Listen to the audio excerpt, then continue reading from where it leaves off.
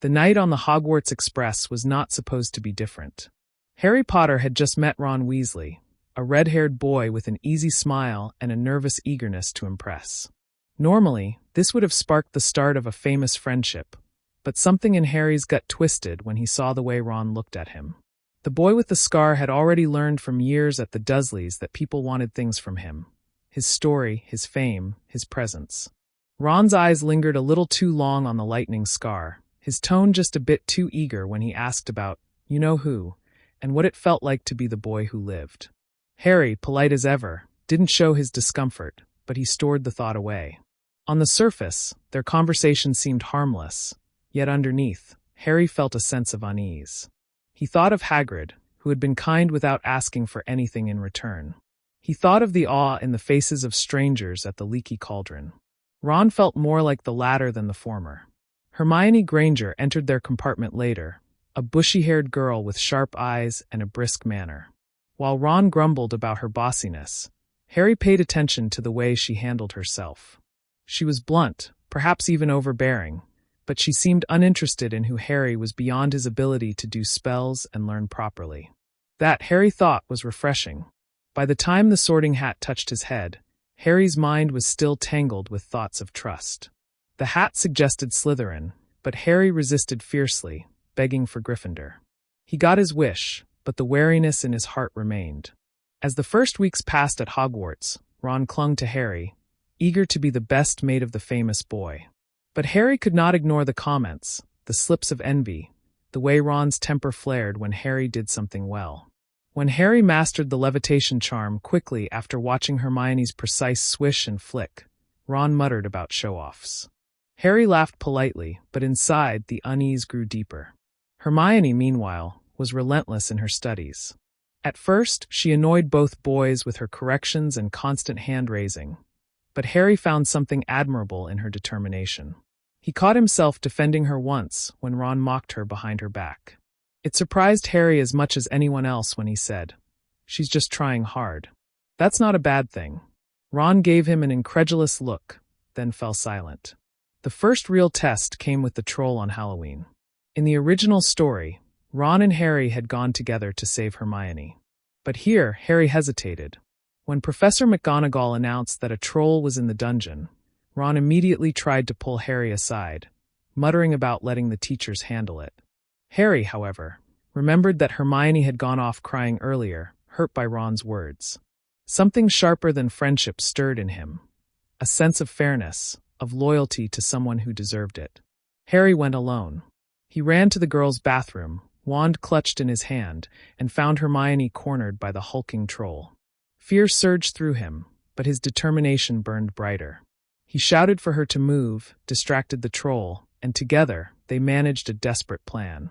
Hermione screamed instructions, Harry swung his wand clumsily but bravely, and between the two of them, they knocked the creature unconscious.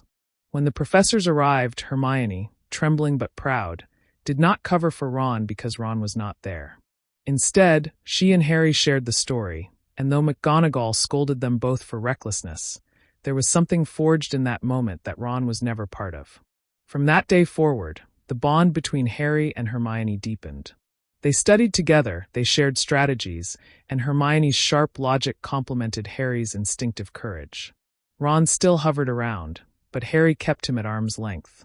He could not shake the feeling that Ron's friendship was built on wanting to bask in the shadow of Harry's fame, rather than standing as an equal.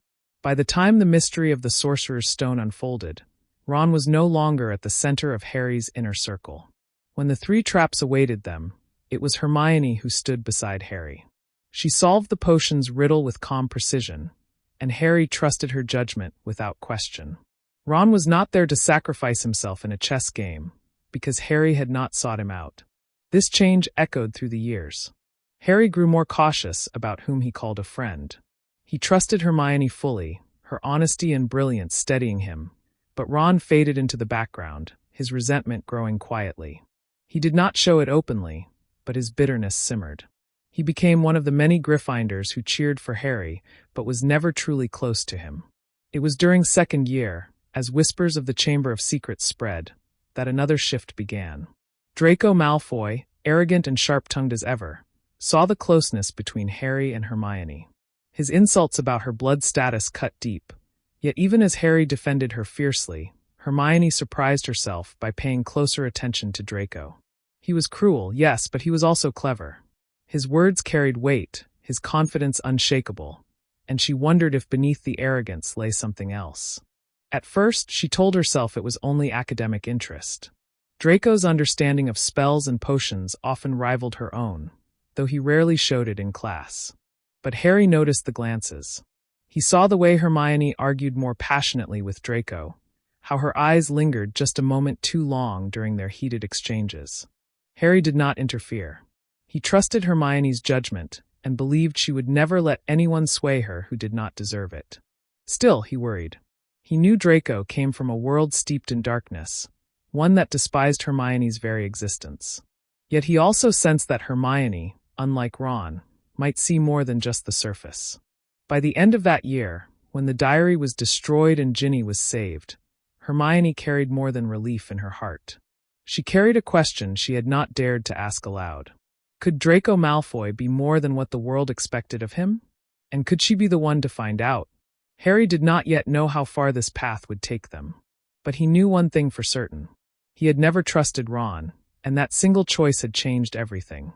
The summer after second year weighed heavily on Harry's mind. The Chamber of Secrets was closed, Ginny was safe, and the diary had been destroyed. Yet even in his quiet moments at Privet Drive, Harry thought about the changes at Hogwarts. He no longer wasted time imagining Ron by his side. Instead, his thoughts returned again and again to Hermione, her sharp mind and unwavering courage. She had stood with him through every danger, unflinching, and Harry trusted her in a way he had never trusted anyone outside of Hagrid and Dumbledore. Still, something else lingered too. Draco Malfoy's sneering face, the way he looked at Hermione with scorn, and the surprising spark Hermione seemed to feel when she argued with him. Harry could not understand it, but he could not deny it either. When third year began, the tension only deepened. Dementors guarded the school, the threat of Sirius Black loomed large, and Harry found himself more focused than ever on survival. Yet in every class, he noticed Hermione watching Draco. Their arguments became sharper, but they carried an edge different from before. Hermione no longer looked merely offended. She looked challenged, almost intrigued, as if Draco's arrogance fueled a desire to prove herself against him. One cold October evening, the truth of this strange connection became clear. Harry and Hermione had stayed late in the library, working through complicated transfiguration notes. As they gathered their books, voices drifted from the far end of the shelves. Draco was there, speaking in low tones to Crabbe and Goyle, but his words carried enough to be heard. Mudbloods like Granger should never have been allowed in, Draco muttered. Harry tensed immediately, ready to step out and confront him. But Hermione touched his arm, stopping him. Instead of anger, her eyes flashed with something else, determination. She stepped forward alone, her voice sharp as a blade. "You can call me whatever name you like, Malfoy," she said, her chin high. "But I am still better than you in every single subject that matters." Draco's smirk faltered for the briefest moment. Then it returned sharper than before. "You think grades mean anything, Granger? You think that makes you superior? Blood is what matters. Power is what matters. And you'll never have either. Knowledge is power." Hermione shot back without hesitation. "And knowledge cannot be stolen by birth." Harry expected Draco to sneer and turn away, but instead, Draco's gray eyes narrowed. For once, he did not respond with a cheap insult. He studied her as though seeing her differently, then muttered something under his breath before leaving. Crabbe and Goyle trailed behind him, confused. Harry exhaled in frustration. "Why didn't you let me hex him?" Hermione shook her head. "Because hexing him only proves his point. He thinks we are lesser. I'll show him we are stronger, not by force, but by truth." Harry did not fully understand, but he nodded. He had learned long ago that when Hermione set her mind on something, it was best to let her see it through. As the year went on, Hermione and Draco clashed often in class. Yet their arguments began to take on a strange rhythm. Draco would provoke, Hermione would respond, and instead of dismissing her, Draco began to push harder, testing her with more complex challenges, sharper words. Harry watched this with unease. It was as if Draco had stopped seeing Hermione as merely an opponent to insult and had begun seeing her as a rival worth engaging. The turning point came during one of Professor Snape's potions lessons. The class was tasked with brewing a particularly difficult concoction that required precision. Ron fumbled through his work as usual, sitting several tables away from Harry and Hermione, but Draco worked in silence, his movements precise. Hermione, naturally, produced a flawless potion. At the end of class, Snape inspected the cauldrons. He gave his customary sneer of disdain at most of the students, but when he reached Hermione's, he paused. "Perfect," he said grudgingly. 10 points to Gryffindor. Hermione allowed herself the smallest smile. Draco's potion was next. Snape studied it carefully, then gave a short nod. Equally perfect. 10 points to Slytherin. For the first time, Hermione and Draco locked eyes across their tables without speaking. It was a silent acknowledgement, a recognition of equal skill. Harry saw it and felt a flicker of worry. Later that evening in the common room, Hermione sat deep in thought, her quill unmoving on her parchment. Harry nudged her gently. "You've been quiet all evening. What's wrong?"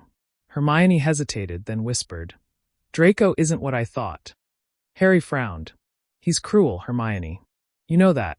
He says awful things about you, about Muggle-borns. He's not worth your time." "I know what he says," Hermione replied softly. "But I also see how he works. He's clever, Harry. He doesn't just repeat things he's heard from his family. He thinks. He plans. There's a mind there that rivals mine." Harry was unsettled. He wanted to argue, to remind her of every insult Draco had ever hurled, but he saw the intensity in her eyes. She was not excusing him. She was analyzing him, studying him, almost fascinated. The weeks passed, and Hermione's strange interest in Draco deepened. She began challenging him more directly in lessons, and he responded in kind. It became a battle of intellects, sharp words, and quick thinking. Other students noticed too.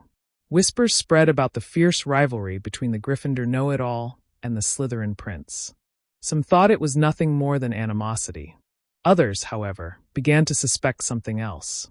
Harry tried to ignore the whispers, but they gnawed at him. He trusted Hermione completely, but he could not help but fear where this strange connection might lead.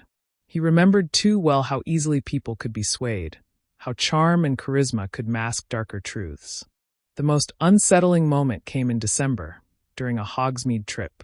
Harry and Hermione, wrapped in scarves against the cold, wandered through the snow-covered streets. As they passed by the three broomsticks, Hermione's gaze caught on a familiar figure. Draco stood near the entrance, his hands in his pockets, his expression guarded. Their eyes met across the snow, and for a moment the world seemed to still. Draco inclined his head slightly, almost respectfully, before turning and disappearing into the crowd. Hermione's breath caught. Harry saw it. He felt a chill that had nothing to do with the winter air. Something was changing. Something he could not stop.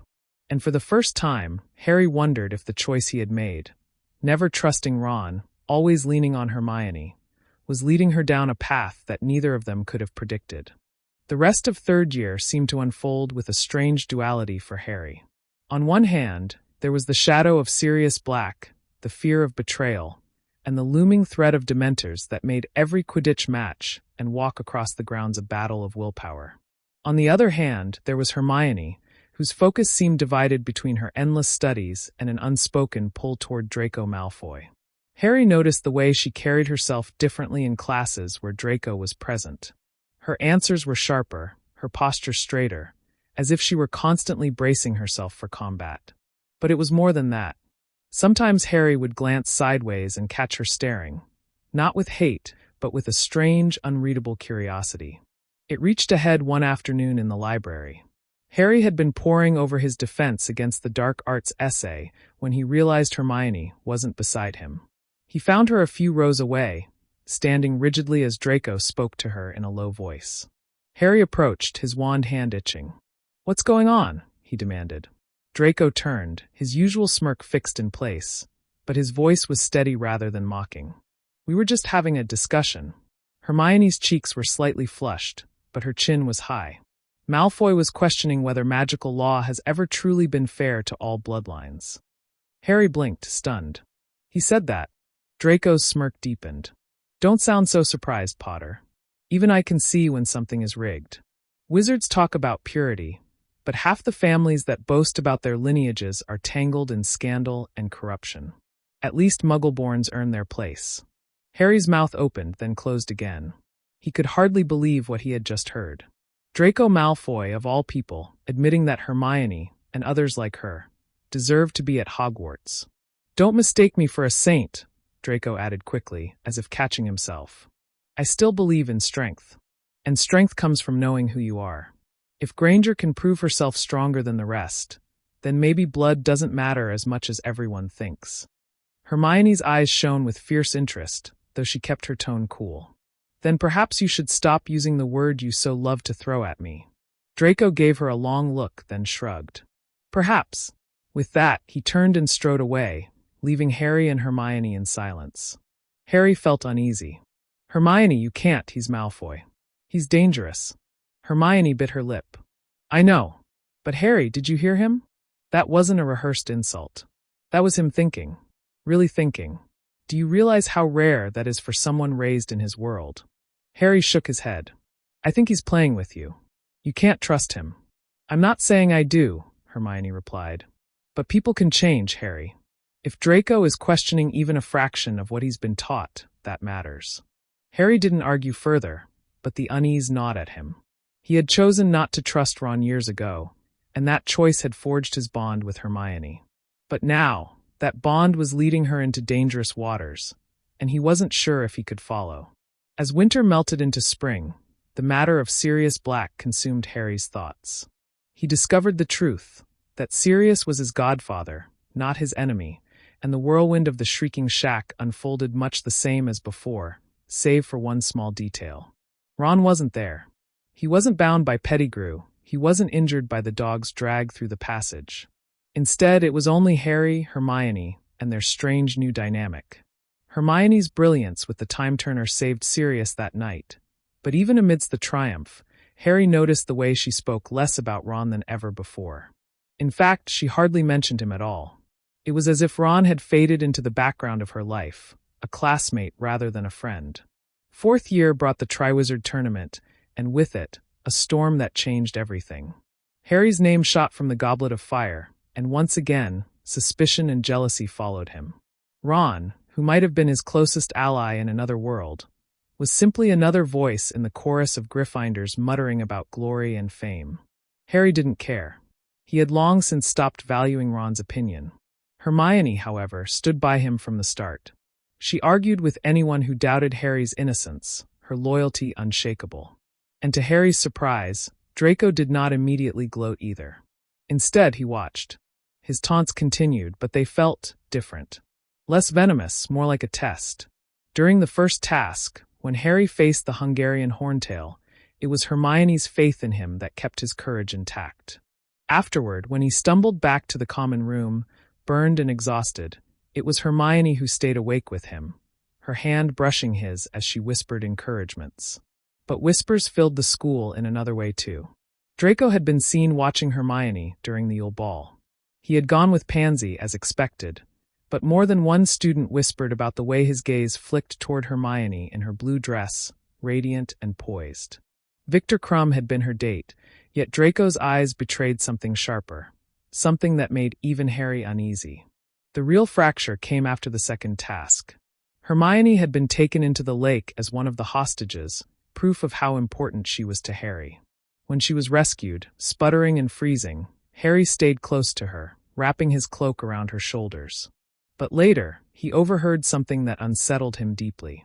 In a shadowed corner near the Slytherin table, Draco spoke to Blaise Zabini in a low tone. She was chosen as Potter's most precious thing, Blaise said with a smirk. Figures.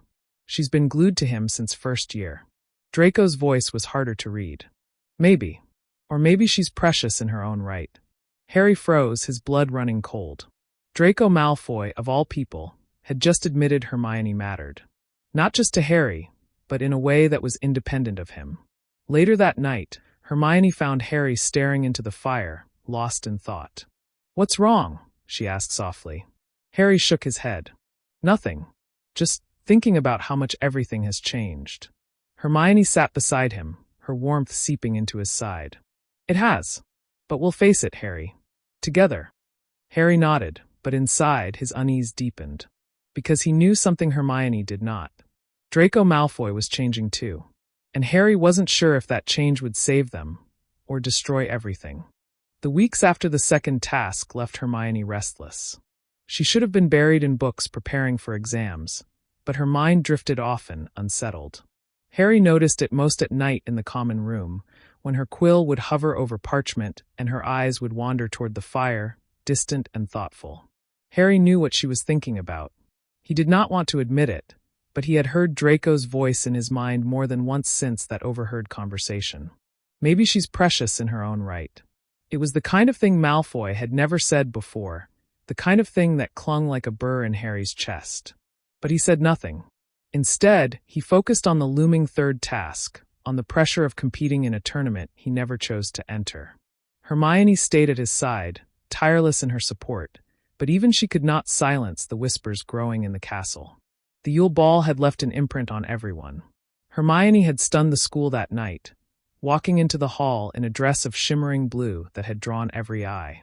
For most, it had been a momentary shock, proof that beneath her bossy exterior lay a girl who could dazzle if she chose. But for Draco, it had been something else entirely. Hermione sensed it too. She could feel his gaze in lessons, heavy but not cruel, as if he was weighing her words differently now. Their arguments were still sharp, but behind every insult there was a flicker of something else, something she could not name. One evening, long after most students had gone to bed, Hermione wandered back to the library for a book she had forgotten. She found herself standing in the potions section, her hand trailing across the spines, when a voice came from the shadows. "Up late again, Granger?" She spun, startled, and saw Draco leaning against a shelf, arms folded, a smirk tugging at his lips. "What do you want, Malfoy?" she asked, her tone clipped.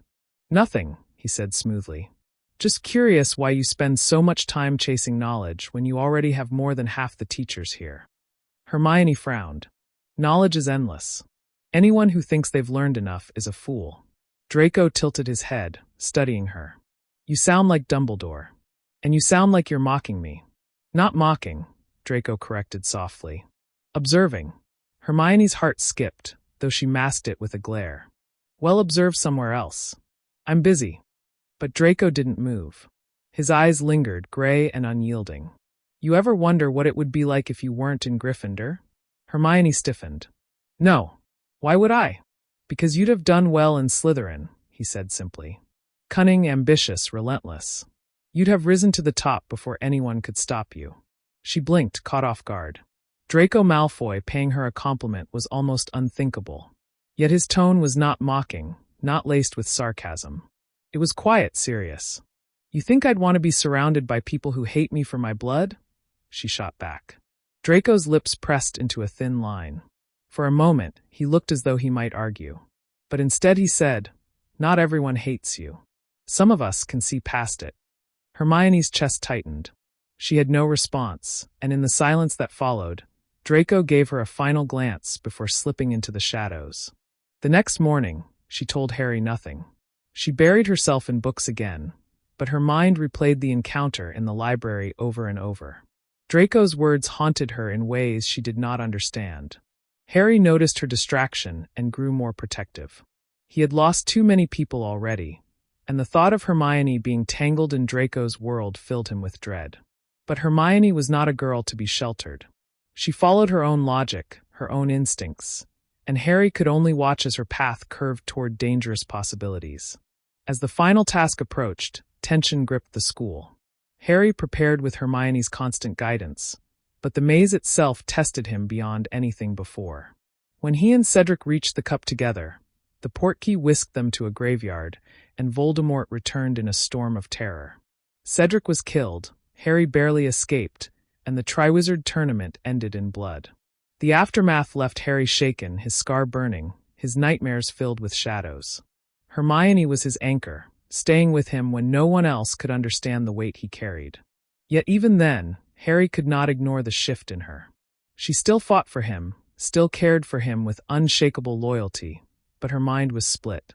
He could see it in the way her eyes sometimes drifted toward the Slytherin table, searching for a pale-haired boy who never looked away when she met his gaze. Fifth year brought Dumbledore's army, the rising threat of Umbridge, and the Order of the Phoenix. Harry threw himself into teaching, his sense of responsibility heavier than ever. Hermione was by his side, brilliant and driven.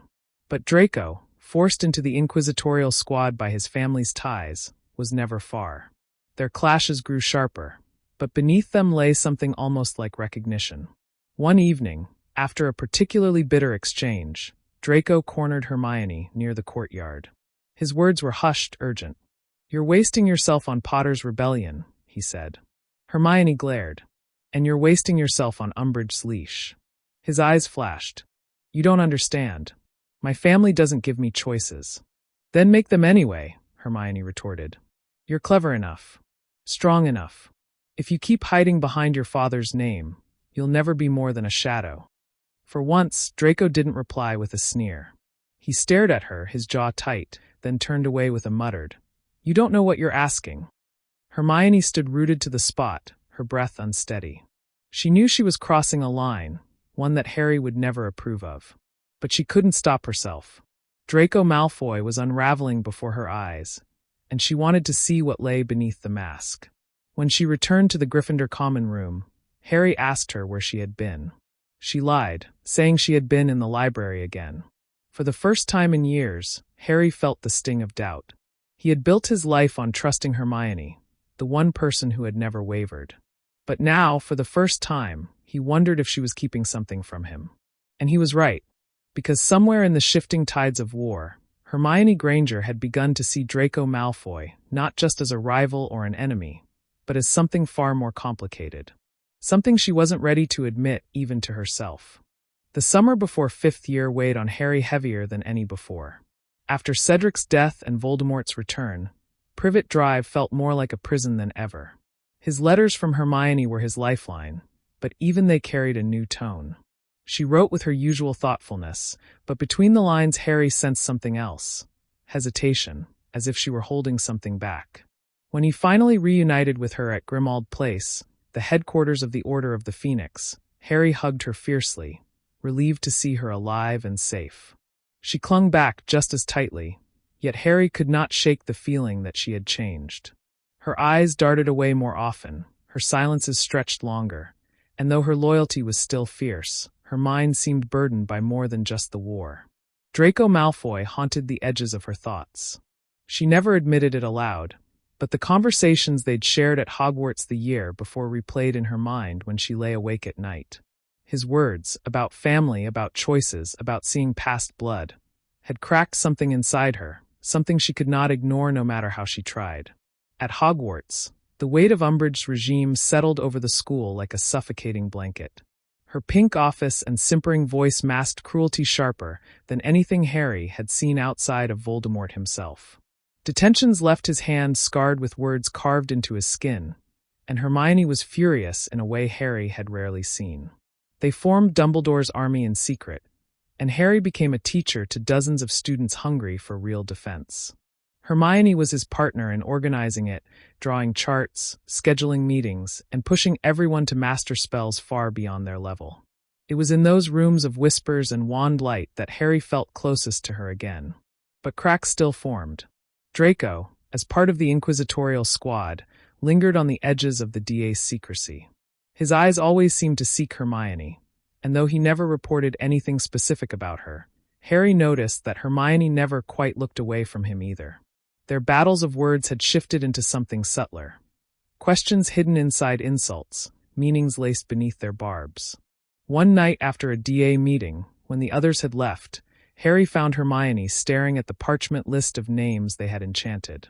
She traced her finger across it, lost in thought. "What are you thinking about?" Harry asked. Hermione hesitated, then said, "I'm thinking about how many of these people are risking everything. How dangerous it is for them." Harry frowned. "We're all risking everything. That's the point." "Yes, but some of them don't have a choice," she murmured. Harry gave her a strange look. "What do you mean?" She shook her head quickly. "Nothing. Just thinking too much, I suppose." But Harry knew she wasn't talking about their fellow Gryffindors, or even the Ravenclaws who had joined. She was thinking of someone else, someone trapped in a family whose name weighed heavier than chains. The tension came to a head one icy evening in January. Harry, on his way back from the library, turned a corner and froze. Ahead, in a shadowed alcove near the courtyard, Hermione stood facing Draco. Their voices were low, urgent. "You don't understand what it's like," Draco was saying. "You think I can just turn my back on them? On everything? They'd destroy me." "You don't understand what it's like for me either," Hermione shot back, her voice fierce. "Every day I'm told I don't belong. Every day people like your family sneer at me. And still I choose to fight. You could too." Draco's jaw tightened. "And if I did, Granger, where would I go? To you? To Potter? Your lot would never trust me." "Maybe not them," Hermione whispered, her tone softer now. "But I would." The silence that followed was deafening. Harry's heart pounded in his chest. He wanted to storm forward, to drag her away, but he couldn't move. He stood frozen, watching as Draco gave her a look he had never given anyone before. Not cruel, not mocking, but raw, uncertain. Then he turned and slipped into the shadows, leaving Hermione staring after him. When she returned to the common room later, Harry said nothing. He wanted to confront her, to demand an explanation, but he couldn't bring himself to do it. Hermione had always been his anchor, the one person he trusted above all else. Admitting he doubted her felt like betraying himself. But the doubt lingered. It grew stronger during the night at the Department of Mysteries. The DA had been betrayed, their secret discovered, and Draco had been among the inquisitorial squad who cornered them.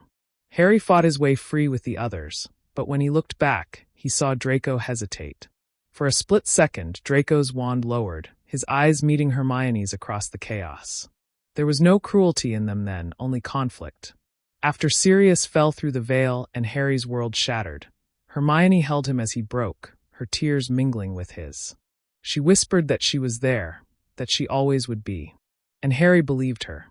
But deep inside, he remembered the look she had given Draco in that corridor, the softness in her voice when she said she would trust him. The war was accelerating, and choices would have to be made. Harry had chosen not to trust Ron, and that decision had bound him to Hermione's side more tightly than anyone else.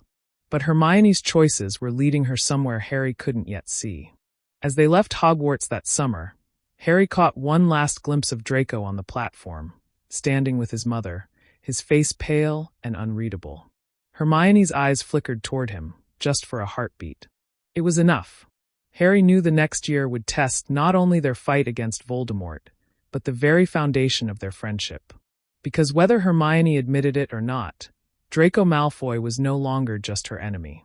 And Harry feared what that might mean for all of them. The summer after the battle at the Department of Mysteries left Hermione quieter than ever.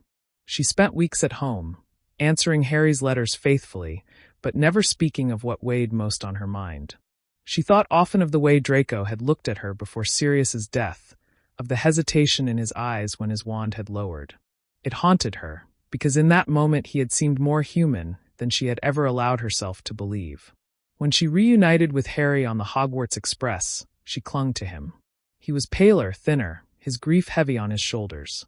Ginny tried to make him laugh. Neville stumbled through reassurances, but Hermione stayed by his side, a constant shadow. Harry leaned on her more than anyone, yet she sometimes felt like she was hiding a piece of herself from him, a truth she dared not confess. Draco boarded the train with his usual arrogance, flanked by Crabbe and Goyle. But Hermione noticed the change immediately. His swagger was forced, his sneer practiced.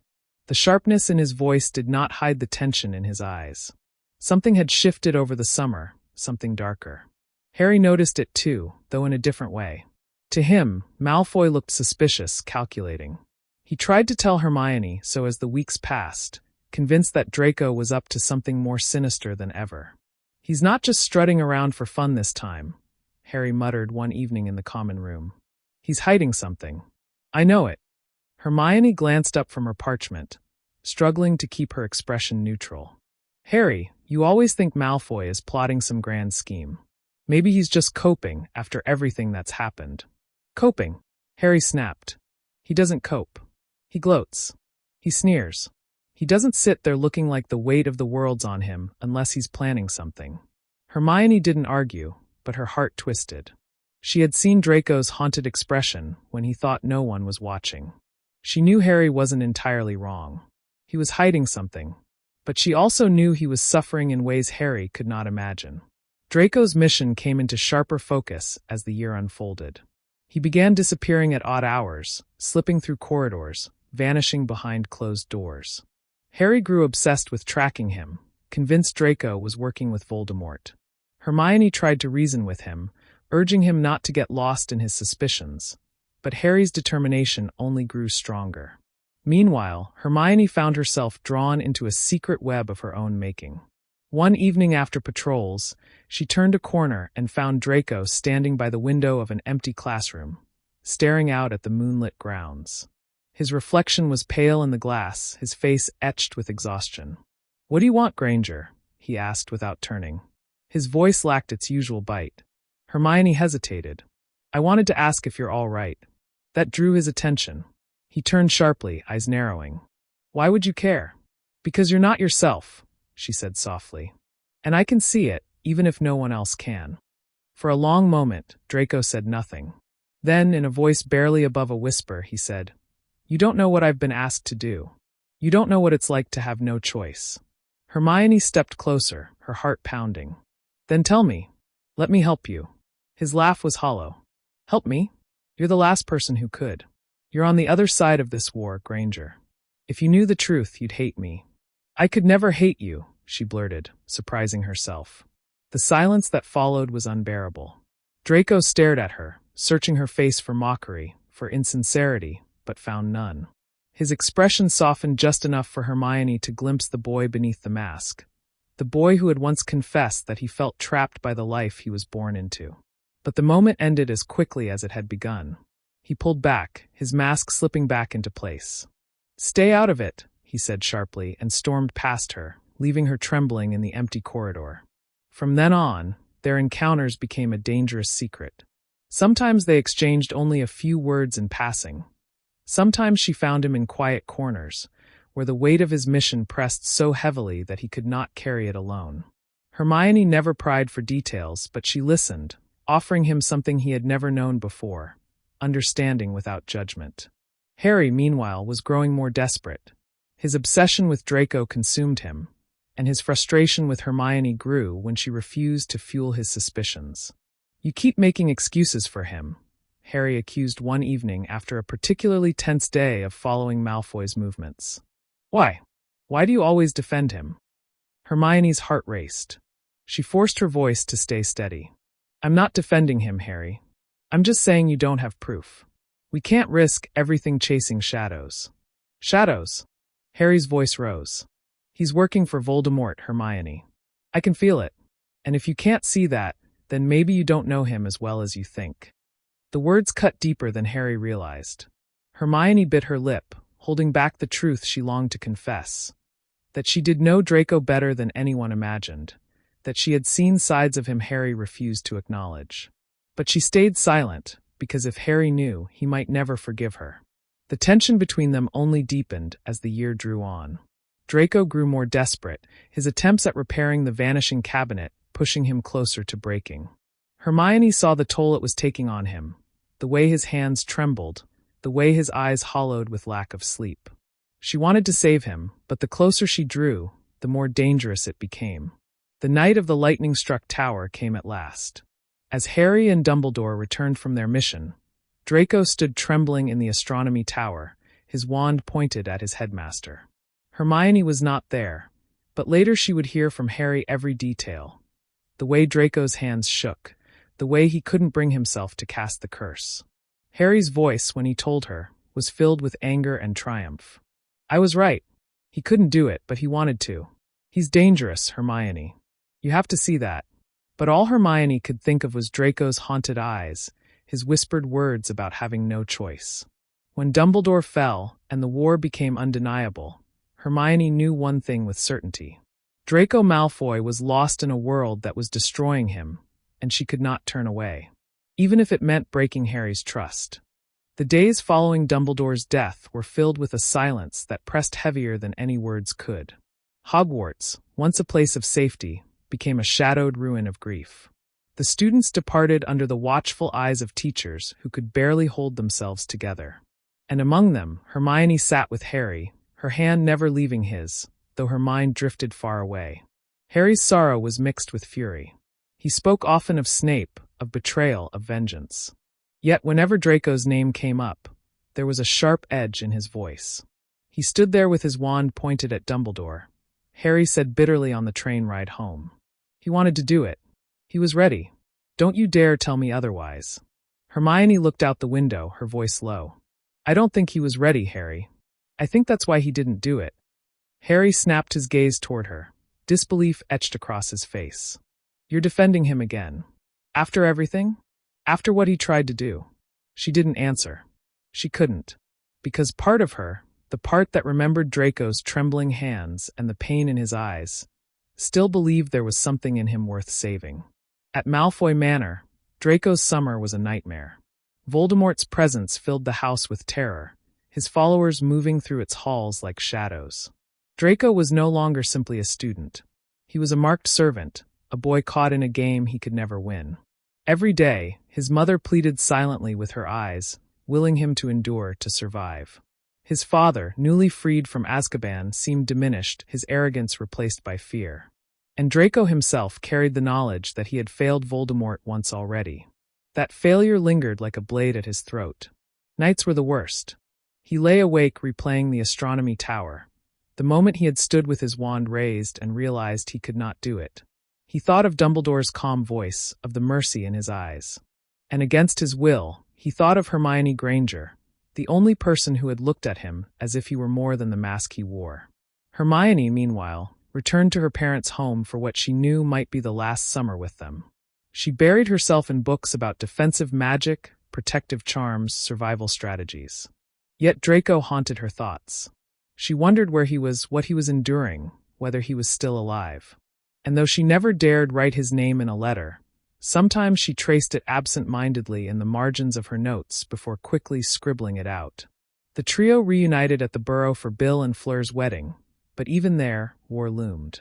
Harry carried his grief like armor, Ron tried clumsily to lighten the mood, and Hermione moved between them, her face calm but her heart restless. One evening, Harry confronted her as they sat outside, watching the sky darken. You're not telling me something, he said suddenly. Hermione stiffened. What do you mean? I mean you're hiding something from me, Harry replied, his tone sharp.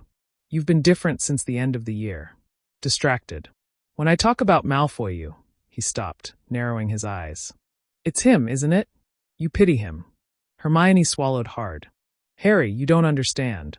Then explain it to me, he demanded. Her chest tightened.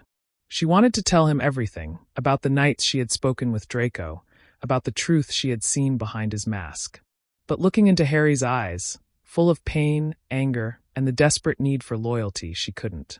He's not who you think he is, she whispered finally. He's not as simple as you want him to be.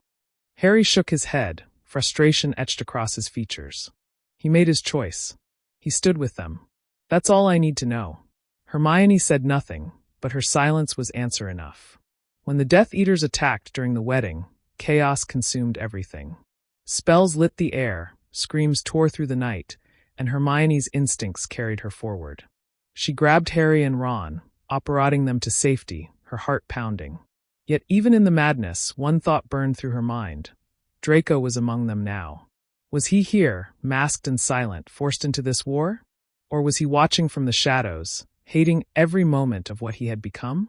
As the trio set off on their quest for Horcruxes, the tension between Harry and Hermione deepened. She remained his fiercest ally, but he could feel her withholding something. And though he could not name it, he feared it would one day break them apart. Meanwhile, Draco's life spiraled further into darkness. At Voldemort's side, he witnessed cruelty that made him sick, punishments that turned his stomach. He tried to look away, to bury himself in silence, but there was no escape. Every day, the mark on his arm reminded him that he was bound, his life no longer his own. And yet, in rare moments of solitude, his mind betrayed him. He thought of Hermione's words in hushed corridors, of her promise that she could never hate him. It was impossible, foolish, dangerous. But it was also the only shred of light he had left. The war was closing in on both of them, pulling them toward inevitable confrontation. And though they stood on opposite sides, their hearts remained tethered by something fragile, something forbidden, something neither dared speak aloud. Harry knew a storm was coming. He felt it in the way Hermione's eyes clouded when Draco's name was mentioned, in the way her silences grew heavier. And he vowed that when the time came, he would force the truth out of her, no matter the cost. For now, though, the three of them pressed forward, chasing Horcruxes through an England darkened by fear. The bond between Harry and Hermione held, but cracks spread quietly through it, cracks that would only widen as the shadows deepened. And far away, in a manor filled with whispers and screams, Draco Malfoy dreamed of a girl who believed he was not beyond saving. The weeks on the run bled into one another, each day marked by hunger, exhaustion, and fear. The locket Horcrux hung heavy around their necks, poisoning their thoughts with whispers of doubt. Harry noticed that it seemed to weigh differently on each of them. For him, it twisted his anger into sharp bursts.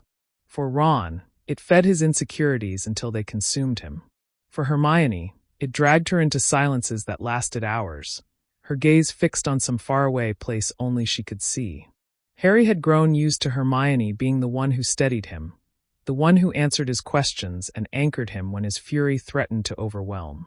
But now, even when she smiled at him, he sensed a shadow behind her eyes. It wasn't only the Horcrux. Something else gnawed at her, something she refused to name. He caught her once in the dead of night, sitting by the dying embers of the fire, tracing absent shapes in the dirt with her finger. He couldn't make out the pattern, but when she noticed him stirring, she quickly brushed it away. "What were you writing?" Harry asked groggily. "Nothing," Hermione replied too quickly, pulling her blanket tighter. "Just thinking." Harry frowned but said nothing. He was too tired to argue, yet the unease lingered. Meanwhile, Draco Malfoy lived in a cage gilded by fear. At Malfoy Manor, the Dark Lord held court, his followers whispering and boasting of cruelty. Draco stayed silent, his head bowed, his wand heavy in his hand. He was forced to witness punishments he could not stop, screams that echoed through the halls long after the victims were gone. The Dark Lord demanded loyalty, demanded participation. Draco obeyed in small, reluctant gestures, each one stealing another piece of his soul. But when no one watched, he stared out the tall windows at the endless dark, and in those moments he let his mind wander to a girl with wild hair and fierce eyes, a girl who had once said she could never hate him. It was foolish, dangerous, but it kept him breathing. Back in the forests and fields where the trio camped, tensions grew unbearable. The locket gnawed at Ron until he could no longer stand Harry's determination or Hermione's quietness. His departure left a wound neither Harry nor Hermione could hide. The tent felt emptier, the silence heavier. Harry sat up late into the nights, staring at the map or the fire, while Hermione sat a few feet away, her arms wrapped around herself. One evening, Harry finally broke. "You're hiding something from me," he said, his voice low but hard. Hermione stiffened, her quill halting over the parchment she had been scribbling on. "Harry, please." "Not now." "No, now," Harry insisted. "It's been months, Hermione. You've been different since last year. Distracted. And every time I bring up Malfoy you—" "Harry, stop." Her voice cracked, sharper than she intended. The fire crackled between them. Harry stared at her, his expression torn between anger and hurt. "Then tell me, why do you keep defending him? Why do you look away when I talk about him? What aren't you telling me?" Hermione's chest rose and fell quickly. She wanted to speak, wanted to explain that Draco wasn't just the enemy Harry thought he was. But the truth stuck in her throat. Harry had lost Sirius, he carried the prophecy, and the weight of the war already threatened to crush him. Could she really tell him that in the midst of it all, her heart ached for Draco Malfoy? "I just don't think everything is as simple as you want it to be," she whispered finally. Harry shook his head, his eyes narrowing. "It's always simple with Voldemort. You're either with him or against him. Malfoy made his choice." Hermione said nothing. The silence between them stretched, thick with unspoken words neither dared voice. While Harry wrestled with anger and suspicion, Hermione fought a different battle. In the quiet moments, when she stared at the pages of her books without reading, she thought of Draco. She imagined him trapped, forced into a life he didn't choose. And though she couldn't reach him, her mind clung to the memory of their conversations, to the small pieces of humanity he had let her see. The Horcrux hunt dragged on, testing them to the breaking point. But Hermione never faltered in her loyalty to Harry, no matter how heavy her secret grew. She cooked meals from scraps, studied spells by candlelight, and refused to let him lose hope. She was his anchor still, even as cracks formed beneath the surface. And then came the night at Malfoy Manor. Captured and dragged into the grand hall of Draco's home, Hermione's heart nearly stopped when she saw him. He stood at the edge of the gathering, his face pale, his eyes hollow. "Draco," Bellatrix hissed, her voice sharp. "Is this the boy? Is this Harry Potter?" All eyes turned to him. Draco stepped forward slowly, his gaze flicking toward Hermione for the briefest second. Recognition sparked between them, raw, silent, desperate. Draco's jaw clenched. He looked at Harry, then at Hermione again, and shook his head. "I can't be sure," he muttered. Bellatrix snarled, furious, but Draco stood firm, his refusal costing him nothing less than his soul. Hermione's chest ached, tears burning her eyes, because in that moment she knew he was choosing them, in the only way he could. The torture that followed nearly broke her, Bellatrix's cruelty burning her skin and mind alike. But even through the agony, she thought of Draco standing in the corner, his fists clenched, his eyes shadowed with helplessness. When Dobby freed them and they escaped into the night, Hermione collapsed against Harry, her body trembling. She knew Harry had seen Draco too, knew he had noticed the hesitation, the refusal. And she knew the questions would come. But for now, as the wind whipped around them and freedom rushed back into her lungs, Hermione allowed herself one fleeting thought. Draco Malfoy was not lost. Not yet. And perhaps, when the war finally ended, neither of them would have to live with secrets any longer. The escape from Malfoy Manor had left Hermione broken in body and spirit. Her skin bore the raw marks of Bellatrix's cruelty, and though she forced herself to stay strong, every movement sent pain lancing through her. At Shell Cottage, where they found temporary refuge, she lay in bed for days, fevered and restless. Harry barely left her side. He sat by the window at night, staring at the sea, replaying every moment in his head. Bellatrix's shrieks, Dobby's sacrifice, the desperation of their flight. But one image lingered most of all.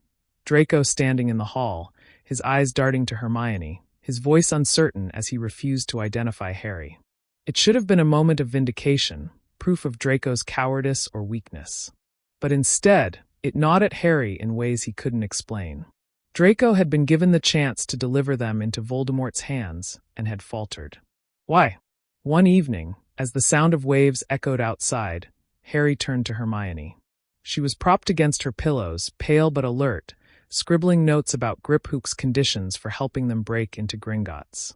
"Hermione," Harry said quietly. "At the manor, when Bellatrix asked him, Malfoy could have named me. He didn't." Hermione froze, her quill pausing mid-word. Slowly, she set it down. "Yes. I know." Harry's eyes narrowed. "You weren't surprised." Her lips parted, but no words came. She stared at her hands instead, as though the ink stains on her fingers held the answer. "Hermione," Harry pressed, his voice taut. "What do you know?" She swallowed, the truth fighting to rise in her throat. She wanted to tell him everything, that she had spoken with Draco in quiet corridors, that she had seen cracks in his armor, that she had believed him capable of more than hate. But Harry's face, shadowed by grief and hardened by loss, stopped her. I think he's not as certain as he wants people to believe," she said at last. "He's been forced into things he doesn't want." Harry leaned back, his jaw tightening. "You think he deserves our pity?" "I think he deserves to be seen for what he is," Hermione whispered. "A boy caught in a war he didn't choose." Harry didn't answer. He turned back to the window, staring at the endless horizon.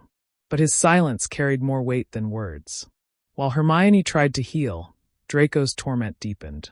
Back at the manor, Bellatrix's fury had been volcanic. She had shrieked at him long after the prisoners had escaped, spitting venom about his hesitation, about his weakness. Only Narcissa's desperate intervention had spared him harsher punishment, but Voldemort's displeasure hung over the house like a storm cloud. Draco wandered the halls at night, sleepless, haunted. He could still feel Hermione's gaze meeting his in that moment before he lied. She had seen through him, seen the truth he could never admit aloud. He hated himself for the cowardice that bound him to Voldemort, yet a small part of him clung to the fact that he had given her something, however small. In the weeks that followed, Draco's mask cracked further. Each meeting with Voldemort left him more hollow. Each demand pressed heavier against his soul. He tried to shut it out, to lose himself in silence, but his thoughts betrayed him. He imagined Hermione alive, free, fighting. And sometimes, when no one was near, he whispered her name under his breath, a lifeline to remind himself he was not wholly consumed. At Shell Cottage, Hermione slowly regained her strength. She insisted on working, on planning, refusing to let pain slow her. Harry admired her resolve, but he also noticed the moments when her expression faltered, when her eyes clouded with something unspoken. One night, as they prepared for the Gringotts break-in, Harry confronted her again. "You trust him," Harry said suddenly, his voice low. Hermione looked up from her notes. "What? Malfoy? You trust him?" Her breath caught. "Harry, that's—" "Don't deny it," he interrupted, his green eyes burning into hers. "I've seen it. The way you talk about him, the way you hesitate. You believe there's something in him worth saving." Hermione's chest tightened. She wanted to defend herself, to insist it wasn't what he thought, but the truth was too heavy to deny. "Yes," she whispered finally. "I do." Harry stared at her, betrayal flashing across his face. "After everything he's done? After what his family stands for?" Hermione's voice trembled, but she held his gaze. "I've seen him struggle, Harry. I've seen him torn apart by this war just as much as we are. He's not free. He's not the monster you think he is." Harry turned away, his fists clenching. He wanted to rage, to argue, but something in Hermione's tone stopped him. It wasn't just pity. It was conviction. For the first time, Harry truly wondered if Hermione's loyalty might one day pull her in a direction he couldn't follow. As the war escalated and the trio prepared to enter its deadliest phase, Hermione carried her secret like a wound she could never heal. Harry carried his suspicion like a shield, unwilling to confront what it might mean. And Draco carried his guilt like chains, each day drawing him deeper into darkness he no longer believed he could escape.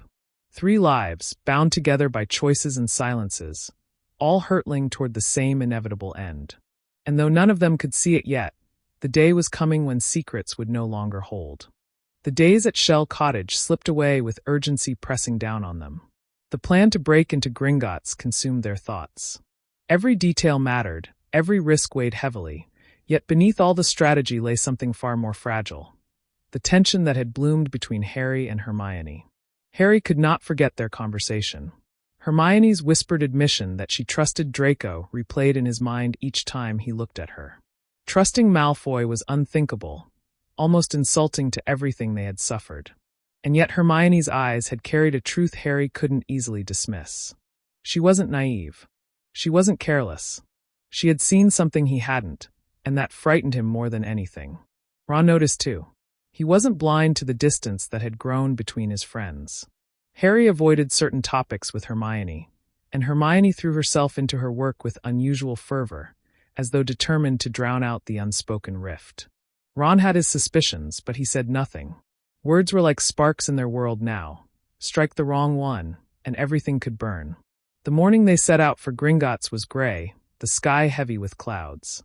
Hermione, disguised as Bellatrix with the help of Polyjuice Potion, carried herself with stiff precision. Her face bore the mask of their enemy, but Harry knew the woman beneath. Still, a chill swept through him when he caught her eye. For just a moment, he thought of Draco again, of how intertwined their lives had become in ways none of them could control. Inside the marble halls of Gringotts, their plan unraveled quickly. The goblins eyed them with suspicion, and even with Hermione's practiced impersonation, cracks showed. By the time they were dragged into the depths on the cart, Harry's scar seared with pain, Voldemort's fury echoing through his skull. The Horcrux hunt was nearing its breaking point, but what struck Harry most wasn't the burning in his scar. It was the sudden flash of a pale face in Voldemort's thoughts. Draco, kneeling, being questioned, his voice trembling as he failed to answer swiftly enough. Harry staggered inside the cavernous vault, clutching his forehead. Hermione rushed to him, her wand raised, her false appearance flickering in her panic. "Harry, what is it?" she whispered. "Voldemort," Harry gasped. He's furious. He's questioning everyone. Draco's there. Hermione froze. Her disguise couldn't hide the way her heart stuttered at the sound of his name. For a second too long, she let herself imagine Draco's face, his fear, the silent plea she thought she had once seen in his eyes. Ron snapped them back. Focus. The cup. We need the cup. The vault itself seemed alive, cursed objects multiplying, choking them with heat and weight. Griphook's betrayal came swift and sharp. He snatched the sword and fled, leaving them trapped. The dragon was their only escape. The flight from Gringotts was chaos. Roaring fire, the wind tearing at their clothes, the weight of near death pressing into their bones. When at last they crashed into the open countryside, bruised and gasping, Harry looked at Hermione differently. She hadn't just been shaken by Voldemort's fury. She had been shaken by Draco's presence in it. That night, as they camped, the silence between them grew heavier. Ron, trying to ease the air, joked half-heartedly about the dragon, about how he would never set foot in Gringotts again, but laughter didn't come. Hermione busied herself with repairing their supplies, her hands trembling more than she admitted. Harry watched her, his mind a storm. "You were thinking about him," he said at last. Her head snapped up. "What?" "When I saw Voldemort questioning Draco, you froze." "Don't deny it, Hermione." Her lips pressed into a thin line. She could not lie, not to Harry. "I was worried," she admitted softly. "Because no matter what you think, Harry, he's not safe either. His choices—" She stopped, biting back words she wasn't ready to share. Harry shook his head. "He made his bed. We didn't choose this war, but we chose where we stood. Malfoy chose to stand with them." Hermione's voice was barely above a whisper. Maybe he never had a choice. Ron looked between them, frowning, catching more than he wished. "What's going on here? Why are we even talking about Malfoy? He's the least of our problems." Hermione fell silent, realizing she had said too much. Harry turned away, his fists clenching. The bond between the three of them, once seamless, now showed its cracks. Meanwhile, at Malfoy Manor, Draco's world grew darker by the day. Voldemort's suspicion had shifted toward his followers, and Draco felt the weight of that gaze like a blade at his throat. Each failed mission, each hesitation was noted. Bellatrix hissed venom at him, taunting him with accusations of weakness, while his parents lived in constant fear. But what haunted Draco most was not Voldemort's wrath. It was the memory of Hermione's scream echoing in his home, her eyes meeting his before he lied about Harry. The sound of her voice still shredded through him at night, pulling at the thin strands of humanity he clung to. One evening, when he thought he was alone, Draco whispered to the empty room, "I did what I could. I tried." His voice cracked. "Please believe that." But no one heard him. No one but the shadows. Far away, Hermione sat awake in her tent, staring into the fire, and for reasons she could not explain, she thought of Draco too.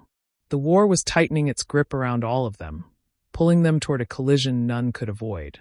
And with each passing day, the lines between enemy and ally grew thinner, blurred by choices, regrets, and the faintest threads of trust. The nights grew longer and colder as the trio wandered through forests and fields, seeking the remaining Horcruxes. Each campfire burned low, shadows flickering on their faces, reflecting the weight pressing on their shoulders. Harry's scar throbbed more often now, visions creeping into his mind without warning. At first, the glimpses were fleeting, Voldemort pacing, his voice like ice, Death Eaters cowering before him. But then Harry began to see more of Draco. One night, Harry jolted awake, breathless, his forehead slick with sweat. The vision had been too sharp, too vivid. Draco, standing before Voldemort in the manor's drawing room, trembling as the Dark Lord demanded answers. "Potter," Voldemort hissed in Harry's mind. "Where is he?" "You saw him last, boy." Draco's lips moved, but his voice faltered. I don't know, my lord." The Cruciatus curse slammed into him. Harry felt the echo of it in his bones, the raw agony that ripped Draco apart. He woke gasping, clutching his chest as though the curse had been his own. Hermione stirred at once, sitting up beside him. "Harry, what is it?" He couldn't hide it this time. "Voldemort's punishing him," Harry rasped. "Draco. He's questioning him about us. He doesn't believe him." Hermione's hand tightened around her blanket, her face pale. "Is he?" She stopped, catching herself, but the unfinished question hung heavy in the air. Harry's jaw clenched. Why do you care so much? She flinched as if struck. The silence between them stretched until Ron stirred on the other side of the tent, his voice groggy but sharp. What are you two on about now? Harry glanced at Hermione, daring her to answer. She lowered her gaze, saying nothing. Ron sat up, squinting through the dim light. If you're seeing Malfoy in your visions, Harry, then good. That means Voldemort doesn't trust him either. Let him eat each other alive. Less work for us. But Harry didn't share Ron's satisfaction. The memory of Draco writhing under the cruciatus stayed with him, gnawing at the edges of his resolve. For reasons he couldn't explain, he didn't want Malfoy broken like that. Hermione avoided both their eyes, curling back under her blanket. But long after Ron's snores filled the air, she remained awake, staring into the darkness. She had imagined Draco under the curse too many times in her head, but hearing Harry describe it, seeing the torment in his eyes, it made it all too real. Her chest ached with a strange, unwelcome guilt. The next day, Harry pressed forward with renewed determination. They had no time for distractions. The Horcruxes had to be destroyed. But even as they prepared for the journey to Hogsmeade, he couldn't shake the weight of Hermione's silence. As they walked, Ron finally voiced what he had been holding in for weeks. "There's something going on with you and Malfoy, isn't there?" he said suddenly, his voice cutting through the wind. Hermione froze mid-step. "What?" Ron's eyes narrowed. "Don't play dumb, Hermione. You defend him every chance you get. You act like he's not what he is. You've been different since Malfoy Manor." Harry stopped too, watching her closely. Hermione's cheeks flushed, but she kept her chin high. "I don't know what you think, Ron, but this isn't about me. It's about the fact that we've all been taught to see people in black and white. Maybe it isn't that simple." Ron scoffed. "So now Malfoy's a victim? After years of calling us names, after siding with Death Eaters, after nearly getting us killed 100 times over." Hermione's voice trembled, but she forced the words out. "Maybe he's a victim too. Maybe none of us really had a choice in where we started." Harry stared at her, 100 arguments battling inside him. He wanted to agree with Ron, to shut this down, but the memory of Draco's pain burned in his mind. Against his will, against everything he believed, he found himself saying, "He's not wrong, Ron. Voldemort doesn't trust him. He's paying for it." Ron's expression hardened. "Great. So now both of you are making excuses for him." He turned away, his steps pounding harder against the earth. The fragile thread between them frayed further, leaving Harry and Hermione walking in uneasy silence behind him.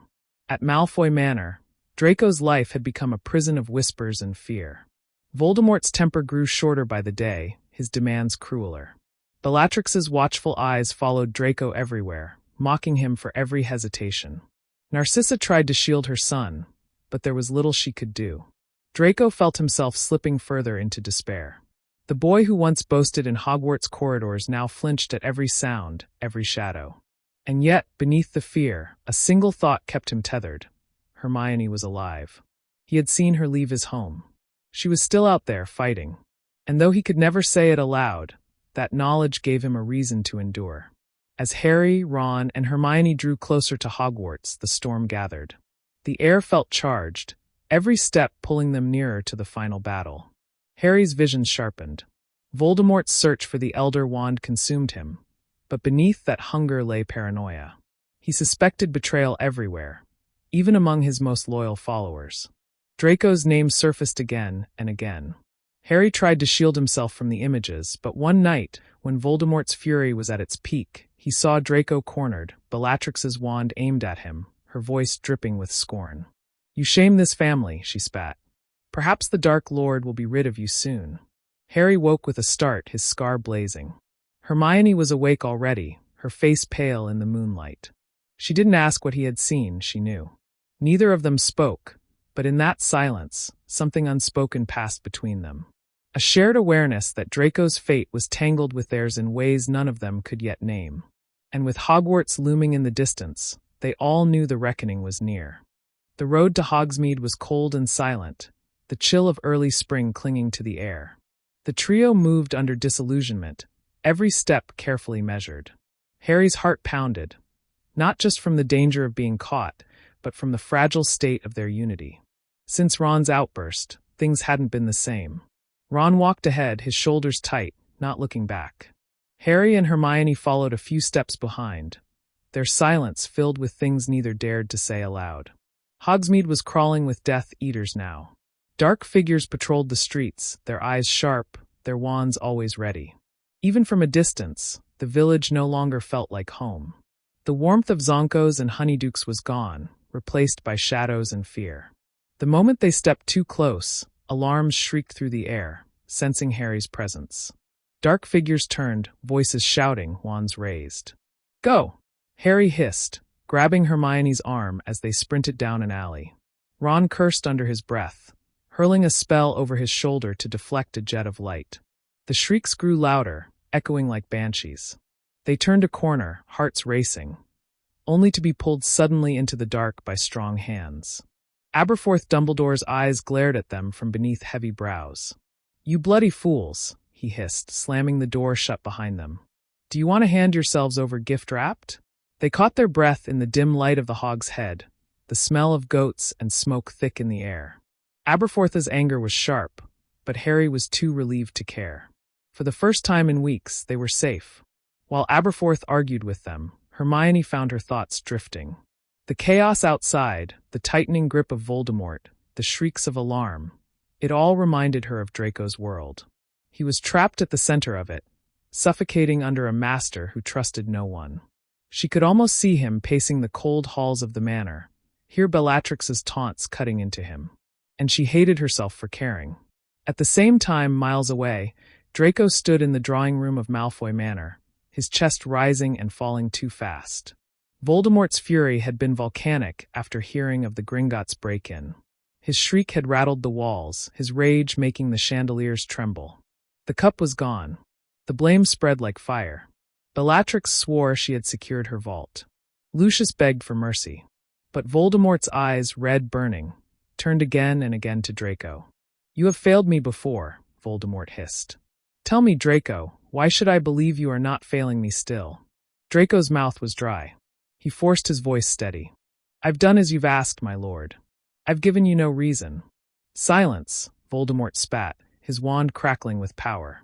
The curse slammed into Draco before he could finish, agony ripping through his body. He fell to the floor, choking on his own breath, his vision swimming. When it ended, he lay trembling, unable to rise. Voldemort turned away, dismissing him as if he were nothing but ash on the wind. Bellatrix's laughter followed him as he crawled from the room. "You'll be broken before long, dear nephew," she hissed, her voice sweet with cruelty. "And when you are, perhaps we'll see where your loyalties truly lie." In the solitude of his chamber, Draco pressed his hands to his face, his chest heaving. He could not keep this up. He was a shadow of who he once was, hollowed out by fear and failure. Yet through the haze of pain, one thought pierced clear. He had to endure. If only because she was still out there. Back at the Hog's Head, Aberforth relented and led the trio through the secret passage that wound its way to Hogwarts. The air was damp, the stone walls pressing in, but for the first time in months, Harry felt the pulse of hope. Hogwarts. When they emerged in the room of requirement, cheers erupted. Familiar faces rushed toward them, Neville, Luna, Seamus. The resistance had endured, scarred but unbroken. Harry felt the weight lift from his chest at the sight of them. But Ron noticed something different. When Hermione saw Luna's warm smile, or Neville's bruised but determined face, she smiled too, but only for a moment. Then her eyes grew distant, troubled, as though her heart was still elsewhere. That night, as the others prepared for the battle to come, Ron cornered her in a quiet corner of the room. "Enough games, Hermione," he said, his voice low but sharp. "I'm not stupid. You've been distracted for weeks. It's Malfoy, isn't it? You're thinking about him." Her breath caught. "Ron, don't lie to me." Ron snapped. His face was red, his hands clenched into fists. "I saw it in your eyes when Harry talked about his visions. You care about him.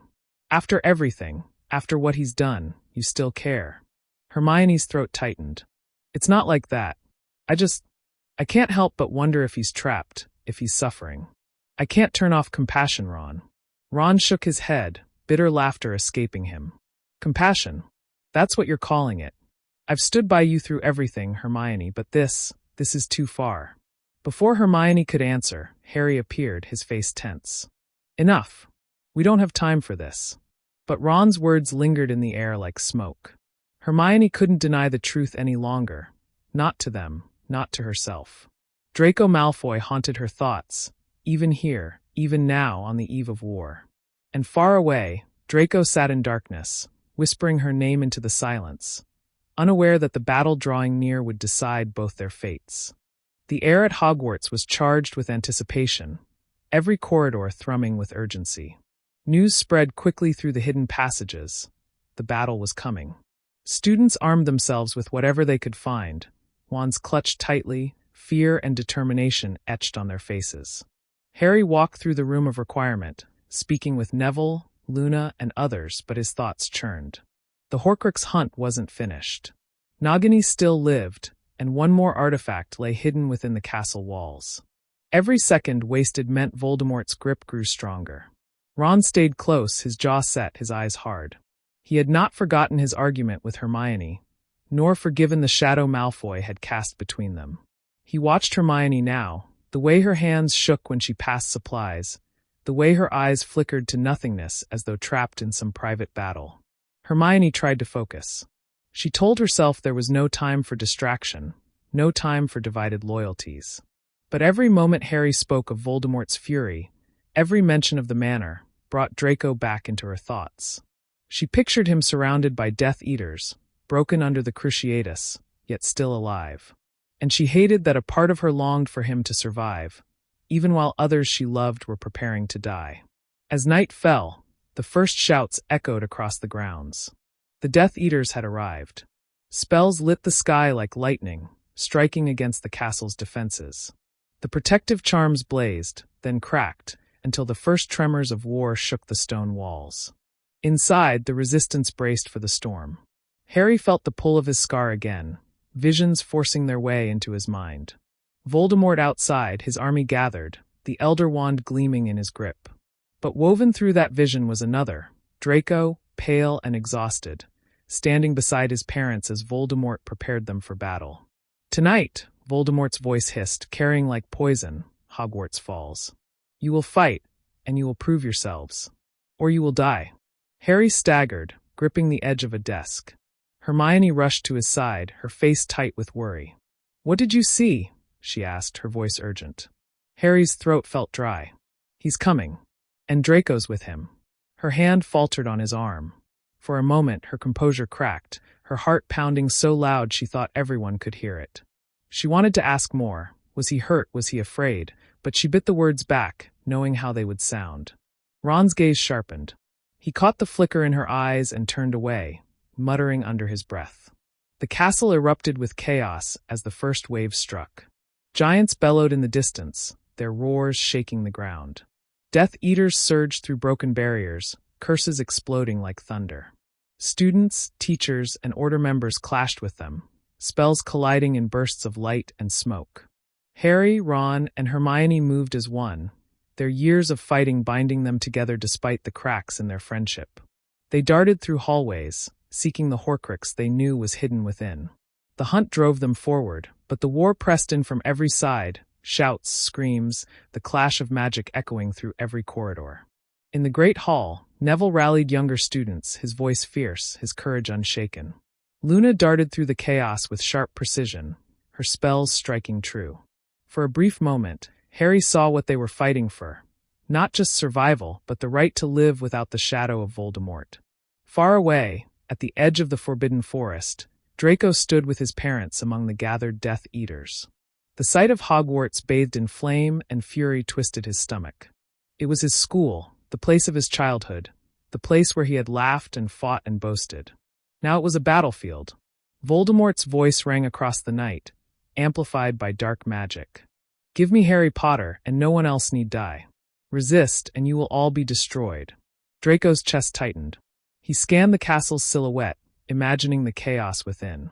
His mind betrayed him, conjuring Hermione's face amid the fire. Was she already fighting? Was she afraid? Was she thinking of him as he thought of her? When the Dark Lord signaled the attack, Draco followed because he had no choice. But each step toward the castle felt heavier than the last, as if he were walking into his own grave. Inside, Harry clenched his wand, his breath ragged. He knew Voldemort's voice was meant for him alone, but he would not surrender. Not when they were so close.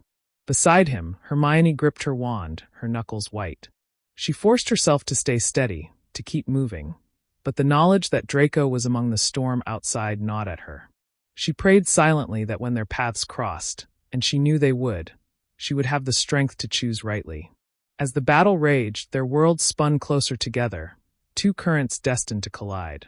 Hogwarts was no longer just a school. It was the heart of a war, and every choice made within its walls would shape the outcome. And somewhere in the flames, Hermione and Draco's unspoken bond waited to be tested by fire. The castle shook with the force of battle, dust raining from the ceiling as spells tore through stone. The trio moved swiftly through the chaos, ducking behind shattered doorways and weaving past dueling figures. Every corner of Hogwarts was alive with fire, fear, and defiance. Harry's mind was fixed on one thing: the lost diadem of Ravenclaw. He knew it was hidden somewhere inside the castle, concealed by magic, waiting to be found. But the clock was ticking, Voldemort's forces closing in. They slipped into the shadowed staircases leading to the Ravenclaw common room. The halls were eerily empty here, the fighting concentrated below. Hermione's breathing was heavy, her face pale but determined. Ron kept his wand raised, glancing over his shoulder at every sound. When they reached the entrance, the bronze eagle knocker glimmered in the firelight. Its voice rang clear and calm, untouched by the chaos. What is it that comes first, the phoenix or the flame? Hermione's eyes flickered, the answer forming even as the castle trembled around them. A circle has no beginning, she whispered. The door swung open, revealing the silent majesty of the Ravenclaw common room. High-arched windows glowed faintly with the reflection of fire outside, but within was stillness, the air cool and untouched. Harry stepped inside, his scar prickling. The Horcrux was near. He could feel it, a pulse of dark magic humming through the walls. Hermione scanned the room, her sharp eyes moving across the rows of books and delicate carvings. It won't be here in plain sight, she murmured. Rowena Ravenclaw's diadem. It must be hidden in a place tied to memory, to secrecy. Harry's heart raced. The room of requirement, he realized. That's where it has to be. Before they could turn back, a loud crash echoed from below. Shouts, footsteps, spells colliding in thunderous bursts. The Death Eaters were pressing into the upper levels. The trio exchanged a look, then ran. Meanwhile, Draco entered the castle under the cover of dark smoke and fire. His wand felt heavy in his hand, but he held it high as he moved with the other Slytherins turned followers. Around him, curses streaked through the air, portraits screamed, and stone cracked under the weight of giants outside. But Draco's steps slowed as soon as he crossed the threshold. Hogwarts was not just stone to him. It was his life. Every classroom, every staircase, every hidden alcove carried memory. And now those memories were drowning in blood and flame. Beside him, a masked Death Eater shouted for him to move faster. Draco obeyed, but his mind was elsewhere. He thought of the room of requirement, where he had hidden so many secrets, where he had once stood on the edge of choices he could not make. He thought of Hermione, her face pale and pained at Malfoy Manor, her eyes searching his when he hesitated. The fighting surged around him, but his wand wavered. He aimed spells near enemies without hitting, deflecting instead of striking true. Already, 2 Death Eaters snarled at him for being soft. He muttered excuses, but the truth burned inside him. He couldn't bring himself to kill. On the 7th floor, the trio skidded to a halt outside the stretch of blank wall where the room of requirement appeared. Harry paced 3 times, his mind fixed on his need. I need the place where it's hidden. I need to find what I seek. The door shimmered into existence. They burst inside, only to find themselves swallowed by a vast cavern of forgotten objects. Towering piles of broken furniture, old books, and discarded relics stretched endlessly, shadows curling over them. Hermione shivered. It's like a graveyard. Harry's eyes darted across the chaos. It's here. I can feel it. They spread out, searching through the maze of debris. The diadem shimmered faintly in Harry's mind, a whisper calling him closer. But they weren't alone. Footsteps echoed across the chamber. 3 figures emerged from the labyrinth, Draco Malfoy, flanked by Crabbe and Goyle. Hermione froze. Her chest tightened, her wand trembling in her grip. Draco's pale face caught the light, his eyes wide as they locked with hers. For a moment, the battle outside, the chaos around them, all of it faded. There was only the memory of the manor, his hesitation, and the unspoken bond that had grown since. "Potter," Draco said, his voice unsteady. "You're looking for something. I know what it is."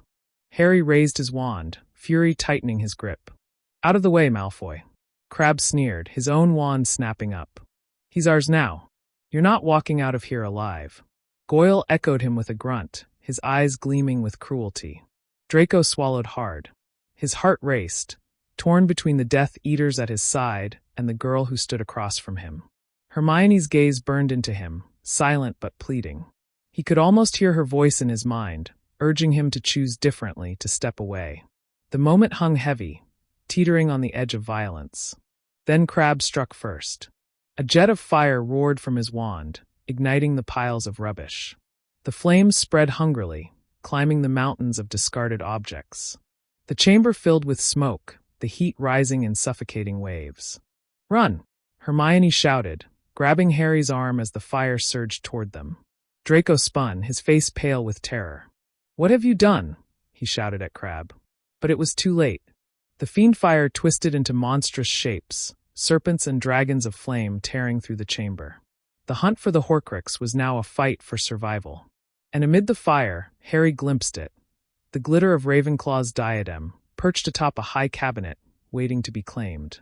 The battle lines blurred, enemies and allies alike caught in the inferno, their choices burning as fiercely as the flames themselves.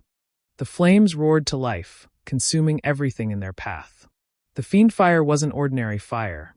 It was alive, writhing into the shapes of monstrous beasts that clawed and snapped at anything they touched. A great fiery serpent slithered through a mountain of broken desks, its fanged mouth snapping inches from Harry's arm as he ducked. A blazing chimera took flight, scattering sparks that seared holes into the floor. The heat was unbearable. Smoke filled the chamber, choking and blinding. The piles of forgotten objects toppled, collapsing into the fire as the inferno spread. The room was turning into a death trap. "Harry, the diadem!" Hermione shouted, her voice raw through the smoke. She pointed to the glittering crown perched high atop a cabinet that was already beginning to burn. Harry's scar throbbed as he sprinted toward it, weaving between pillars of fire that twisted into skeletal hands reaching for him. His lungs screamed for air, but he pressed on, every step a battle. Behind him, Ron fired spells desperately, trying to carve a path through the fire. "This isn't normal," he yelled. "That's cursed fire. It'll kill us all." Crabbe laughed wildly, his face lit by the flames. "Let it burn. Let them burn." His wand swung carelessly, the fiend fire answering his command with terrifying eagerness. But Draco wasn't laughing. His pale face was slick with sweat, his chest heaving as he looked around at the inferno his so-called ally had unleashed. "Stop it, Crabbe. You can't control it," he shouted, but Crabbe was lost in the frenzy, consumed by his own destructive power. Goyle stumbled backward, terror etched across his face. "Draco, we've got to get out. This is madness." But Draco's eyes weren't on Goyle. They were on Hermione. She was coughing hard, her wand flashing as she tried to repel the fire, her curls damp with sweat. The sight of her struggling lit something in him. He remembered her screams in the manor, the helpless way she had clung to hope when he faltered. This was his chance to be more than hesitation. The crown gleamed again through the haze. Harry leapt, scrambling onto the collapsing cabinet, his hands closing around the cool metal of Ravenclaw's diadem, just as flames licked the wood beneath his feet. The Horcrux pulsed with dark energy, sending a shudder through him, but he held it tight. The cabinet gave way. Harry fell hard onto the ground, clutching the diadem, rolling as fire crashed where he had stood. Hermione was at his side in an instant, helping him to his feet. But the fiend fire was closing in. A flaming dragon swooped down, its wings sending waves of scorching heat. Ron blasted at it with every spell he knew, but the fire absorbed the magic, growing stronger, hungrier. "We're trapped," Ron gasped. "No," Hermione said, her eyes darting to the far wall. "We need brooms. There must be brooms somewhere in here." Harry's mind flashed back to when he had hidden the Half-Blood Prince's book in this very room. He remembered glimpsing shelves of old Quidditch gear. He turned, scanning the chaos. This way. The trio stumbled forward, dodging falling shelves and leaping over rivers of fire. The room screamed around them, the Fiendfire's monstrous forms closing in. Draco followed, his wand raised but unused, torn between loyalty and survival. Crabbe was lost, laughing as the fire he had conjured turned against him, chasing him deeper into the labyrinth. His laughter turned to screams, but they were drowned out by the roar of the flames. The trio reached a pile of broken broomsticks, charred but still usable. Harry grabbed one, tossing another to Ron. Hermione snatched the third, coughing violently as the smoke clawed at her lungs. They mounted, rising shakily into the air. The Fiendfire surged upward, a fiery griffin snapping at their heels as they soared through the chamber. The heat scorched Harry's skin, and the broom groaned under the strain, but they pushed higher, toward the shimmering door that led out. Hermione glanced down, and her heart clenched. Draco was still below, standing amid the fire, his face pale as ash, his wand trembling in his grip. Goyle clung to him, shouting something Harry couldn't hear. "Harry!" Hermione cried, pointing. Harry cursed under his breath. He wanted to fly straight out, to escape while he still could, but the image of Draco frozen below gnawed at him. It wasn't just Hermione's plea. It was the memory of the boy who had once sneered at him on the train, now stranded in a storm of his own making. Harry dived. The broomstick shot downward, the heat singeing his eyebrows. Hermione screamed his name. Ron shouted for him to stop, but Harry ignored them. He swooped low, his hand outstretched. "Malfoy! Take it!" he shouted. Draco hesitated, his eyes wide, torn between pride and survival. Then Hermione's voice cut through the chaos, raw and desperate. "Draco, please." That broke him. He grabbed Harry's arm, nearly pulling him from the broom. Harry hauled him up, Draco scrambling awkwardly onto the back of the broomstick. Goyle lunged too late, slipping on the burning floor. His scream echoed once before he vanished into the fire below. The broom wobbled dangerously, nearly tipping them all into the flames. But Harry gritted his teeth, forcing it upward, the weight of Draco dragging them down. Above, Ron and Hermione circled, waving frantically toward the door. The fire beasts surged after them, jaws snapping, wings beating. Harry pushed the broom to its limit, the wood creaking, his muscles screaming. At last, the trio and Draco shot through the doorway, bursting out into the corridor. The door slammed shut behind them, the inferno sealed away. The silence that followed was deafening. They tumbled to the stone floor, gasping for breath, their faces streaked with soot. The diadem clattered across the ground, pulsing faintly in the dim light. Hermione pushed herself up, coughing, her eyes flicking from the Horcrux to Draco. He sat slumped against the wall, his chest heaving, his gray eyes dark with something between fear and shame. For the first time, Harry saw him not as an enemy, but as someone just as lost in this war as the rest of them. Hermione's gaze lingered on Draco, her heart twisting with something she couldn't name. She remembered the way he had looked at her in the fire. Hesitant, then breaking, as if her voice had been the only thing that tethered him to life. The silence cracked as Ron picked up the diadem, holding it at arm's length.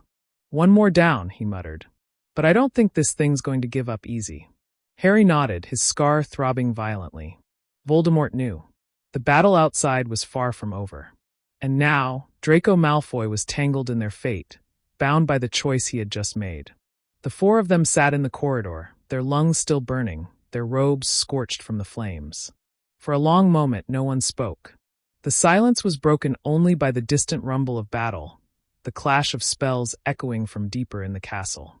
The diadem lay on the stone floor between them, a delicate crown that seemed impossibly out of place amid the soot and blood. It shimmered faintly, its surface catching the torchlight. But beneath the beauty pulsed a malignant energy, a whisper of darkness curling through the air. Hermione stared at it, her brow furrowed. "It's so ordinary-looking," she murmured, her voice tight. "And yet it feels horrible." Ron shifted uneasily, still holding his wand at the ready. "How do we destroy it?" he asked, though his eyes never left Draco. Draco sat apart, his back pressed against the wall, his hands trembling faintly. He didn't meet their eyes. The fire had burned away more than the room. It had stripped him of the illusion that he still belonged to either side. Crabbe was gone. Goyle lost. And now he sat with the very people he had been raised to despise, saved by their mercy. Harry picked up the diadem carefully, shivering at the touch. The whispers grew louder, hissing in his mind, trying to pull him under. He clenched his teeth, forcing them back. "We destroy it like the others," he said firmly. His green eyes flicked to Hermione.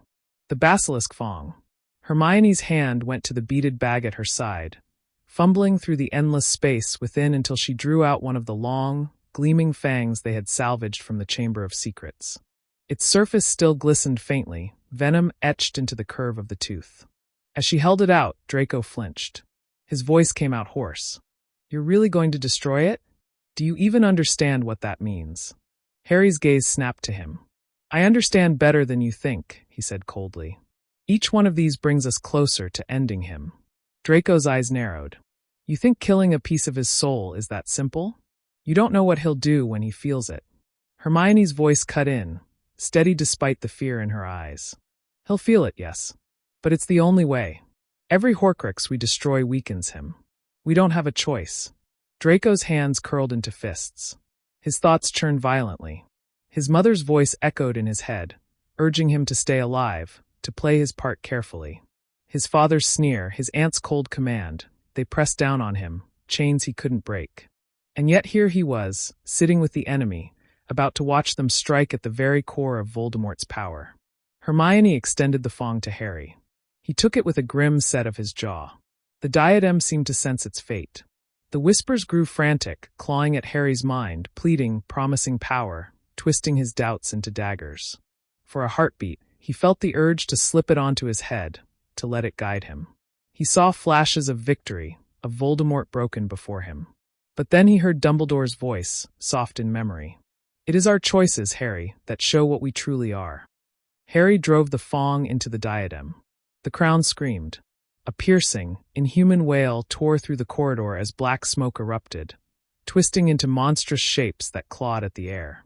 Harry staggered back, the fong vibrating in his grip as the diadem convulsed. Dark fire burst from its jewels, shadows writhing, shrieking with rage. The others shielded their eyes as the Horcrux writhed against its own destruction. Then, with a final, shattering cry, the diadem split in two. A wave of darkness burst outward, then vanished, leaving only silence and the broken remains of the crown on the floor. Harry dropped the fong, his hand trembling, his scar seared with sudden, blinding pain. He saw flashes, Voldemort's face twisting in fury, his red eyes blazing, his scream of rage echoing through Harry's skull. The Dark Lord knew. Harry gasped, clutching his head, collapsing to his knees. Hermione was at his side instantly, her hand on his shoulder, her face pale with worry. Ron stood guard, eyes darting nervously at Draco. Draco hadn't moved. His face was ashen, his lips parted slightly, as if he couldn't breathe. He had felt it too, the shockwave of Voldemort's fury, the tearing away of a piece of his master's soul. He whispered, almost to himself, "He'll kill anyone. Everyone. He won't stop until—" He broke off, his voice cracking. Hermione's gaze locked on him, sharp and steady. "You see it now, don't you? He's not your savior, Draco. He's not your family's redemption. He's a monster, and you know it." Draco's jaw tightened, but he didn't argue. He couldn't. The truth was laid bare, and the weight of it crushed him. Harry forced himself upright, sweat dripping down his face, his scar still throbbing. He looked at Draco, really looked at him. The boy who had once mocked him at every turn, who had sneered at Hermione, who had tried to bring him down at every chance, was now sitting hollow-eyed, shaken to his core. "You're with us now," Harry said quietly, though his tone was more statement than question. "Whether you like it or not." Draco's head snapped up, his gray eyes flashing. "Don't fool yourself, Potter. I'm not one of you." But Hermione saw the flicker of doubt behind his words, the fracture in his certainty. She leaned closer, her voice softer, gentler. "Maybe you're not. Not yet. But you don't have to be him either." Her words hung between them, heavy and fragile. Draco looked away, his chest heaving. From below, the sounds of the battle swelled, the clash of giants, the crash of spells, the cries of the wounded. Hogwarts was a battlefield, and their time was running out. Ron tightened his grip on his wand. One more Horcrux gone. How many left? Harry swallowed, his scar burning with every heartbeat. Nagini. And him. The corridor trembled as another blast shook the castle. Dust rained down, the torches flickered. They had little time. Hermione helped Harry to his feet, her hand lingering on his arm before she stepped back. She glanced once more at Draco, who still sat slumped against the wall, his face shadowed. For the first time, she wondered not if he would betray them, but if he could survive the storm of his own choices. And as Voldemort's rage echoed through Harry's scar, one truth became clear: they were running out of time. The corridor outside the room of requirement rattled as another explosion shook the castle. Dust drifted from the ceiling, settling on their soot-streaked robes. The broken diadem lay at their feet, a quiet reminder of the impossible war still raging around them. Harry adjusted his grip on his wand, his green eyes flicking to Draco. The blonde still sat slumped against the wall, staring at the floor as if it might offer him an escape. His pale face was unreadable, his breathing shallow. Ron broke the silence first, his voice low but edged with fury. "We should have left him in there. He'd have done the same to us." Hermione spun toward him, her curls wild with ash and sweat. "No, Ron. He wouldn't. Not this time." Ron scoffed, gesturing sharply at Draco. "You think saving him means he's suddenly on our side? He'd sell us out the second Voldemort crooked his finger." Draco finally looked up, his gray eyes icy. "Maybe I would," he said flatly. "Maybe I still should." Hermione's jaw clenched, but she stepped closer, her gaze steady. "But you didn't. That fire could have killed all of us, and you chose not to let it happen. That choice matters." Draco met her eyes for a heartbeat, then looked away. Something unreadable flickered in his expression, too quick to catch. Harry pushed himself to his feet, wincing as his scar burned again. The fury and pain radiating from Voldemort were almost unbearable, pressing against his mind. "Enough," he said, his voice sharp. "We don't have time for this." He bent to scoop up the shattered diadem, shoving the pieces deep into Hermione's beaded bag. "He knows. He's coming." That silenced them. From below came the echo of shouting, the clash of steel, and the unmistakable roar of a giant. The battle was moving closer, swallowing the castle whole. "We need to get to the others," Harry said, glancing down the corridor. "Neville, Luna, anyone still fighting? If Voldemort's inside, we don't stand a chance unless we stay together." Ron nodded grimly, though his eyes still burned with distrust every time they landed on Draco. Hermione reached for Harry's arm, steadying him. Her hand was warm despite the chill settling into his bones. "You're sure it's him?" she asked softly. Harry's scar throbbed again, sending a lance of pain through his skull. "I'm sure." They started down the corridor, their footsteps echoing in the silence. Every corner was dangerous, every shadow a threat. They moved quickly, their wands raised, hearts pounding. Draco trailed a few steps behind, his movements uncertain. His head turned constantly, taking in the damage to the castle he had called home for 7 years. Charred portraits stared down at him, their frames cracked. Suits of armor lay in pieces, scattered like broken soldiers. His chest tightened at the sight. Hogwarts had never been just walls and ceilings. It had been the place where he laughed with Crabbe and Goyle, where he felt the weight of his father's expectations, where he glimpsed what life might have been if he weren't a Malfoy. And now it was collapsing around him. Ron muttered under his breath, too low for Harry to hear, but loud enough for Hermione and Draco. "Can't believe we're dragging him with us. Dead weight." Draco's lip curled, but he bit back the retort on his tongue. Hermione glanced at Ron, shaking her head. "He's not dead weight. He's seen things we haven't." Ron's face flushed red. "Oh, right, let's rely on Malfoy now. Because that's worked out so well before." Harry stopped abruptly, turning to face them both. His voice was sharp, cutting through the tension. "Enough. Ron, you don't trust him? Fine. I don't either. But right now, Voldemort's downstairs tearing this castle apart, and the only way we win is if we stick together. Do you understand me?" Ron's jaw tightened, but he gave a stiff nod. Draco's gray eyes lingered on Harry, something like respect flickering in them, though it was buried under layers of pride and fear. They moved on, the noise of battle growing louder with every step. Shouts echoed through the halls, flashes of green and red light flickered around corners. The air reeked of smoke and blood.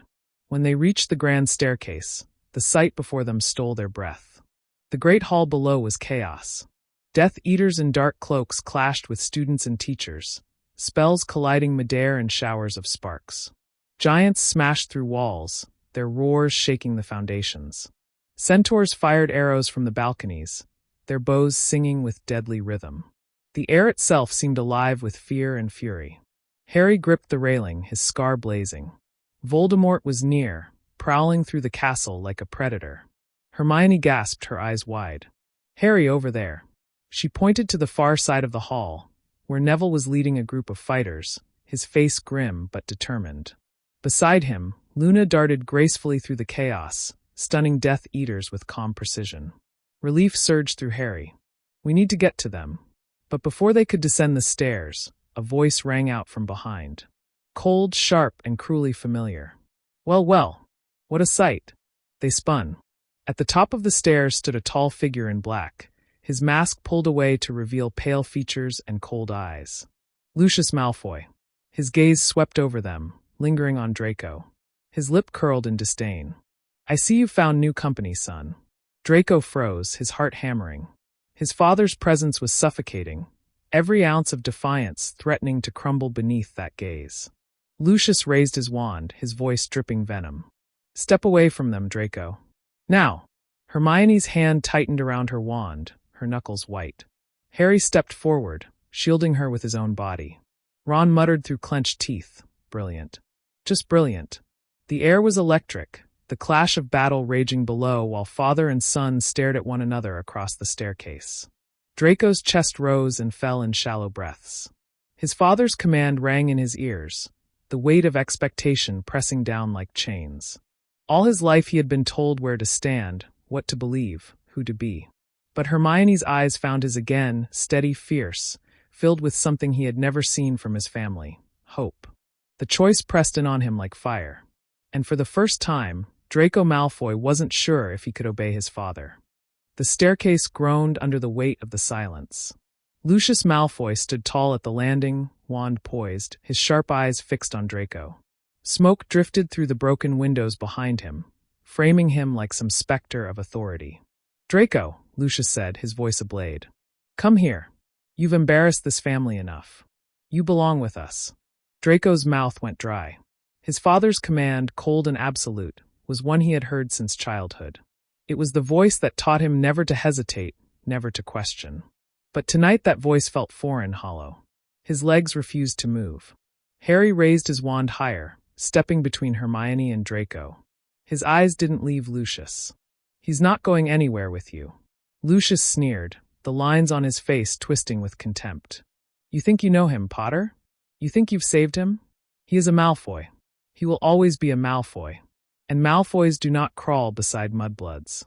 Hermione flinched at the word, but lifted her chin defiantly.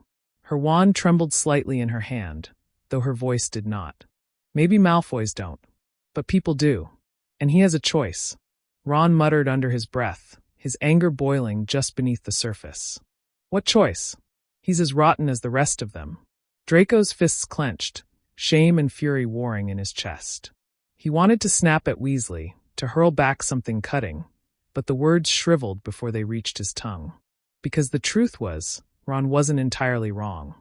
Lucius descended one step, his boots echoing like a countdown. "Enough of this.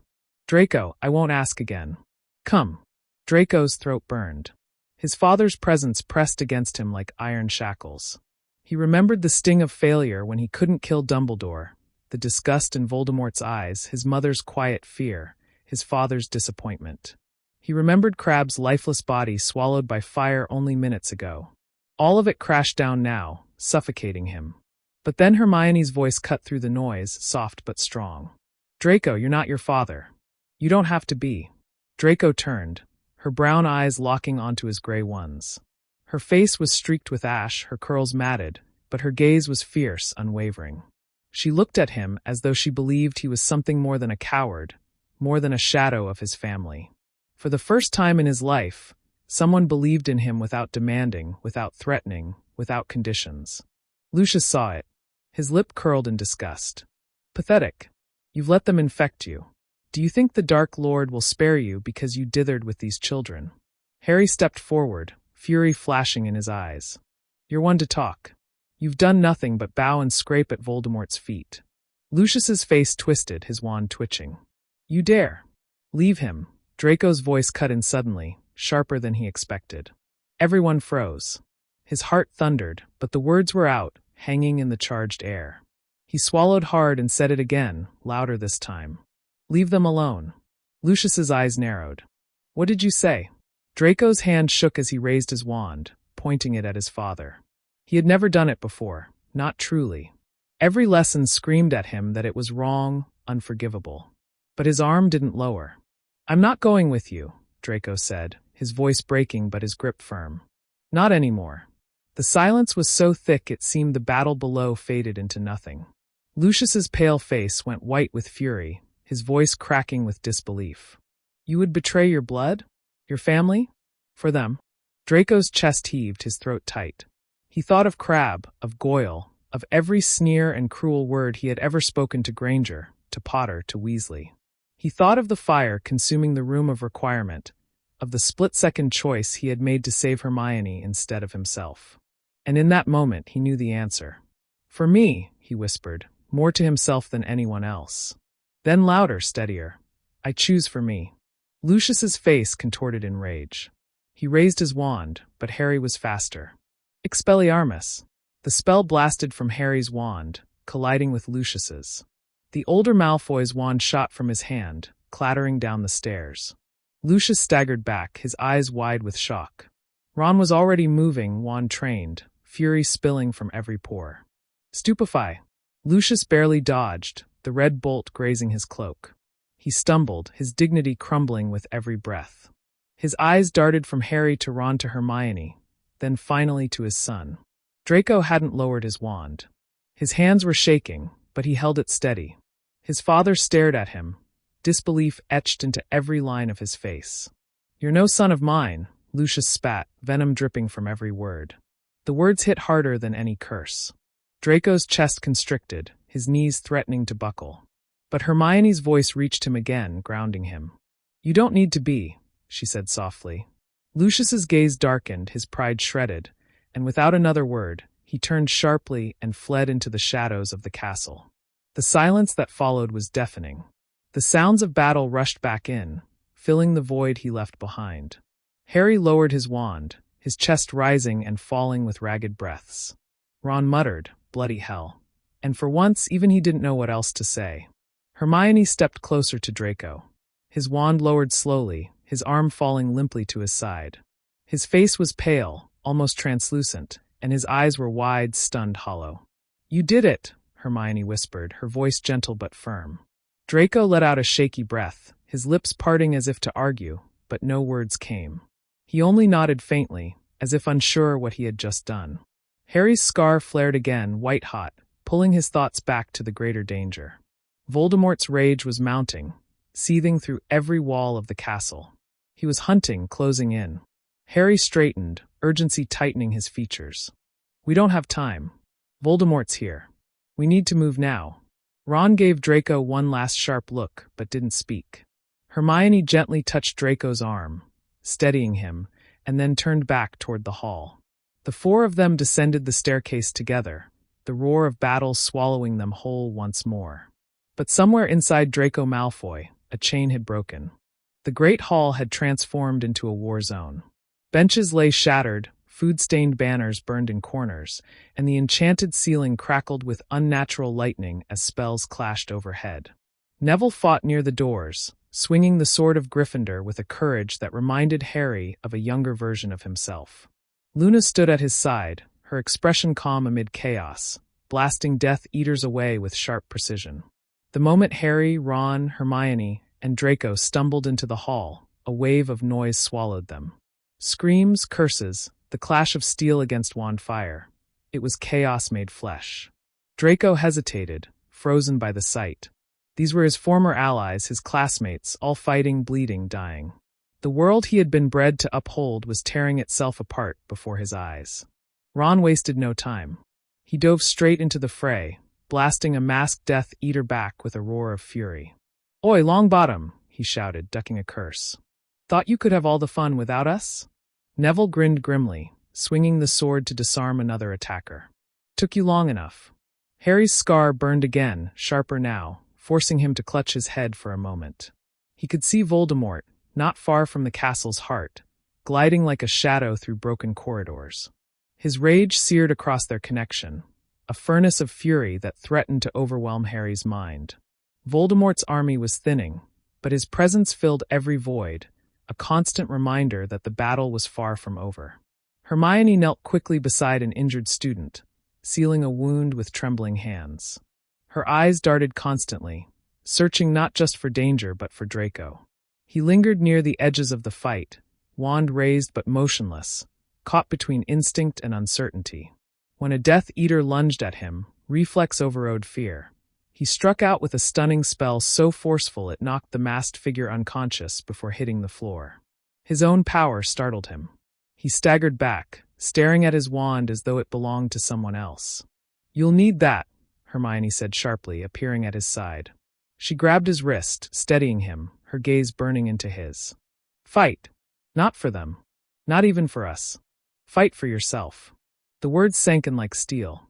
Draco nodded once, then turned back to the melee, his wand trembling but no longer idle.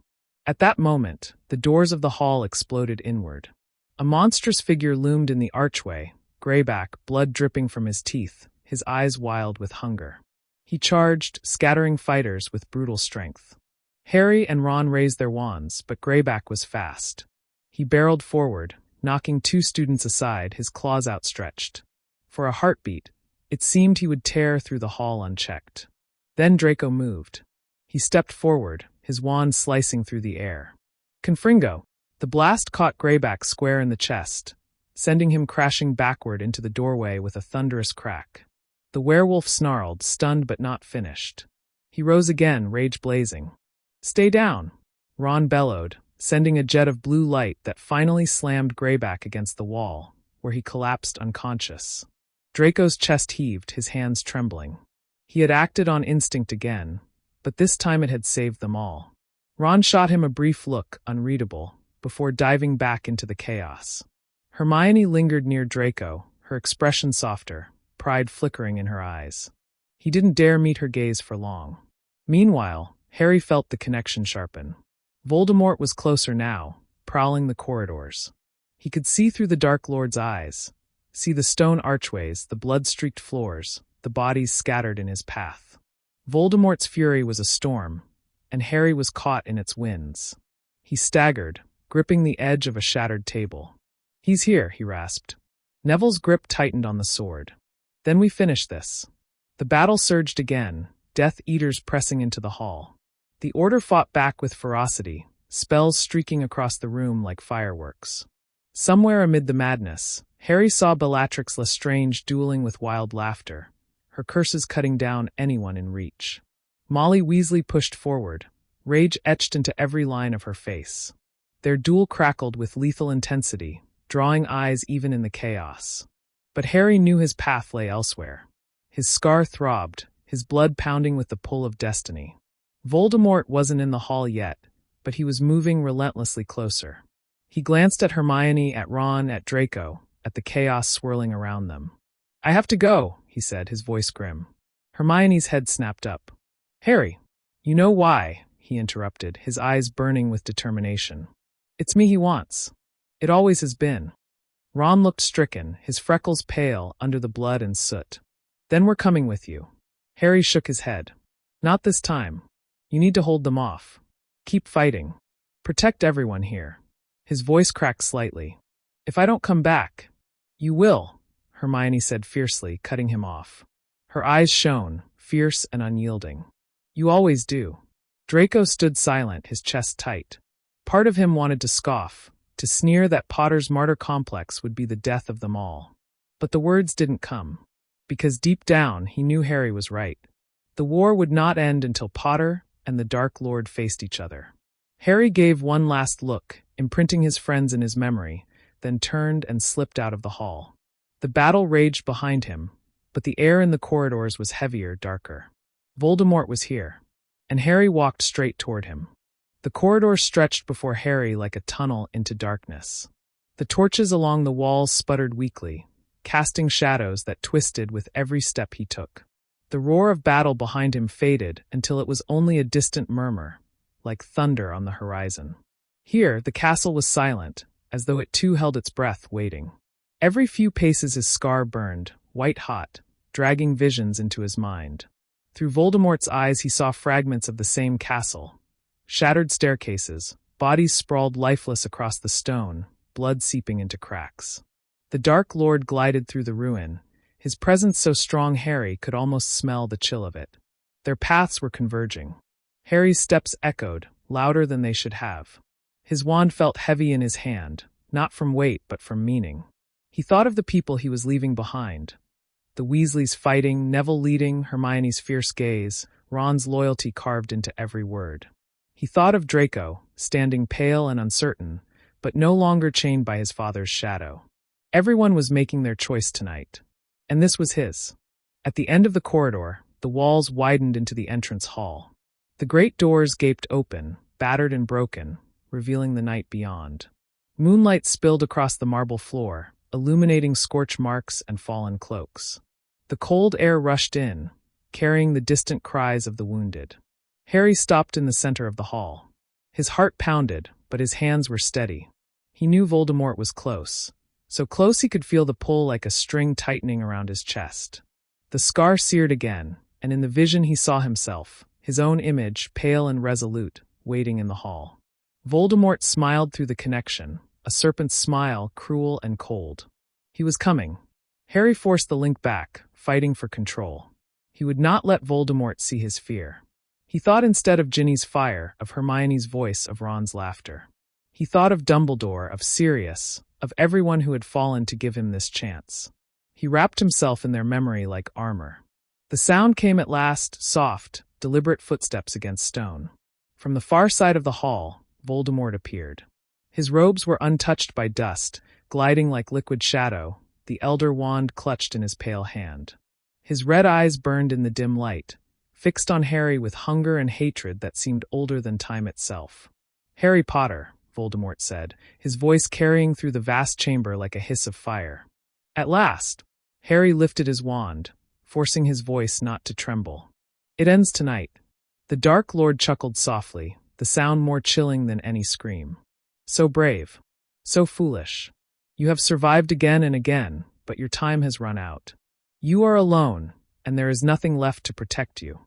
Harry's jaw clenched. He thought of the faces behind him, the battle still raging.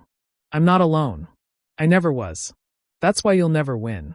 For a moment, Voldemort's expression tightened, as though the words had struck deeper than they should have.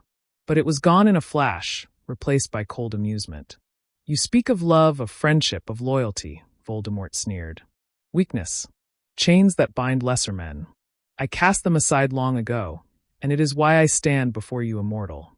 He raised the elder wand, the wood gleaming in the moonlight. "And why you will die." Harry's scar blazed, but he stood his ground. The hall around them seemed to shrink, as though the castle itself leaned closer to witness. The war beyond these walls was chaos, but here the silence was absolute, every breath a countdown. Harry tightened his grip on his wand. He thought of the prophecy, of how it had always been him and Voldemort, two sides of the same coin. Neither could live while the other survived. Tonight, the coin would land. "Then let's finish it," Harry said, his voice low but steady. Voldemort's eyes gleamed, and in the space of a heartbeat the hall erupted with light as the duel began. Spells collided midair, sparks showering the marble floor. The force of it shook the walls, echoing like thunder through the empty corridors. Green light hissed past Harry's shoulder, scorching the wall behind him. Red sparks from his own wand lit Voldemort's pale face, each exchange a dance with death. They circled each other, predator and prey, though neither could claim which was which. Every curse Voldemort cast came with centuries of dark knowledge, but Harry moved with instinct born of desperation and a lifetime of fighting for others. His wand hand ached, his chest burned, but he did not falter. Through it all, their connection pulsed, scar to soul, thought to thought. Harry could feel Voldemort's frustration mounting. This was not supposed to happen. Potter was supposed to break, to kneel, to die quickly. Instead, he stood tall, matching him blow for blow. For the first time, Harry felt it. Beneath the rage, beneath the hunger for power, Voldemort was afraid. The realization hit Harry like fire. He pressed harder, his spells sharper, his aim truer. This battle was more than wands, more than prophecy. It was will against will. And Harry refused to bow. The castle shook around them as the duel raged on, each blast of magic threatening to tear the very stones apart. And in that storm of light and darkness, Harry Potter and Lord Voldemort met at last in the fight that would decide the fate of them all. The hall rang with thunder as their spells met again, a violent collision of red and green that sent shockwaves racing up the walls. Fragments of stone rained down from the ceiling, the marble floor splintered beneath their feet, but neither combatant yielded. Harry darted to the side as another killing curse screamed past, its green light sizzling against the stone where he had stood a heartbeat earlier. He countered with a blasting curse, the recoil stinging his wrist, but Voldemort deflected it with casual precision, his expression more irritated than strained. "You fight like a cornered animal," Voldemort hissed, circling him. "Striking wildly, without elegance, without mastery. You have survived on chance and luck. But luck runs out." Harry's chest heaved, his shirt clinging to his skin, but he held Voldemort's gaze without wavering. "Funny. That's what people said about you once. That you were just another monster trying to scare children." He raised his wand again. "Look where that got you." The taunt landed. Voldemort's face twisted with fury, his red eyes blazing. He unleashed a volley of curses so fast Harry barely had time to raise shields, each impact rattling his bones. Sparks sprayed across the floor, smoke filled the air, and still the Dark Lord pressed forward, his fury a tidal wave. Harry staggered back, his wand arm trembling, but something within him refused to break. He remembered Hermione's words, Ron's unwavering loyalty, Draco's trembling defiance against his father. He thought of his mother's sacrifice, the echo of love that Voldemort had never understood. These were not chains. They were strength, and Voldemort feared them. "I can feel it," Harry said, forcing the words out between ragged breaths. "You're afraid." The words froze Voldemort mid-curse. His face hardened, the calm mask cracking for the briefest moment. Then, with a hiss like a snake cornered, he raised the Elder Wand high, summoning power that seemed to draw the air itself from the room. The torches blew out, plunging the hall into shadow, the only light the glow of their wands. Harry braced himself as Voldemort spoke, his voice echoing with unnatural resonance. "Avada Kedavra." Harry met it head-on. "Expelliarmus." The beams of light collided with such force the ground shook. The spells locked, red and green merging into a blinding sphere between them. Power surged through Harry's arm, threatening to tear his wand away, but he clung to it with everything he had. Voldemort snarled, pouring more magic into the clash, his veins bulging with strain. "You cannot win," he shouted over the roar. "I am eternal." Harry's grip tightened. He thought of every name, every face, every sacrifice made to bring him to this moment. His parents. Sirius. Dumbledore. Fred. Lupin and Tonks. He carried them all with him, their voices rising in his chest like a chorus. "You're wrong," Harry said, his voice steady now despite the storm. "You'll never understand why. That's why you'll lose." The clash burned brighter, forcing the castle to quake under the strain. The Elder Wand trembled in Voldemort's hand, as if resisting its own master. His eyes widened, disbelief flickering in their crimson depths. "No!" The explosion came like lightning, shattering the sphere into 1,000 sparks. Both wizards were thrown back, crashing against opposite walls. Dust rained from the ceiling, the hall filled with smoke and echoes. Harry groaned, forcing himself upright, his wand still clutched in his hand. Across the chamber, Voldemort staggered to his feet, his face twisted with rage and shock. The Elder Wand still glowed faintly in his grip, but it quivered, as though straining to obey. Harry pushed off the wall, his legs trembling but steady. "It doesn't belong to you," he said hoarsely. "The wand knows it." Voldemort's lips peeled back in a snarl, his fury barely contained. "Lies," he hissed, his voice breaking. "It is mine. Mine." He raised the wand again, but Harry was faster. With a flick, he sent a disarming charm surging forward. Voldemort deflected it, but the wand twitched violently in his hand, resisting. His eyes widened in disbelief, the first crack of fear visible on his face. Harry felt strength surge within him. He wasn't just fighting with spells anymore. He was fighting with every ounce of will, every memory, every drop of love Voldemort had mocked. They clashed again, spell after spell, the air thick with heat and smoke. Each strike rattled the walls, each block sent sparks flying like meteors. But through it all, Harry could see it, Voldemort was weakening. Not in magic, but in certainty. His power was undimmed, but his faith in himself had begun to crack. Harry pressed forward, his voice rising over the noise. "You've lost already.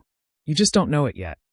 Voldemort roared, unleashing another killing curse with feral desperation. Harry's arm snapped up, meeting it with every ounce of defiance he had left. For an instant, the hall was nothing but green and red light, two forces colliding in the eternal struggle of life and death. And Harry refused to let death win. The great hall shuddered as if an earthquake had struck. Dust poured from the ceiling, benches splintered apart, and the enchanted ceiling above flashed with bursts of unnatural light. Red and green flares streaked across it, painting the night sky with fire. Hermione stumbled as the ground rippled beneath her, catching herself against a shattered pillar. Her eyes shot to the ceiling, her chest heaving. "Harry!" Ron, standing a few feet away with his wand raised, glanced up too. His freckles stood out stark against his pale face. "That's him. It has to be him." Neville ducked behind cover, his knuckles white around the sword of Gryffindor. "Then he's found him," he said grimly. "Voldemort."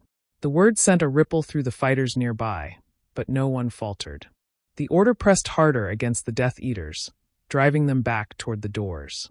The battle was far from over, but every heart in the hall felt the shift. The real fight was happening elsewhere.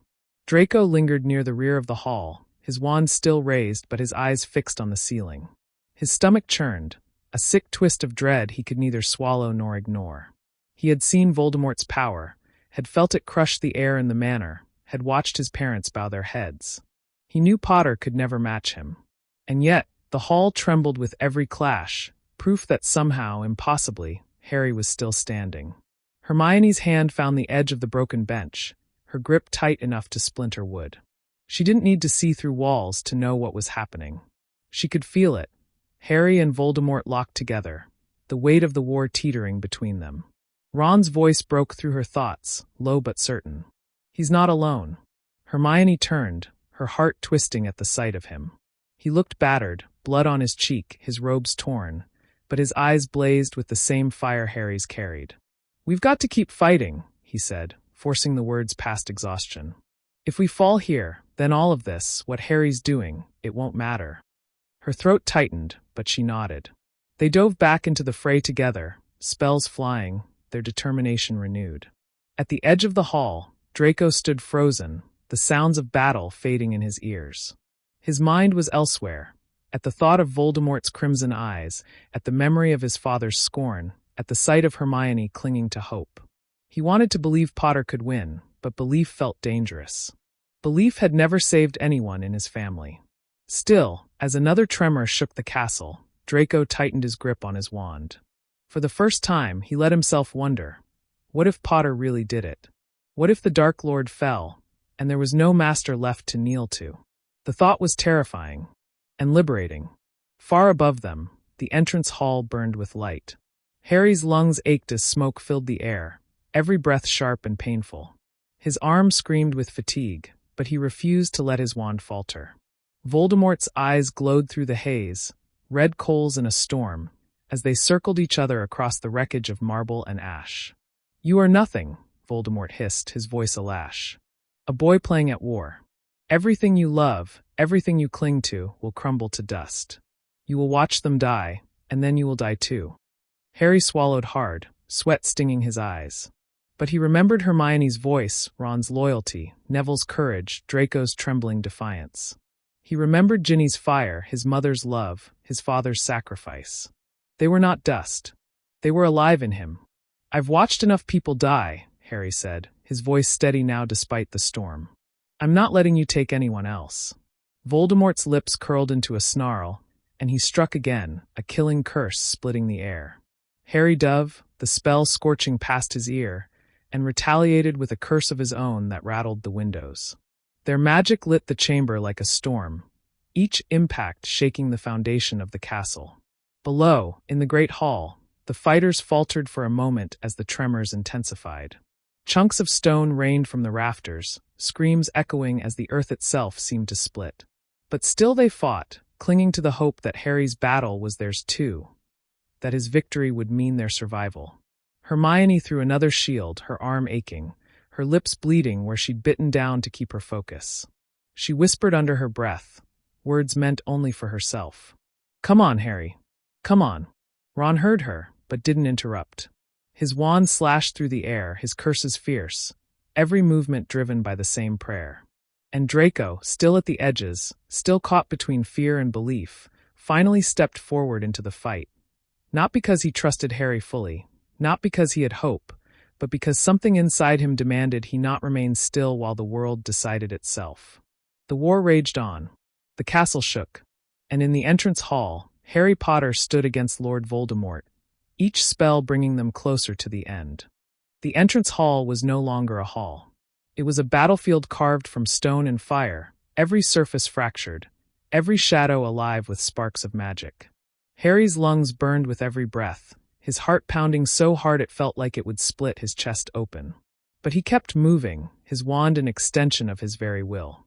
Voldemort stood at the far end, tall and terrible, his robes untouched by the destruction swirling around them.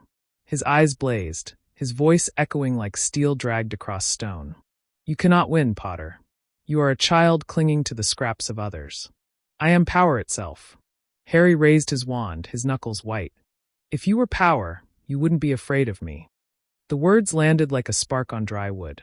Voldemort's expression twisted, fury flashing across his snake-like face. The air split with another jet of green, faster, sharper, filled with hate. Harry flung himself sideways, the curse searing past and blowing apart a section of wall behind him.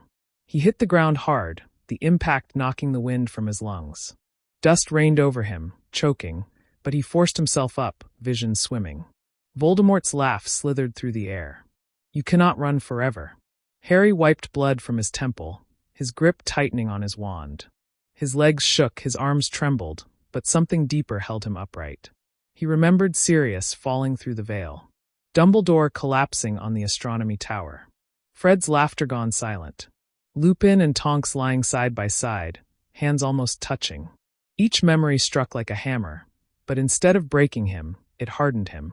"You don't understand," Harry said hoarsely.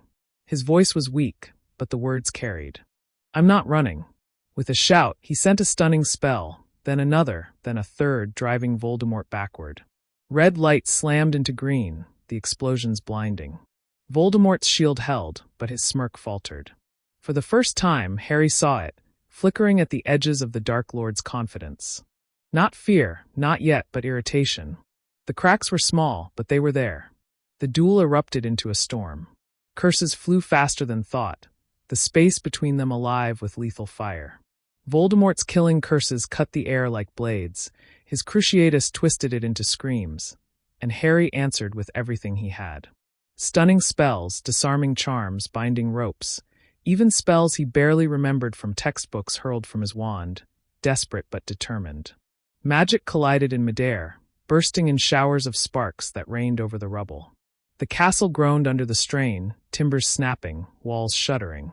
Somewhere far below, people screamed as the battle shook around them, but Harry and Voldemort might as well have been alone in another world.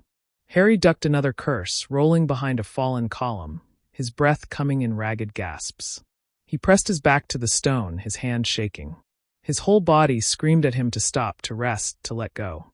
But he thought of Hermione's faith, Ron's voice, Draco's hesitant step forward, Neville's blade flashing. They were all still fighting because they believed he could hold the line. Harry pushed himself up. He would not let them down. Voldemort's voice cut through the air again, low and vicious.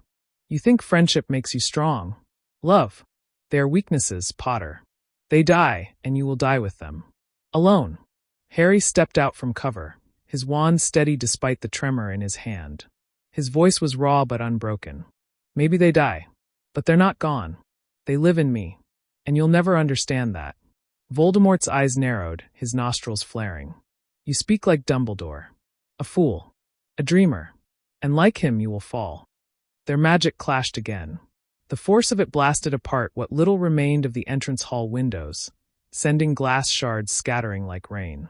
Harry's spell met Voldemort's head-on, the collision creating a shockwave that rattled the castle to its foundations. Harry's knees buckled.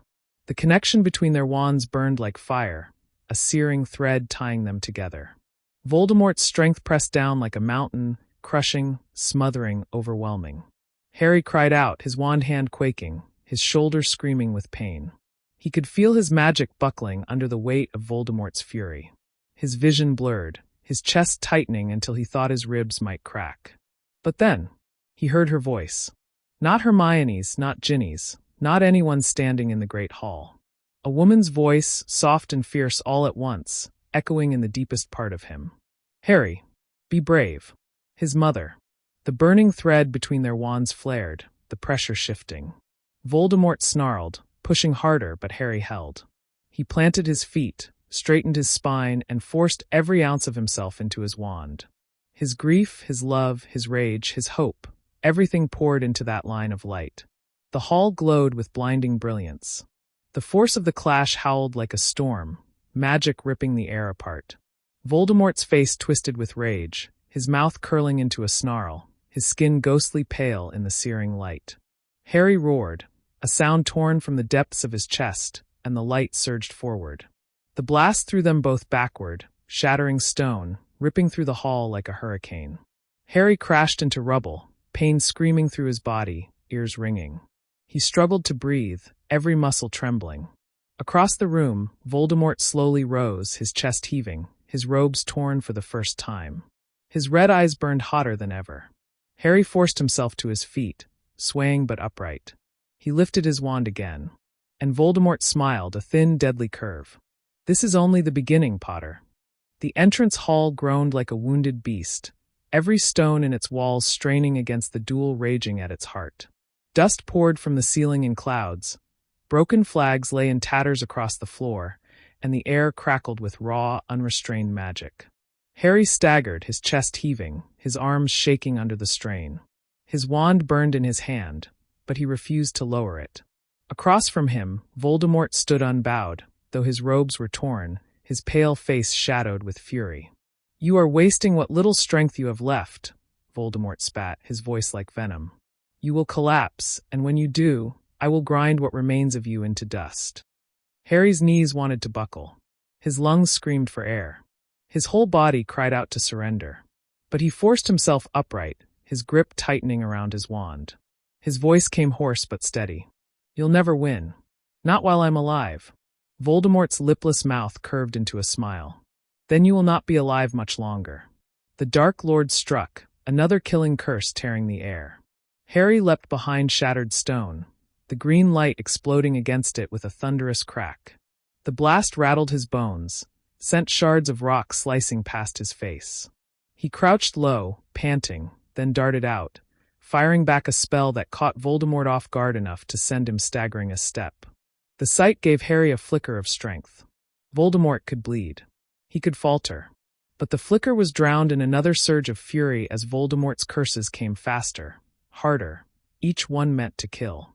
Harry's shield charm flickered, cracked, then shattered, and he barely rolled aside before the next spell split the flagstones where he had been. The chamber was breaking around them. And so was Harry. Far below, the great hall shook again. Dust fell like rain. Chandeliers swayed dangerously overhead, and fighters stumbled as the castle itself seemed to shudder. Hermione braced herself against a fallen bench, her face streaked with grime. That's not just spells anymore, she whispered, eyes wide. That's Harry. Ron fired a hex past her shoulder, dropping a Death Eater before spinning toward her. Then we've got to go, he said. His voice was firm, though his expression betrayed the fear clawing at him. He can't face this alone. Neville, sword flashing in his hand, shouted over his shoulder, hold them here. Keep pushing back. If anyone can reach him, it's you. The words jolted Hermione. She looked at Ron, and without another thought, they turned toward the shattered doors leading out of the hall. Draco stood a short distance away, his wand still raised but his eyes fixed on them. He had fought in starts and stops, as though each spell had been wrestled out of him. Now he froze again, caught between instinct and choice. Ron noticed him. His face twisted with old anger, suspicion flashing hot. But before he could spit venom, Hermione grabbed his arm. "Leave it," she said quickly, her voice taut. "We don't have time." Ron clenched his jaw but didn't argue. They pressed forward, slipping through a gap in the chaos, racing toward the stairs that shook with each distant blast. Draco lingered a moment longer, his wand trembling in his hand. He could stay behind. He could fade into the background, let fate decide, let Potter and the Dark Lord tear each other apart. It would be easier, safer. But the thought of the castle falling around him, of everyone left broken, of Hermione disappearing into smoke, it gnawed at him. For once in his life, he couldn't stomach standing still. He followed. Above them, the entrance hall erupted with another explosion. Harry was thrown back, skidding across rubble, his breath driven from him in a gasp. He scrambled to his knees, wand still clutched tight, just in time to deflect another curse that sent his bones quivering with the force of it. "You are finished," Voldemort thundered, his voice echoing through the wreckage. "You fight with borrowed strength. I fight with destiny." Harry rose, trembling, but his eyes locked on Voldemort with something sharper than defiance. "No," he rasped. "You fight alone." The words struck harder than any spell. Voldemort's eyes narrowed, his face twisting, his fury boiling over. The chamber shook as he unleashed a torrent of magic, curses rapid fire, streaks of death and pain filling the air. Harry met them all. Somehow. Barely. His wand felt like molten metal in his grip, his body screaming with the strain. His vision blurred at the edges, but he refused to collapse. Every face he carried with him burned in his mind. Hermione's determination. Ron's loyalty. His parents' sacrifice. Dumbledore's wisdom. Sirius's laughter. Fred's grin. He fought for them. Through them. With them. The collision of spells detonated again, a shockwave tearing upward through the castle. The walls cracked, beams split, and the night sky above the ruined windows glared down like a witness. Hermione and Ron reached the base of the stairs just as the shockwave rolled over them, nearly knocking them flat. They clung to each other, eyes wide as the heat and light roared above. Draco stumbled behind them, pale and breathless, staring up with a look that was equal parts awe and terror. "Merlin," Ron muttered. "It's like the whole castle's about to split in two." Hermione's hand tightened on her wand, her heart pounding so hard she thought it might burst. "We have to get to him. Now." And above them, Harry and Voldemort faced each other across the wreckage, their duel blazing brighter, fiercer, deadlier with every passing second. The end was drawing nearer. The stairs shook beneath their feet, every step trembling as if the castle itself wanted to throw them back. Hermione gripped the railing with one hand, her wand clutched tightly in the other, pulling herself upward despite the choking dust and the violent vibrations that threatened to send her tumbling. Ron stayed close, his eyes darting upward, determination etched deep across his battered face. Draco trailed behind, his breathing ragged, his mind a storm he couldn't quiet. As they neared the landing, the sounds grew sharper. Explosions thundered above, spells cracking like lightning, curses slicing the air. Each one rattled their bones. Each one sent another wave of dust cascading down the steps. At last, they stumbled into the entrance hall. What greeted them froze them in their tracks. The space they had known since their first days at Hogwarts was unrecognizable. The once proud chamber was a ruin of shattered stone and fire, every banner burned to ash, every window blasted apart. Rubble lay in heaps, smoke curled from fissures in the floor, and the very air crackled with unstable magic. At its center stood Harry and Voldemort. Harry's clothes hung in tatters, his skin streaked with blood and grime, his movements ragged but unbroken. His wand hand trembled, yet his grip was fierce, his eyes locked forward with unyielding fire. Voldemort towered across from him, his pale skin gleaming in the glow of cursed flames, his face twisted in rage. His robes whipped around him though no wind blew, and his red eyes glowed like coals in the dark. Spells clashed in midair between them, bursting in showers of sparks, throwing waves of heat and light across the rubble. Each collision shook the room like thunder, each strike threatening to tear the castle apart. Hermione's breath caught. "Harry," she whispered, though her voice was swallowed by the roar of magic. Ron's fists clenched, his knuckles white around his wand. Bloody hell! Draco's stomach twisted. He had seen Voldemort furious before, but never like this. The Dark Lord's fury was a storm, and yet, Potter was still standing in it. Harry's knees buckled as another curse slammed into his shield, cracking it like glass. He stumbled back, boots scraping across stone, but before Voldemort could follow through, Harry retaliated with a burst of red light that forced the Dark Lord to raise his own shield. The exchange gave Harry a heartbeat of reprieve. Just enough for him to glance up. His eyes found Hermione and Ron at the edge of the rubble, their faces pale, their eyes wide.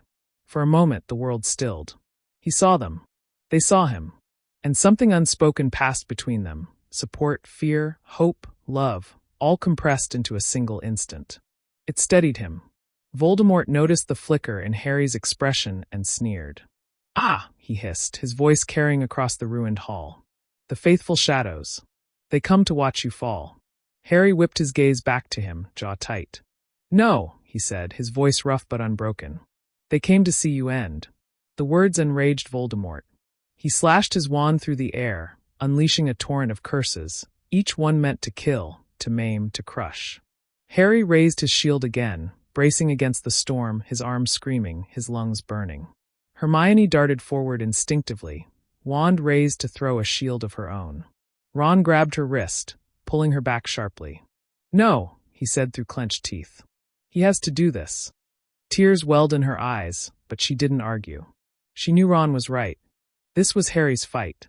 All they could do was stand ready, to guard him if the hall collapsed, to keep the others away, to be there if he fell. Draco lingered behind them, his wand heavy in his hand, his heart pounding. He wanted to believe Potter could win, but every instinct told him it was impossible. And yet, he couldn't look away.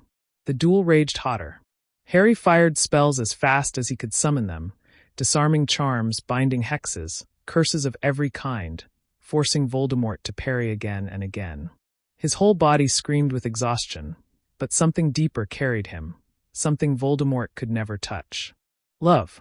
He fought with his mother's sacrifice, his father's legacy, Sirius's laughter, Dumbledore's guidance, Hermione's brilliance, Ron's loyalty. He fought with every life Voldemort had tried to destroy. And for every ounce of hate Voldemort poured into his spells, Harry poured twice as much love into his. The chamber blazed with their clash, the light searing, the heat suffocating. The walls cracked, the floor split, the castle shuddered to its foundations. Hermione shielded her eyes, Ron pulled her close, Draco stumbled back, his heart in his throat. Then, as if fate had waited for this moment, the spells collided once more, a green curse meeting Harry's scarlet jet of light. The collision detonated into a blinding explosion, a golden beam stretching between them, locking their wands together in a radiant chain. The light burned so bright it erased the hall, the rubble, even the air itself. For a moment, there was only the golden thread, Harry and Voldemort bound together, neither yielding, each straining with every ounce of their being. Harry's scar seared with unbearable pain, his head splitting as Voldemort's power pressed against him. His knees threatened to collapse, his arm to give way. But Hermione's voice pierced the roar. "Harry!" And Ron's. "We're with you, mate." And though Draco said nothing, Harry saw his pale face in the corner of his vision, and even that was enough. He wasn't alone. Harry roared, pouring everything into the golden thread. The light surged, burning brighter, pressing back against Voldemort's fury. The Dark Lord snarled, his face twisted, his eyes blazing, but the thread trembled, strained, and for the first time, shook under Harry's will. The balance was shifting. The golden beam pulsed like a living thing, stretching between Harry and Voldemort, binding them in a chain of searing light. Sparks leapt from it in showers, scorching the stone, filling the ruined hall with the smell of ozone and burning dust. The air trembled with the force of it, rattling loose stone from the walls, sending rubble crashing down around them. Harry's whole body burned.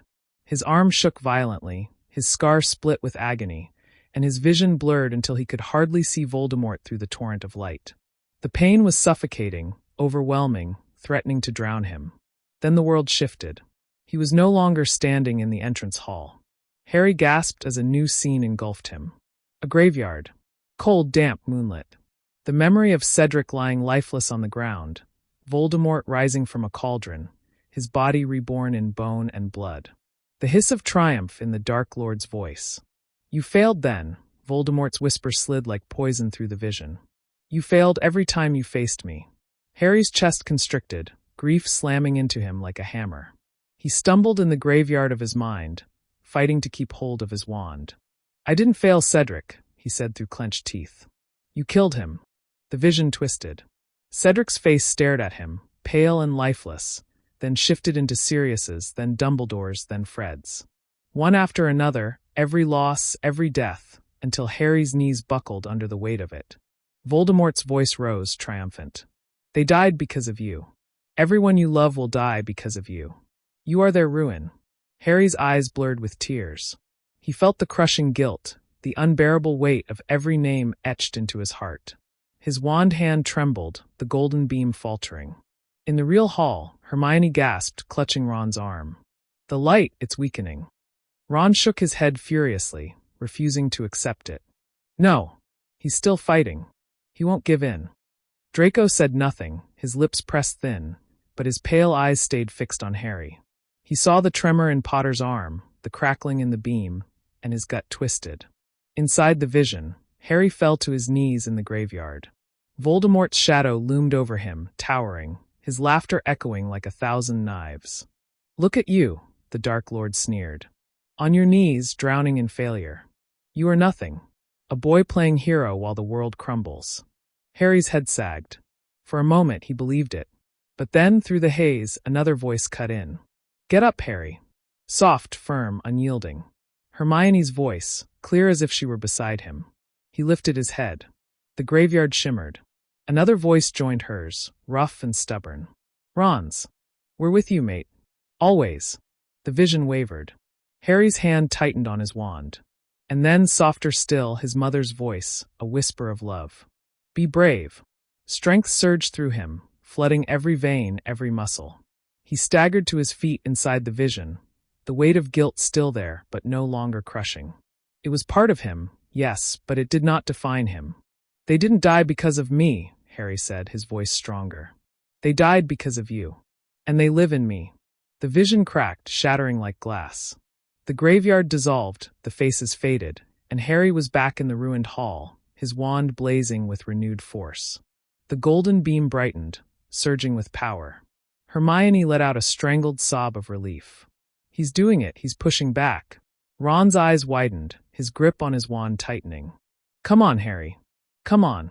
Draco swallowed hard, his chest tight. He'd never believed in Potter before. But now, watching him stand unbroken in the face of Voldemort's fury, he felt something he'd never admit aloud. Hope. Voldemort's snarl twisted into rage as the beam pressed against him. His grip tightened, his eyes blazing. You cannot defeat me, he roared. I am immortal. I am the master of death itself. Harry's arm shook, his scar burned, but his voice cut through the storm. You're not the master of anything. You're alone. The words rang with truth. And with them, the golden beam surged again, brighter, fiercer, forcing Voldemort back a step. The Dark Lord howled, pouring every ounce of his hate into the connection, but Harry stood firm. His whole body screamed, his mind frayed at the edges, but the love he carried, the lives bound to his heart, blazed brighter than Voldemort's hate. The castle trembled, the walls split, and the golden beam roared with unstoppable force. For the first time, Voldemort's face flickered, not with rage, not with triumph, but with the faintest shadow of fear.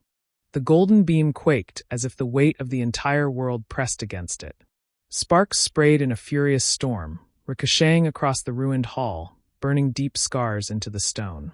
Dust swirled like a living fog, drawn to the heat of the clash, until it was hard to tell where the battle ended and the destruction of the castle began.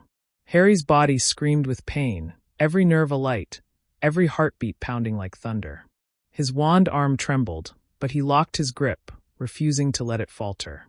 Voldemort's power slammed into him like a crashing tide, relentless and merciless, but Harry met it head-on. Around them, Hermione, Ron, and Draco stood frozen at the edges of the hall. Their wands were raised but useless. This was a fight beyond spells, beyond interference. All they could do was watch as the light between the two men surged brighter, brighter still, until it painted their faces in gold.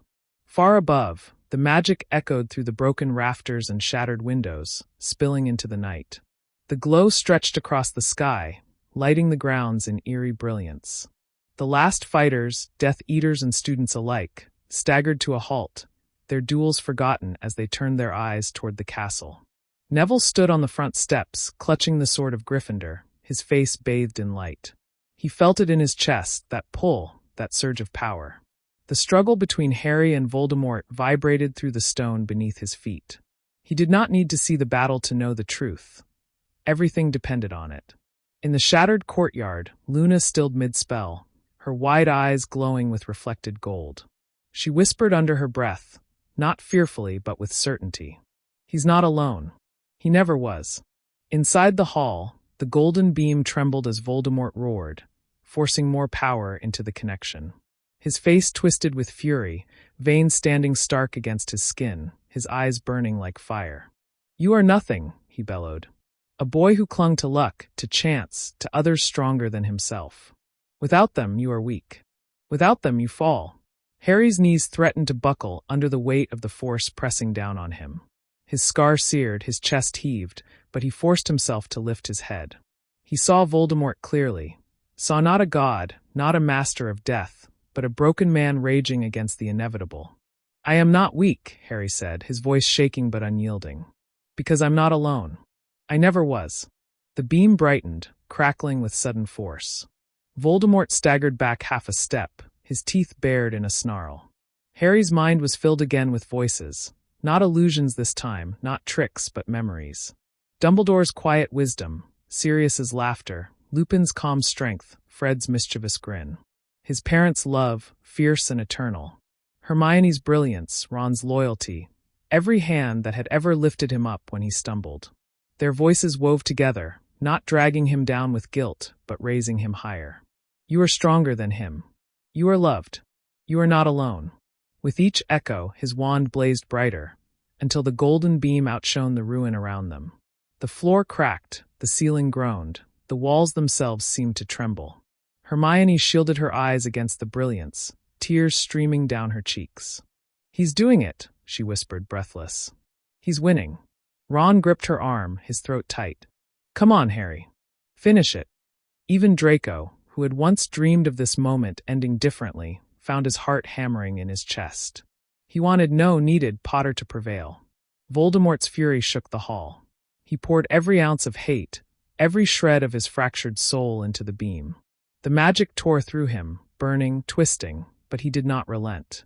"I am eternal," he screamed, his voice cracking with rage. "I am forever." But for the first time, Harry saw it, cracks in the mask.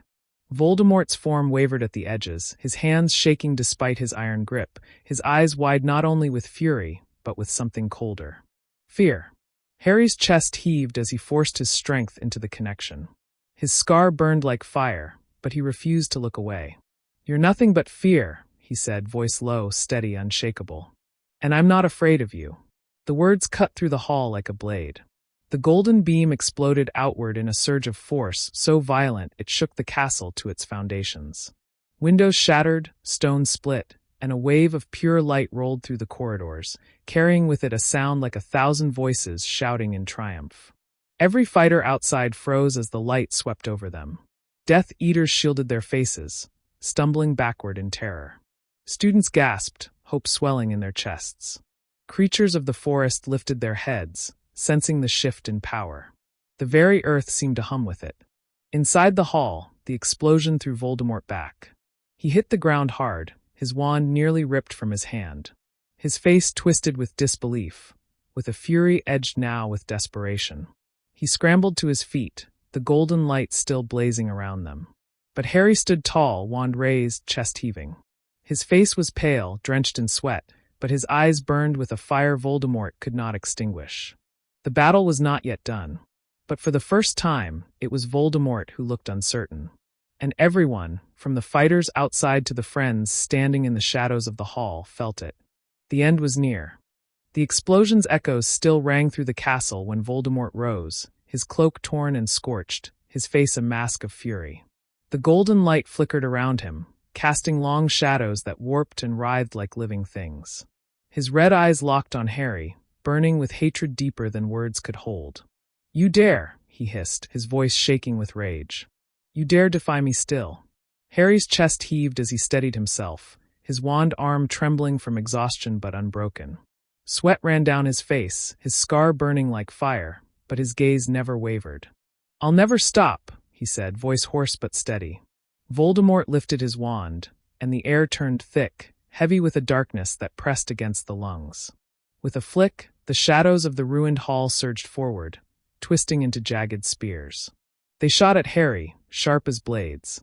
Harry raised his wand in a desperate arc, a shield bursting into being just in time. The shadows slammed against it, shattering into smoke that burned his skin. The force drove him back a step, his boots scraping against broken stone. Hermione's hand flew to her mouth. "He's losing ground." Ron clenched his fists. "No, he's holding. Look, he's still standing." But Voldemort wasn't done. He spread his arms, and the darkness deepened, filling every corner of the hall.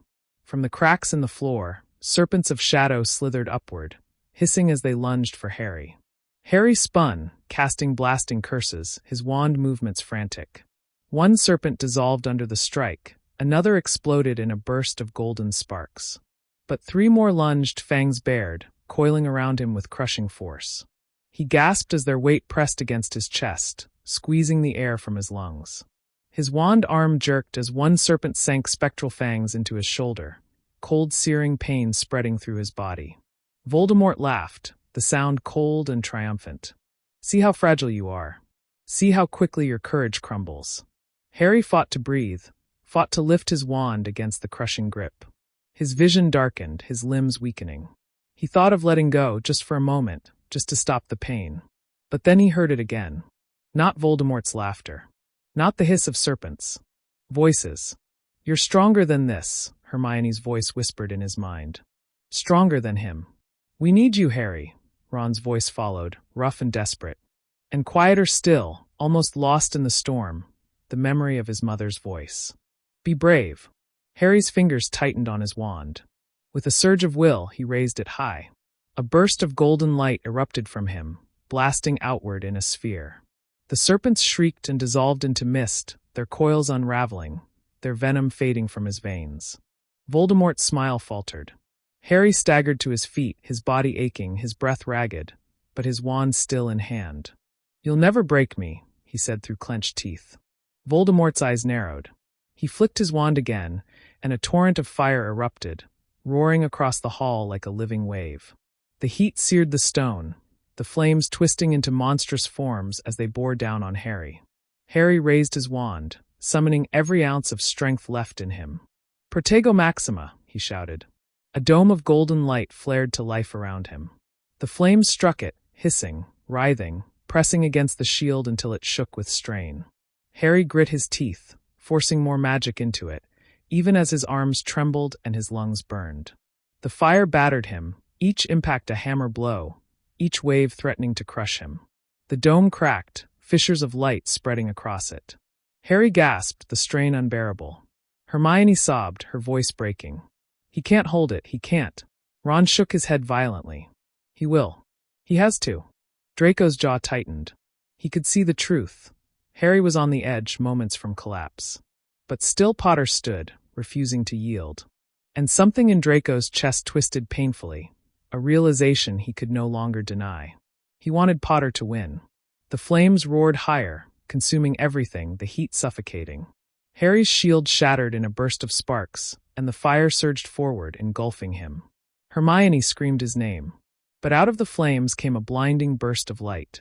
Harry stood, his wand raised, golden magic streaming from him in a torrent. The fire recoiled, bending backward, shrinking under the force of his will. It collapsed into sparks, then into smoke, leaving only Harry standing in the scorched hall, his eyes blazing with fierce determination. The sight sent a ripple of shock through Voldemort. For the first time, his hand trembled where it gripped his wand. Harry pointed his wand straight at him. His voice was low, steady, filled with unshakable conviction. "You're finished." The hall fell silent, the air charged with power. Every fighter outside the castle felt it. Every ally, every enemy, every creature of the forest knew it. The end was drawing closer, and Voldemort knew it too. But he would not go down quietly. With a scream of rage, Voldemort unleashed a blast of magic so dark it split the stone beneath his feet. The final clash was coming. The hall shuddered as Voldemort's scream tore through the air. The walls groaned, dust raining from the cracked ceiling, the floor splitting beneath the weight of his fury. Magic radiated off him in waves so intense that even Hermione, Ron, and Draco staggered back, shielding their faces from the oppressive force. "You think this ends with me on my knees?" Voldemort roared, his voice raw, edged with something dangerously close to panic. "I am Lord Voldemort. I am death incarnate." He thrust his wand downward, and the stone floor erupted, jagged spikes of rock shooting upward, aiming straight for Harry. Harry threw himself aside, rolling across the rubble-strewn floor, the spikes grazing his arm and tearing his sleeve. Pain flared sharp and hot, but he scrambled back to his feet, wand raised. He didn't have the strength for wasted movements. Every action had to count. "Expulso!" he shouted, blasting the nearest spikes apart in a shower of stone shards. Voldemort's laughter echoed, high and jagged. He raised both hands, and the shattered fragments of rock swirled into the air, whirling into a storm of jagged knives. With a flick, he hurled them forward. Harry braced, throwing up a shield. The knives clanged against it, shattering one after another, sparks spraying with each impact. The shield cracked under the onslaught, every strike ringing in his bones. He staggered, his knees buckling. From the edge of the hall, Hermione shouted his name, her voice hoarse with fear. Ron gripped her shoulder tightly. "Don't look away. He needs us to see him stand." Draco remained silent, but his fists clenched so tightly his knuckles turned white. He'd seen power before. He'd seen fear. But he'd never seen anyone meet Voldemort's fury with nothing but raw will. The storm of knives broke, the pieces falling harmlessly to the floor. Harry's shield flickered out, leaving him swaying, pale and breathless. His hand shook as he kept his wand raised. Voldemort sneered. "Pathetic. You should have begged me for mercy while you had the chance." He lifted his wand, and the air darkened, shadows pooling in the corners of the hall. They thickened, coiling like smoke, then took form. Dozens of shadowed figures stepping forward, their faces pale echoes of the dead. Harry's breath caught as he recognized them. Cedric, Sirius, Dumbledore, Fred. Faces etched in grief, their eyes hollow, their voices whispering accusations. "You let us die. You failed us. You brought ruin." The visions circled him, their voices a chorus of condemnation. Harry's chest tightened, his knees buckling under the weight of guilt. His wand wavered. Voldemort's smile widened. "Yes, bow to your truth. Your life is nothing but failure." The shadows pressed closer, their whispers rising to screams. But Harry clenched his eyes shut, forcing himself to breathe. He knew these weren't real. He had seen Voldemort try to twist his mind before. When he opened his eyes, he didn't see hollow faces. He saw Cedric's bravery, Sirius's love, Dumbledore's wisdom, Fred's laughter. Not accusations, but gifts. Not burdens, but legacies. "They didn't die because of me," Harry said, his voice trembling but growing stronger. "They lived because they chose to fight. And so do I." The shadows faltered, their edges blurring. "No!" Voldemort shrieked, forcing more magic into the illusions. But they unraveled, torn apart by the fire burning in Harry's chest. Harry raised his wand, golden light sparking from its tip. "You can't twist them into your weapons anymore. They're mine." The light burst outward, shredding the shadows into nothingness. The hall shook with the force, the golden glow scattering the darkness. Voldemort staggered back, disbelief flickering in his eyes. For a heartbeat, his mask of control cracked. Harry took a step forward, each movement heavy but unyielding. "You're afraid," he said. "That's why you keep trying to bury me under lies. Because deep down, you know you're not stronger. You've never been stronger." The words cut deeper than any spell. Voldemort's face twisted, rage spilling over. He raised his wand and unleashed a torrent of green fire, a twisting surge of magic that tore across the hall like a storm. Harry braced himself, golden light flooding his wand. The two forces collided midair, green and gold crashing together in a blaze that shook the castle to its bones. The explosion hurled rubble outward, shattering what was left of the walls. Outside, fighters turned their heads as the blast lit the sky, brighter than any spell they had ever seen. The air thrummed with power, the earth trembling beneath their feet. Inside, Harry dug his heels into the stone, forcing every last ounce of himself into the clash. His muscles burned, his scar split with fire, but he stood his ground. Voldemort's eyes widened as the golden light began to push the green flame back.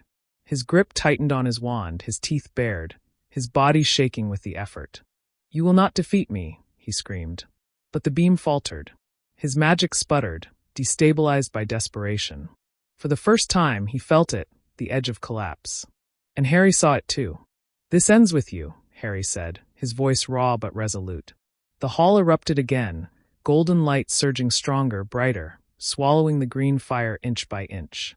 Voldemort fought, but his fury was no longer enough. The unraveling had begun.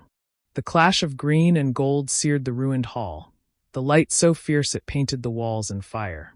Sparks rained like molten stars, burning into rubble, scorching deep cracks into stone. The castle trembled under the weight of the duel, dust falling in thick clouds from the ceiling as if Hogwarts itself strained to hold steady. Harry's wand shook violently in his grip, the golden light blazing outward, fueled by every ounce of strength he had left. His arm burned, his scar split with agony, but he refused to give ground. Inch by inch, his light pressed the sickly green flame back toward Voldemort. Voldemort's face twisted, his mouth stretched into a snarl that trembled at the edges. He forced his magic harder, the green fire flaring bright for a heartbeat, but it sputtered with instability, flickering like a torch in a storm. Outside, fighters on both sides froze in awe. The sky above Hogwarts glowed with the force of the spells, a golden and green storm raging across the night. Students clutched each other's hands, wide-eyed, while Death Eaters stared in dawning horror. They had followed Voldemort because he was invincible. But now that certainty cracked. In the hall, Hermione felt her chest constrict as the golden beam wavered, then flared stronger. "He's holding," she whispered, her fists clenched tight. Ron's jaw was tight, his voice fierce. "Not holding. Winning." Draco stood rigid, his heart hammering. He could see it, the Dark Lord straining, Potter standing unbroken. For the first time, Draco felt the shape of a future where Voldemort was gone. And it terrified him almost as much as it thrilled him. Voldemort's fury boiled over. With a roar, he ripped his wand free of the lock, the green fire dissipating in a shower of sparks. He slashed the air, sending a wave of raw energy that split the stone floor, cracks racing outward like lightning. Harry was thrown back, slamming into a pillar with bone-jarring force. His breath tore from his lungs, his vision swimming. Before he could rise, Voldemort struck again, his voice echoing like a curse. "Crucio!" The spell slammed into Harry, agony tearing through every nerve. He screamed, his body writhing against the broken stone, every muscle on fire. His wand clattered to the floor, his grip slipping. Hermione cried out, rushing forward, but Ron grabbed her arm, holding her back. "No! If you go in now, you'll die." Her tears fell, but she knew he was right. This fight was Harry's alone. Voldemort's laughter rang through the hall, high and cruel. "Yes. Suffer. Feel the weight of your defiance. You thought love made you strong. But love is weakness, and it has broken you." Harry gasped, the pain unbearable, his body trembling. He felt the urge to give in, to let the darkness swallow him. But then he thought of Hermione's determination, Ron's loyalty, Ginny's fierce heart, the laughter of Fred that still echoed in his memory. He thought of his parents, of Sirius, of every face that had lifted him when he had fallen. Through the fire of agony, he clenched his teeth and forced his hand to move. His fingers brushed his wand. With a burst of will, he grabbed it, the wood sparking at his touch. The golden light surged through him, shattering the Cruciatus's grip. Voldemort staggered back as Harry rose, shaking, battered but alive. His eyes blazed, brighter than ever, his voice steady despite the ragged edge of his breath. "You'll never understand," Harry said, lifting his wand. "Love isn't weakness. It's what makes me stronger than you." Golden light flared at the tip of his wand, so brilliant the shadows recoiled. Voldemort's face contorted with rage. "Then die with your delusions." He unleashed a torrent of spells, curses screaming through the air, slicing hexes, blasting curses, fire and ice. The hall shook under the storm, pillars crumbling, stone exploding. Harry moved like instinct itself, golden light bursting from his wand as he deflected, countered, endured. Sparks rained around him, smoke choked the air, but he did not falter. His spells grew sharper, his movements steadier. He was not only surviving, he was driving Voldemort back. Each of Voldemort's strikes was met with resistance, each curse deflected, each wave of darkness pushed aside. The fury in his eyes deepened, but so did the cracks in his control. His spells were no longer precise, no longer calculated. They were wild, desperate, frantic. And Harry could feel it. Voldemort was slipping. The hall glowed brighter, the golden light filling every corner, pressing the darkness into retreat. Hermione's breath caught, her heart leaping. "It's happening." Ron nodded, his face pale but resolute. "He's breaking him." Even Draco whispered under his breath, too quiet for anyone else to hear. "Finish it, Potter." Voldemort screamed, his voice echoing with fury and fear. He hurled one last killing curse, the green bolt blazing across the hall. Harry didn't dodge. He raised his wand high, golden light exploding outward. The spells collided midair, not locking this time, but erupting in a blinding explosion that shook the earth. When the light faded, Harry stood tall, wand unbroken, while Voldemort had been driven back, his robes scorched, his face pale with disbelief. For the first time, the Dark Lord looked not triumphant, not furious, but afraid. The end was coming. The silence that followed the explosion was suffocating. Dust hung in the air, the faint golden glow still lingering around Harry like a shield. Every eye in the shattered hall was fixed on the two figures at its center, one standing unbroken, the other shaken to his core. Voldemort staggered, his chest heaving, his pale hands trembling against the dark length of his wand. His eyes darted, wild and frantic, searching for control he no longer possessed. He had dueled many opponents, crushed countless challengers, but never had his magic faltered like this. Harry raised his wand again, his arm steady despite the bruises mottling his skin and the blood running from his temple. He did not rush, did not taunt.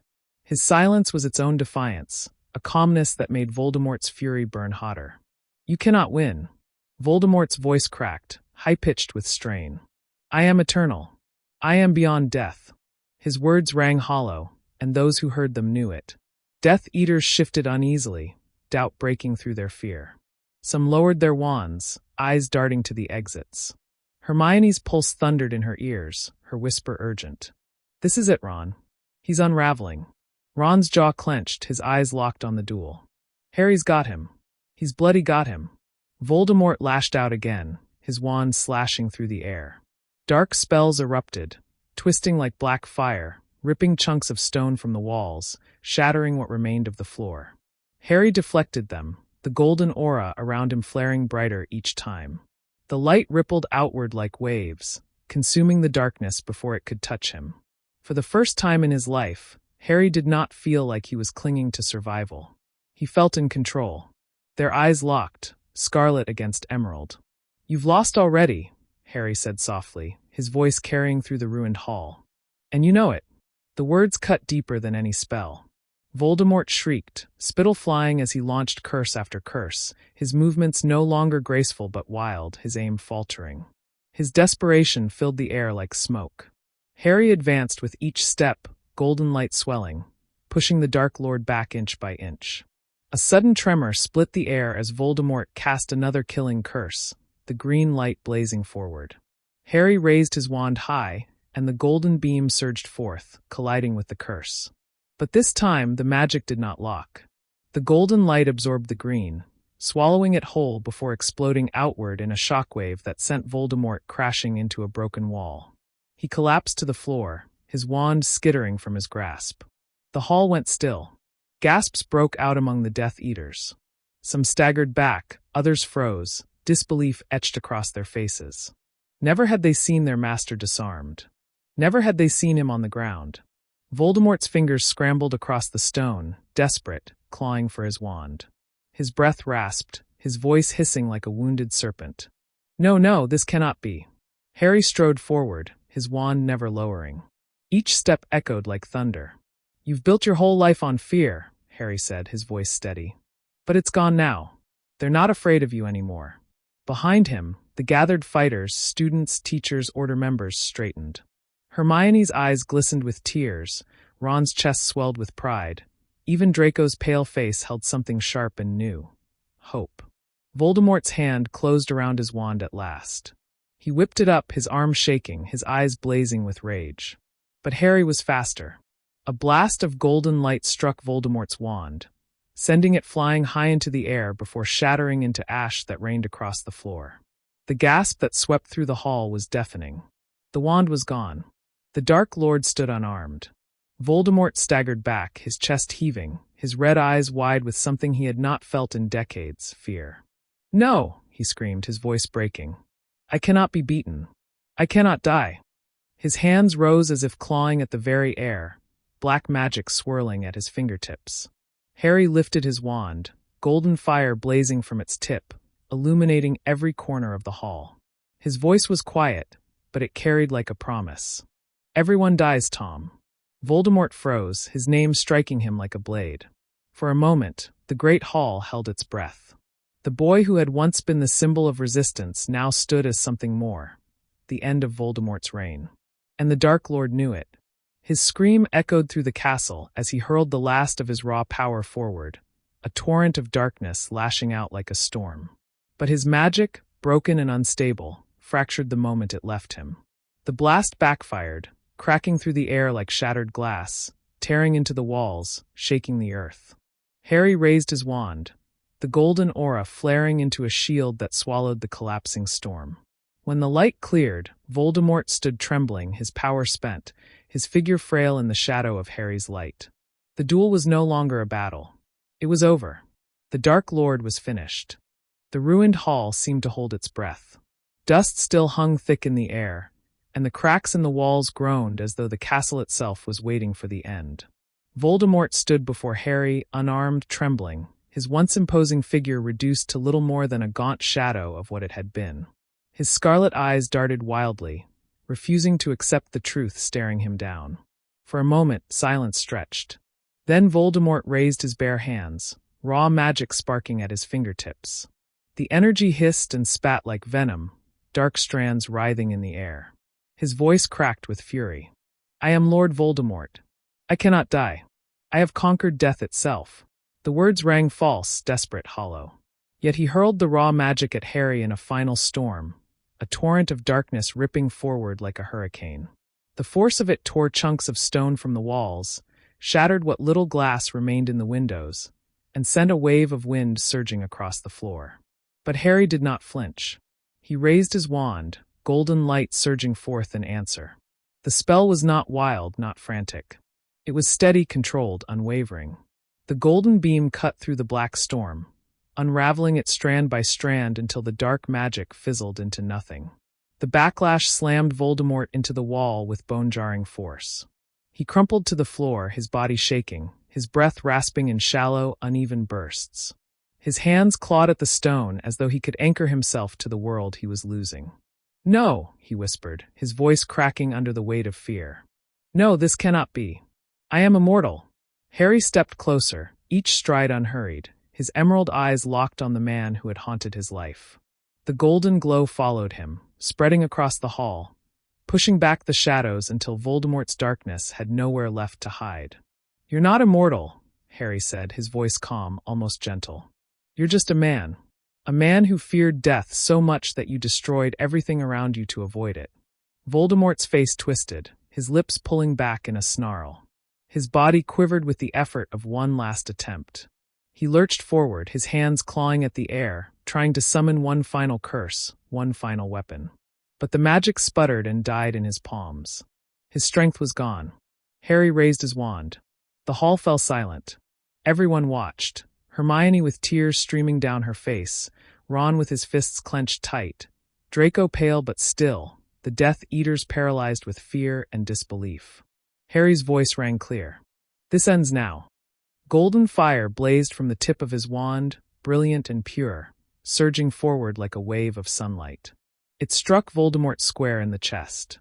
For an instant, his scream echoed through the hall, high and shrill, filled with terror and rage.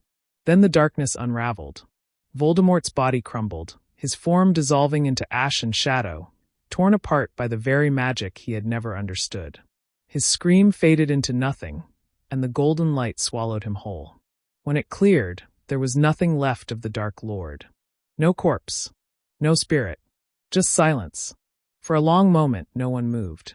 The golden glow dimmed around Harry, fading until only the soft crackle of settling rubble remained. He lowered his wand, his hand trembling now that it was done.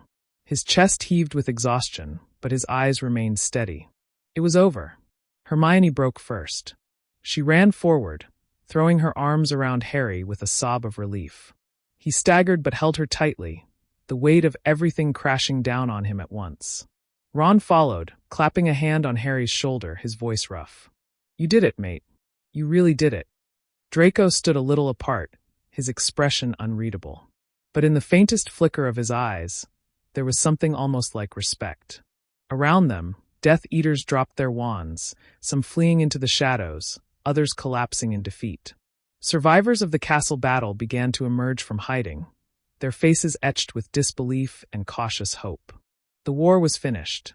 But for Harry, the victory did not feel like triumph. It felt like release. He stood in the ruins of Hogwarts, his friends at his side, and for the first time in years, the shadow of Voldemort was gone. The ache of loss was still there, sharp and raw, but there was no more darkness chasing him. Harry Potter had faced death, and he had won, not through fear, not through hate, but through love, courage, and the strength to let go. The boy who lived was now the man who ended the Dark Lord. The golden glow that had filled the ruined hall faded until only shadows and moonlight remained. Silence lingered like a heavy fog, broken only by the faint sound of stone cracking and dust settling. Every soul inside the castle stared at the empty space where Voldemort had stood, struggling to believe what they had witnessed. Harry swayed slightly on his feet, exhaustion pressing down like a weight. His wand felt impossibly heavy, his arm trembling as though the magic had burned through every ounce of his strength. Hermione's arms were still wrapped around him, grounding him, while Ron stood close, his steady grip on Harry's shoulder a silent reminder that he wasn't alone. For a moment, Harry let himself breathe. Just breathe. It was over. The thought felt unreal, fragile, as though if he blinked too hard, Voldemort might reappear and the battle would rage again. But the silence held. The absence of that terrible presence was real. The constant shadow that had haunted his life was gone. Ron broke the quiet first. His voice was hoarse, raw from smoke and shouting. "That's it then. He's gone." The words rang through the hall like a declaration. Heads turned, faces pale with disbelief, but slowly, hope began to kindle. Hermione pulled back just enough to look at Harry, her eyes shining with tears. "You did it," she whispered, her voice trembling. "You really did it." Harry didn't answer at first. His throat was tight, his chest heavy. He wanted to say that he hadn't done it alone, that he never could have. But the words caught, buried beneath the flood of emotions threatening to break him.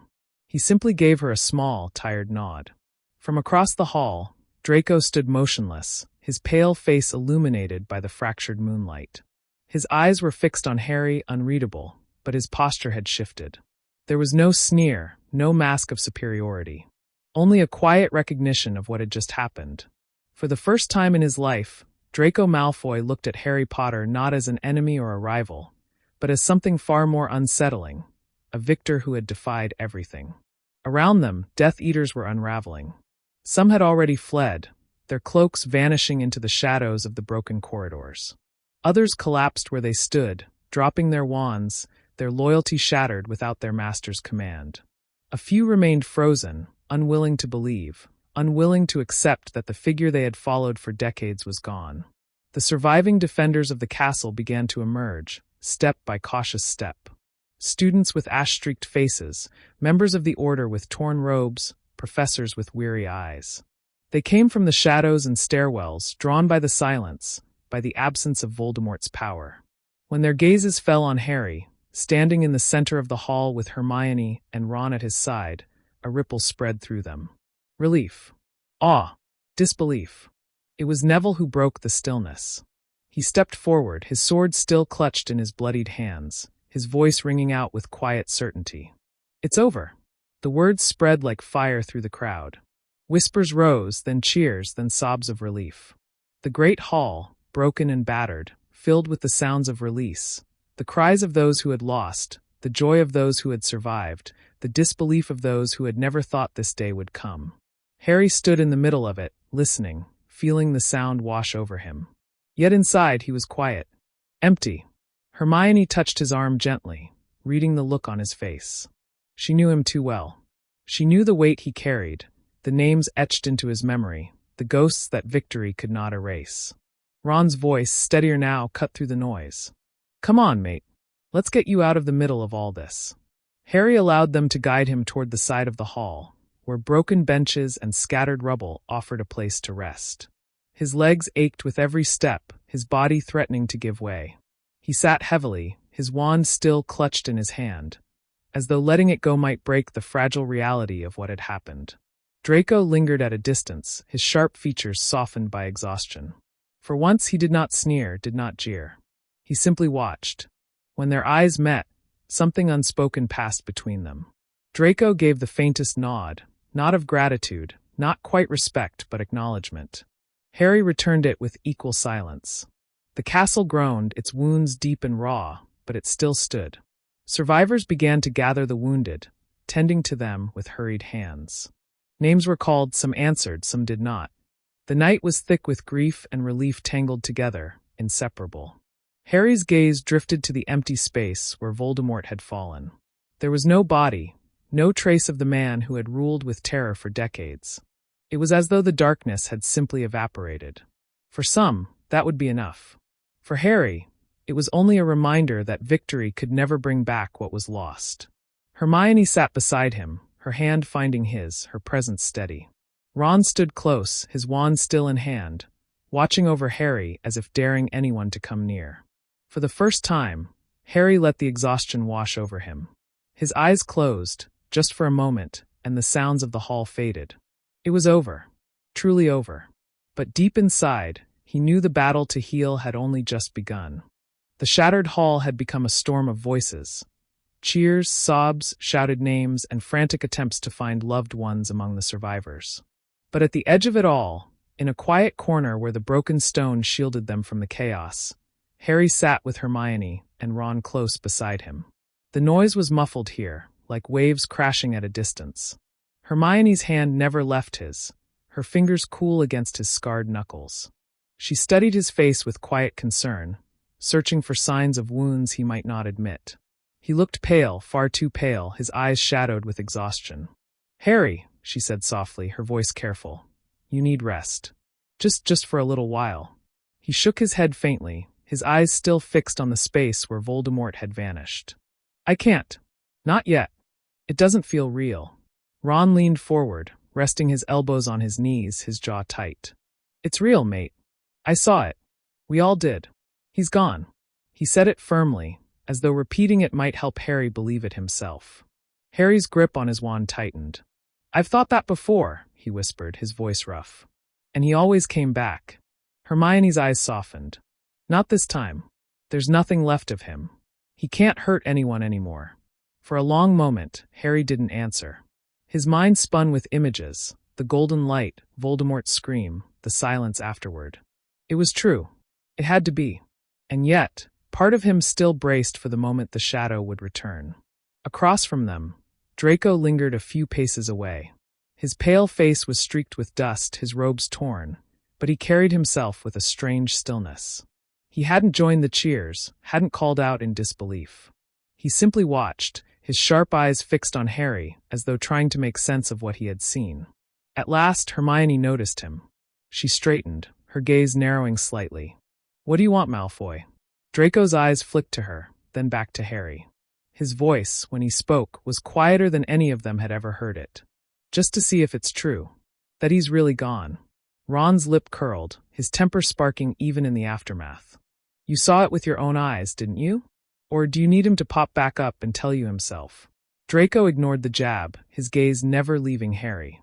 "You beat him," he said simply. There was no mockery, no sarcasm. Just the flat weight of truth. Harry finally looked up, meeting Draco's eyes. For a heartbeat, neither spoke. Then Harry gave a small, tired nod. Draco's expression shifted, a flicker of something unreadable passing across his face. It wasn't respect, not exactly, but it was the closest he had ever come. He inclined his head the faintest bit before stepping back, putting distance between them, though he did not leave. Hermione exhaled, shaking her head. I'll never understand him. Ron snorted. Don't waste your brain on Malfoy. He's not worth it. But his voice lacked its usual heat. Even he seemed too drained to hold on to old grudges. Harry leaned back against the wall, his body heavy with exhaustion. His scar no longer burned, but the phantom ache lingered, a reminder of what had just ended. He closed his eyes briefly, listening to the sounds of the hall. The crying, the laughter, the disbelief.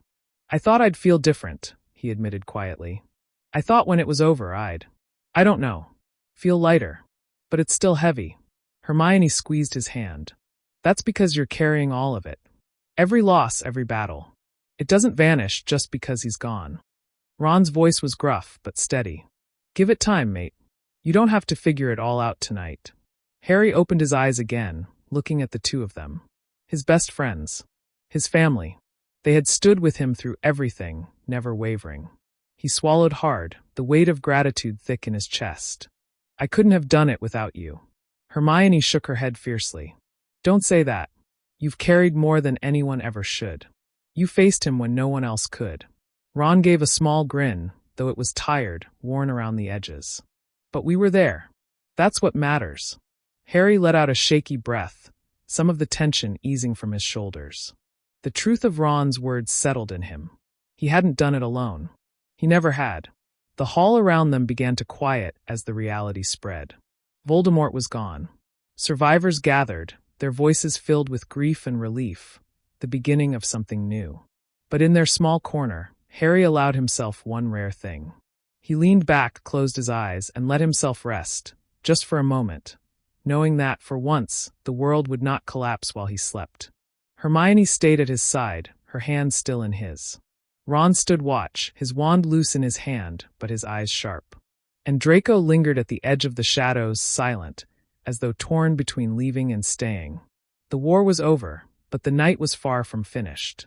The sun had not yet risen, but the gray light of dawn began to seep through the shattered windows of the castle. It touched the faces of those gathered in the ruined hall, pale and haggard, streaked with ash and blood. For the first time in years, there was no shadow of Voldemort looming over them. Yet the victory did not feel like celebration. It felt raw, fragile, threaded with sorrow. Professor McGonagall stood near the center of the hall, her robes torn, her face streaked with dust. She gazed around at the survivors, her lips pressed tight, her composure straining under the weight of grief. Still, her voice rang steady when she spoke. Begin tending to the injured. Gather the wounded. And the fallen. Her throat tightened on the last word, but she did not falter. The teachers moved at once, guiding students, conjuring stretchers, healing what they could. The air filled with murmurs, with names spoken in hope and in despair. Neville sheathed the sword he still held, his shoulders slumping with exhaustion. He moved among the students, his voice quiet, steady, offering reassurance to those who trembled. His courage had not ended with the battle. It lingered in the way he carried himself, in the way others looked to him now. Luna drifted through the hall, her pale eyes watchful, her presence calm amid the chaos. She stopped beside a group of frightened first-years, kneeling to speak softly, her words strange but soothing, pulling them back from the edge of panic.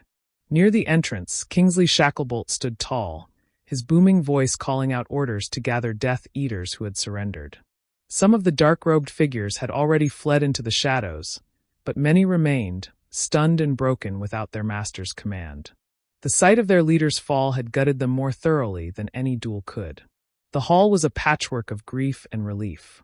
Families found one another in desperate embraces, while others searched in vain for faces that would never return. Tears flowed freely, not all of them joyful. Victory had come, but at a cost written across every face. And yet, amid the sorrow, a fragile sense of hope began to rise. Whispers spread through the crowd. Voldemort is gone. Harry Potter defeated him. Some dared to speak it aloud, their voices trembling with disbelief. Each time the words were spoken, they grew steadier, as though saying them enough would make them real. Harry heard the whispers, though he sat apart with Hermione and Ron. His body felt heavy, his mind clouded, but he caught fragments of voices. His name. Voldemort's end. The birth of hope. He didn't want it. Not now. He wanted quiet, wanted stillness. He wanted to grieve for those who hadn't lived to see this dawn. Hermione must have read the look in his eyes, because she leaned close, her voice low. They're looking to you, Harry. They always have. Harry shook his head faintly. I didn't do it alone. Ron gave a half-smile, weary but true. Maybe not, but you're the one who finished it. Draco stood a little apart, watching the slow tide of hope ripple through the crowd. His jaw was clenched, his face unreadable. He heard the whispers too, but unlike the others, they did not fill him with comfort. They filled him with unease. His world, built on fear and power, had collapsed overnight. And yet, standing there, he realized something unsettling. He wasn't mourning it. Professor Sprout guided a group of Hufflepuffs past, their faces streaked with tears. Madame Pomfrey worked tirelessly over the wounded, her hands steady despite her exhaustion. Filch, his face grim, began to sweep debris from the floor, as though clinging to normal tasks might keep him upright. The castle itself seemed to sigh with the survivors.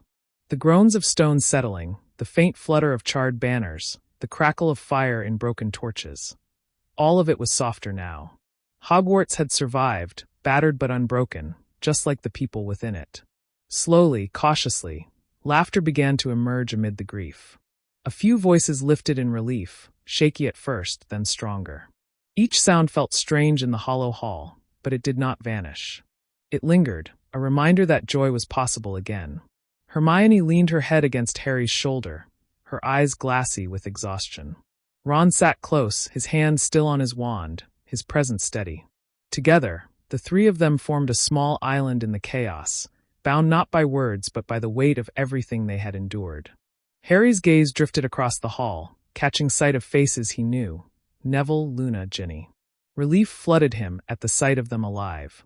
But each familiar face also reminded him of the ones who were gone. Fred. Remus. Tonks. Too many others. The ache tightened in his chest, sharp and unyielding. The world outside would soon know. The wizarding world would celebrate, would call him a savior again.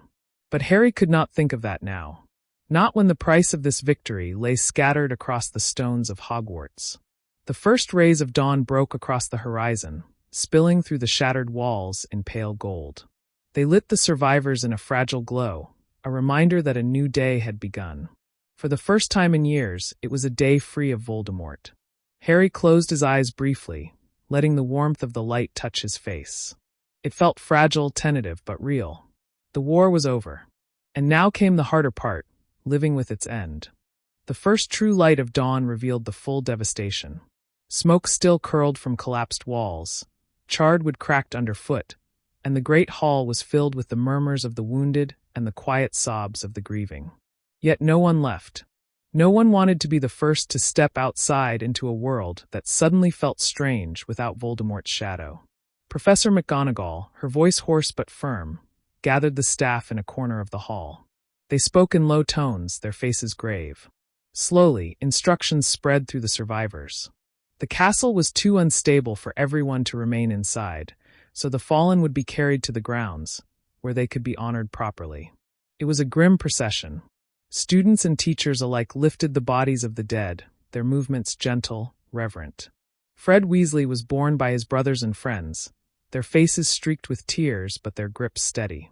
Lupin and Tonks were carried side by side, wands placed upon their still chests. Other names were whispered as they were carried through the ruined corridors, each one etched into memory. Harry walked silently with them, not carrying but watching, his throat too tight to speak. Every face he saw, every still form, was a reminder of the price of the war. He wanted to help, to say something, but no words came. He simply followed, Hermione's hand brushing against his arm as if to anchor him. The grounds were hushed when they emerged. The morning air was sharp and cool, carrying the scent of damp grass mixed with smoke. A makeshift area had been prepared on the lawn where the dead were laid out in neat rows, their bodies covered with cloaks. The sight stretched endlessly, a reminder that though Voldemort had fallen, his shadow had taken much with it. Families found their loved ones, some collapsing to their knees in grief, others standing silent and stunned. The Weasleys gathered around Fred, clinging to one another, their grief raw and unhidden. George knelt beside his twin, his face pale, his hand resting on Fred's still shoulder as if refusing to let go. Hermione's eyes filled with tears as she watched, but she did not look away. Ron stood rigid beside her, his fists clenched, his face set in lines of sorrow and fury. Harry felt like an intruder in their grief, yet he stayed, unable to turn away from the pain that mirrored his own. Professor McGonagall raised her wand, her voice trembling as she spoke. "We honor the fallen of this night, who stood against darkness and gave their lives so others might live. Their sacrifice will never be forgotten. Hogwarts will remember. The wizarding world will remember." Her words echoed across the grounds, steady despite her grief. One by one, wands were raised in silent tribute, their lights glowing faintly in the morning air. It was not the blazing defiance of a battle, but the quiet honor of mourning. 1,000 small lights, fragile but unyielding. Harry lifted his wand with the others, his hand shaking. The glow joined the sea of lights, casting a gentle radiance over the fallen. For a moment, it felt as though the dead were bathed in warmth, not darkness. When the lights faded, silence settled again. The mourning did not end, but it deepened, becoming more personal, more private. Families gathered close to their lost ones, whispering final words. Friends clasped hands, tears falling freely. The pain was everywhere, heavy as stone, yet beneath it ran a current of unity. They had all borne this loss together.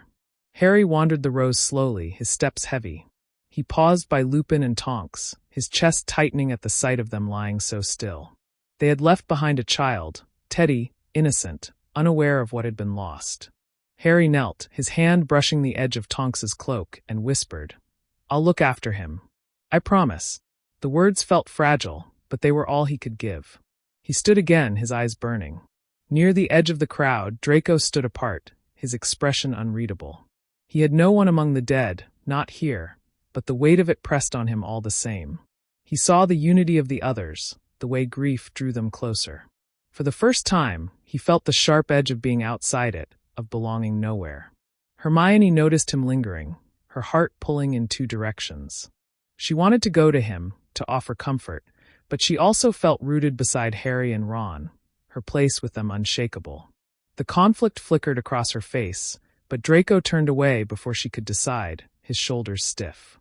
The day stretched long as the fallen were honored and the wounded tended. Food was conjured, though few ate. Sleep tugged at weary eyes, but most resisted, unwilling to let go of the fragile solidarity that bound them together in the wake of the battle. By evening, small fires were lit on the grounds, keeping the chill at bay. Survivors huddled together, some speaking softly, others sitting in silence. The castle loomed behind them, its wounds visible in jagged walls and shattered towers, but it still stood, a symbol of endurance. Harry sat with Ron and Hermione, the three of them close but silent. The weight of the day pressed down, but beneath it, something small flickered, a sense of survival, of being together still. It was not joy, not yet, but it was enough to keep them upright. As the first stars appeared in the sky, Harry looked up. For years, the stars had been dimmed by fear, hidden behind the shadow of Voldemort. Tonight, they shone clear and bright. It felt strange, as though the world itself was reminding them that life went on. The grief was not gone. It never would be. But among the silence, among the mourning, there was also a fragile promise, that tomorrow would come, and they would face it together. The war was over. Now the living had to learn how to begin again. The morning after the battle, the news began to spread. It started with owls flying from Hogwarts, carrying hastily written notes and messages from survivors who wanted their families to know they were alive. Some messages bore harder truths, announcing names that would never return. By noon, the story was racing across Britain. At Diagon Alley, shopkeepers froze when a breathless witch burst into the street shouting, "He is gone, Voldemort is gone." Wands clattered to the cobblestones, hats flew into the air, and people embraced without caring who watched. Tears streamed freely, but they were tears of relief, of disbelief, of joy. At the ministry, words swept through the atrium like fire. Aurors who had fought and survived wept openly, while clerks and officials abandoned their desks to cluster together in awe. Kingsley Shacklebolt, standing tall even in exhaustion, addressed them with steady authority. Voldemort has fallen. The battle is over. Hogwarts stands, and the survivors stand with it. But we must not let our guard down. There is rebuilding to do, families to comfort, and a world to heal. We will not falter. His voice carried over the din, firm and reassuring. For many who had spent years under the Dark Lord's shadow, it was the first time they felt safe enough to breathe. In wizarding homes across Britain, families clung to one another as owls arrived. Some cried with relief when they learned loved ones had survived. Others broke down in grief as they learned of loss. Yet through it all, one truth spread and held fast: Voldemort was gone. At Hogwarts, the survivors remained gathered. Messages had begun to arrive there too, owls swooping down in waves, their wings filling the sky. Letters dropped into waiting hands, some bringing cries of joy, others silent tears. Hermione sat cross-legged on the grass, reading a letter from her parents. She had written to them through a trusted contact, telling them only that she was alive. Their reply was shaky but relieved, and tears slipped down her cheeks as she clutched the parchment to her chest. Ron watched her, then glanced at Harry. "Feels strange, doesn't it? Like everything's changing all at once. The whole world's out there celebrating, and we're just here." Harry nodded, his eyes distant. "We're here because this is where it happened. The world can celebrate. But for us it's different." Ron didn't argue. He knew Harry was right. They had been in the center of it, had seen too much to let relief come easily. Nearby, Ginny sat with her mother and father, her face pale but determined. The Weasleys still huddled close around Fred's absence, their grief raw. But even in their sorrow, they drew strength from one another. They had always been a family that faced everything together. Draco stood apart, again watching the unity of others. He had received no letters, no owls bearing relief or sorrow. His family was gone from this place, scattered and disgraced. The news of Voldemort's defeat would bring whispers about the Malfoys, suspicions, perhaps even trials. He knew his world was not celebrating. His world was bracing. Hermione's gaze found him again, her chest tightening. She wanted to cross the distance, but she hesitated. She was bound by duty to Harry and Ron, yet drawn by something else toward Draco. She stayed rooted where she was, torn between the lives pulling at her heart. By evening, visitors began to arrive. Families of the dead came to claim their loved ones, their grief sharp but softened slightly by the knowledge that their sacrifice had ended the war. Members of the Order who had been absent during the final fight trickled in, their relief mingled with horror at the devastation. They embraced survivors, wept openly, and joined in tending to the wounded. Hogsmeade villagers also came, carrying food and supplies, their faces alight with gratitude. Some bowed their heads toward Harry as he passed, murmuring thanks he didn't know how to accept. He hated it, but he also knew it was inevitable. His name had been tied to Voldemort since the beginning, and now it would be tied to his end. The castle, though battered, had become a sanctuary. For the first time in years, it was not just a school or a battleground. It was the heart of the wizarding world's healing. As night fell, the fires outside the castle burned steadily, casting light over the weary faces of those who remained. Voices murmured low, telling stories of the fallen, sharing memories. Grief remained heavy, but it was softened by a fragile hope that clung to the edges of every conversation. Harry sat with Hermione and Ron, staring into the fire. He listened to the voices around him, the stories, the laughter that occasionally broke through tears. It felt surreal, as though he were standing on the edge of two worlds, one that had ended and one that had not yet begun. Hermione leaned closer, her voice soft. "This is only the beginning, isn't it? Everything's different now, but nothing is truly finished." Harry nodded slowly. "Yeah, Voldemort's gone, but the world he left behind, that still needs fixing." Ron poked at the fire with a stick, his jaw tight. "Well, we'll just have to fix it. Together." The fire crackled, sparks rising into the night sky. For the first time in years, the stars above shone clear, unmarred by fear. The survivors sat beneath them, weary but alive, carrying both the weight of loss and the fragile promise of tomorrow. And beyond Hogwarts, the wizarding world began to stir, to dream of a future that might finally belong to them again. The days following the battle blurred together in a haze of exhaustion, grief, and the slow stirrings of recovery.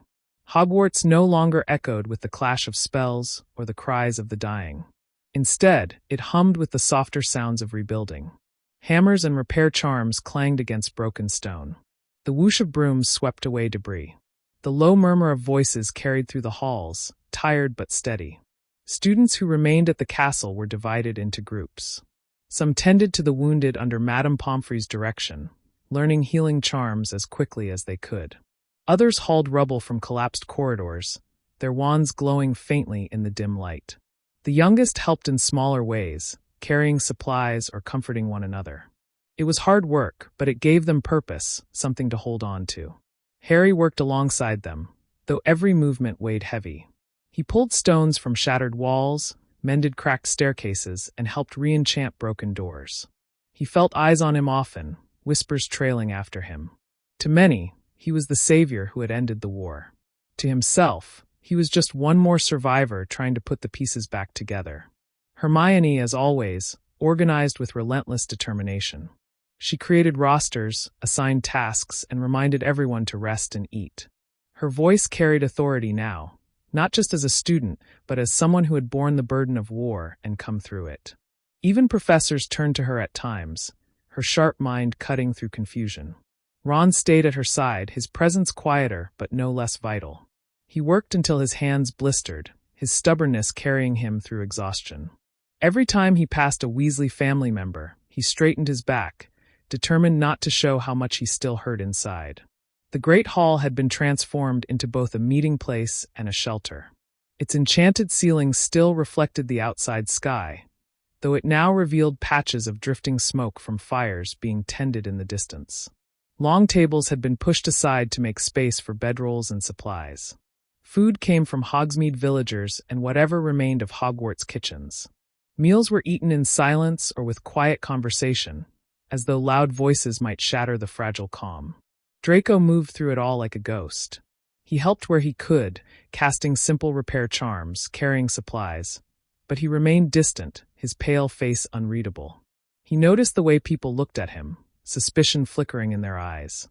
He had not fought for Voldemort in the final moments, but neither had he stood openly with Harry and his friends. He existed in a limbo, unwanted by either side. One evening, as the sun dipped low and the fires were being lit again on the lawn, Hermione found him standing alone near a collapsed archway. His hands were dusted with ash, his shoulders hunched. "You're helping," she said quietly. Draco looked up, his eyes wary. "I'm not doing it for recognition. I didn't say you were." Hermione studied him, her voice softer. "But it matters. Every bit of help matters now." He gave a short, bitter laugh. "Does it? To them, I'll always be a Malfoy, no matter how many stones I shift." Hermione wanted to argue, to remind him that choices define people more than names, but she held her tongue. She knew trust was not rebuilt in a day, especially not for someone like Draco. Still, she stayed by his side, her presence a quiet defiance against the silence that had swallowed him. Inside the castle, repairs revealed hidden scars. The once grand library had sections reduced to ash, entire rows of shelves gone. Classrooms were blackened by fire. The astronomy tower stood cracked but defiant, its walls marred by scorch marks.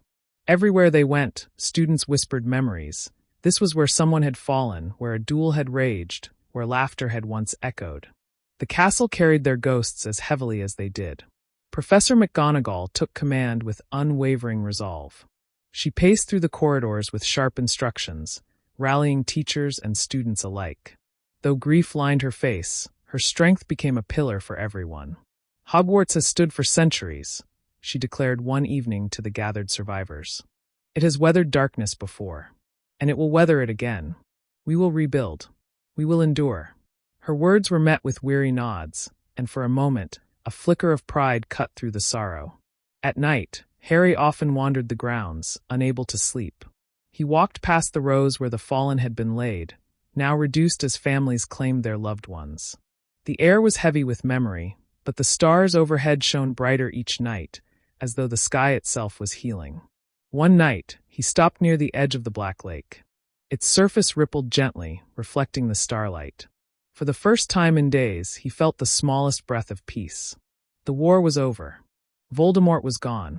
The wounds would remain, but slowly life would return. Behind him, footsteps crunched on the grass. Hermione appeared, her cloak wrapped tight, her face pale in the moonlight. She stood beside him without speaking, her presence enough. Moments later, Ron joined them, muttering about sleeplessness. The three of them stood together at the water's edge, silent but bound by everything they had endured. Hogwarts was scarred, the wizarding world still trembling, but together they faced it. For the first time in years, tomorrow felt possible. By the end of the week, the news had reached every corner of the wizarding world. Posters of Voldemort's twisted face, once plastered across walls in fear, were torn down or burned in the streets. Celebrations erupted in Diagon Alley, where witches and wizards poured into the cobbled lanes, cheering, laughing, crying. The leaky cauldron overflowed with people toasting Harry's name, while Weasley's Wizard Wheezes opened its doors for the first time since Fred's death, the shop's shelves glowing with fireworks that painted the sky. Yet even amid the jubilation, sorrow lingered. Photographs of the fallen were hung in shop windows, wreathed with flowers.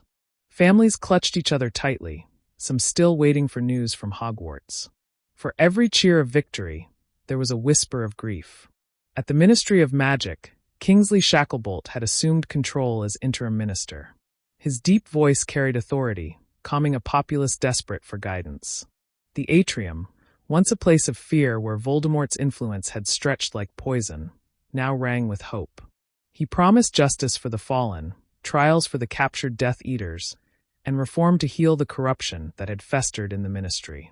Harry, Hermione, and Ron were summoned their days after the battle, not as students but as survivors who had stood at the heart of it. When they entered the ministry, every eye turned toward them.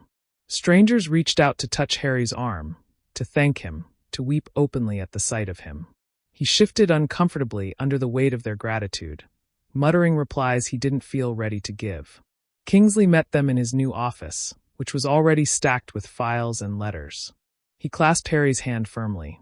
"You've given this world a chance to breathe again," Kingsley said. His voice carried warmth, but also gravity. "But we must be clear, the battle isn't the end. There will be reckoning. There will be rebuilding. And there will be those who wish to twist this moment to their own ends." Harry nodded faintly. He understood too well that Voldemort's fall had not erased the hatred that fueled him.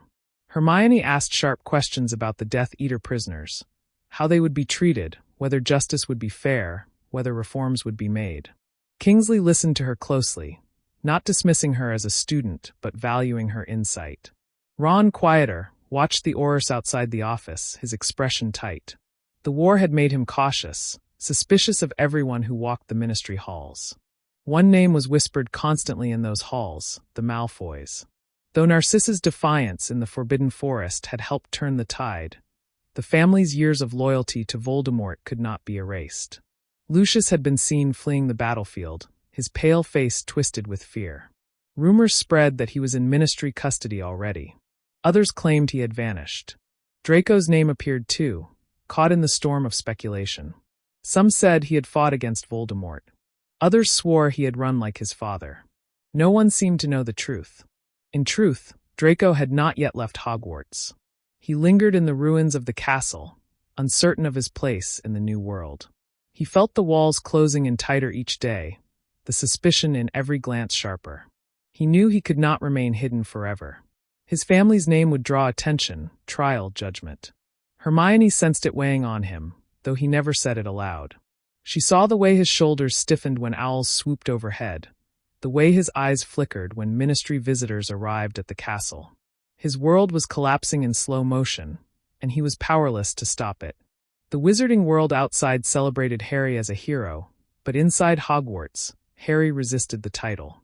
At night he listened to the cheers carried on the wind from Hogsmeade, bonfires blazing in the distance. He didn't join them. He sat with Ron and Hermione, silent, staring at the flames. He thought of Fred, of Lupin and Tonks, of the countless others who would never see these celebrations. It felt wrong to revel in victory when so many had paid for it with their lives. Hermione, too, struggled with the dissonance. In letters from friends and family, she read words of triumph, but her heart was still anchored to the ruins around her. She found herself splitting her time, half among the survivors, helping repair stone and heal wounds, half sitting quietly near Draco, who spoke little but whose silence she began to understand. Ron noticed, though he didn't say anything outright. The tension flickered in him like a barely banked fire. He respected Draco's survival, but forgiveness was another matter. The public celebrations grew louder, larger. The prophet printed Harry's name across every front page, calling him the chosen one who chose right. Statues were proposed, poems written, stories spun. Harry recoiled from it, asking Kingsley privately to stop the most extravagant plans. He didn't want a statue. He didn't want songs. All he wanted was peace, a chance for the world to move forward without him as its constant symbol. Kingsley, with quiet understanding, promised to do what he could, though he warned Harry that stories had a life of their own. And so the wizarding world turned its gaze toward Hogwarts, waiting for answers about what had truly happened in the final battle, about who had stood where, about who was to blame and who was to be honored. Hogwarts, battered and scarred, had become not only the site of Voldemort's fall, but the stage upon which the new world would be judged. Harry knew the questions would only grow sharper. Hermione knew the demand for justice would be loudest where the Malfoys were concerned. And Draco knew that sooner or later, he would have to step out of the shadows and face the world that despised him. The war was over, but the reckoning had only begun. The summons came quietly. 2 ministry owls, their feathers dark and sleek, swept into Hogwarts one morning, dropping letters sealed with Kingsley's new ministerial crest. The parchment was crisp, the words unflinching. Narcissa Malfoy, Draco Malfoy, Lucius Malfoy, summoned to the Ministry of Magic for immediate questioning regarding your involvement with the Dark Lord and his followers. Draco stared at the letter for a long time, his face pale. Narcissa sat rigid beside him in the great hall, her hands folded tightly in her lap. Lucius was not with them. Rumors swirled that he had already been captured and placed under guard. Narcissa's eyes flickered as she read, but her expression did not break. "They want blood," Draco muttered under his breath, his voice low. "They'll never see us as anything but guilty." Narcissa placed a hand over his. "Then we face them with dignity. The truth will speak for itself." But Draco wasn't sure what truth could save them. Across the hall, whispers spread like wildfire. Students glanced toward the Malfoys, some with open hostility, others with cautious curiosity. Hermione watched too, her chest tightening. She wanted to believe Draco could stand before the ministry and find some measure of justice, but she also knew how deep the hatred for his family ran. Harry, overhearing, clenched his jaw. He remembered Narcissa kneeling beside him in the forest, lying to Voldemort's face to save his life. That single act had shifted the battle's tide. But would anyone care? Or would the Malfoy name drown out everything else? The ministry did not wait long. By afternoon, Oris arrived, stern-faced, cloaks billowing, to escort Narcissa and Draco. The castle seemed to hold its breath as they departed, a subdued procession of disgrace. Hermione followed them with her eyes until they vanished, unease gnawing at her. That same day, another owl arrived, this time for Harry. He was requested to appear at the ministry not for questioning, but for honor. Kingsley wanted him to stand in the atrium, to address the wizarding world, to serve as a living symbol of victory. Harry's stomach dropped at the thought. He had faced Voldemort, had stood in the shadow of death itself, but this, being paraded as a savior, felt unbearable. That evening, Hermione found him sitting alone in one of the ruined courtyards, the letter crumpled in his hand. "You're not going?" she asked softly. "I don't want to," Harry replied, his voice flat. "They want me to stand there, to let everyone cheer like it fixes everything. Like it brings back the dead. It doesn't." Hermione knelt beside him. "Harry, people need hope. You give them that." He shook his head. "It's not hope. It's illusion. They don't want me, Hermione, they want a story. And I don't want to be a story anymore." His words were sharp, but beneath them lay exhaustion, grief that had not yet healed. Hermione touched his arm gently, offering quiet support. She didn't push further. At the ministry, the Malfoys' questioning was already underway. The courtroom was packed, not just with officials, but with curious witches and wizards who had demanded entry. The Malfoy name carried infamy, and few wanted to miss the sight of them brought low. Lucius was dragged in first, pale and trembling, his once aristocratic bearing broken. His answers were sharp, defensive, his eyes darting with desperation. The court listened, but their expressions hardened. Then came Narcissa and Draco. Narcissa stood tall, her voice steady, her eyes fixed on the panel of aurors and judges. She spoke of her family's fear, of their entrapment by Voldemort, of the moment she had defied him in the forest. She did not beg for forgiveness, but she did not deny their past either. Her honesty unsettled the room. Draco's turn was harsher. His voice shook at first, then steadied as he spoke. He admitted his part in the war, not as a soldier, but as a pawn. He spoke of fear, of loyalty twisted by family name, of choices forced upon him. He did not claim heroism, nor did he ask for sympathy. He simply told the truth as he saw it. The courtroom murmured, divided. Some muttered that fear was no excuse, that the Malfoys had profited from Voldemort for too long.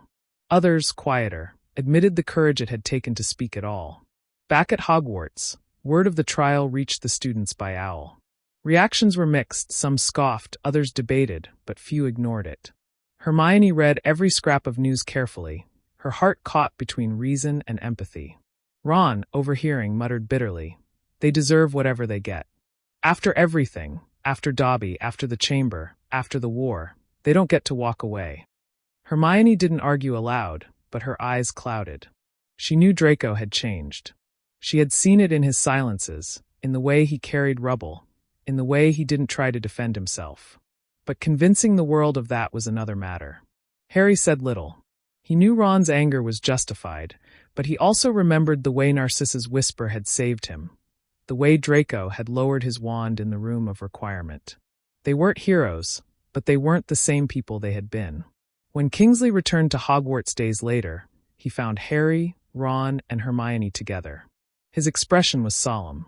"The trials will continue," he said.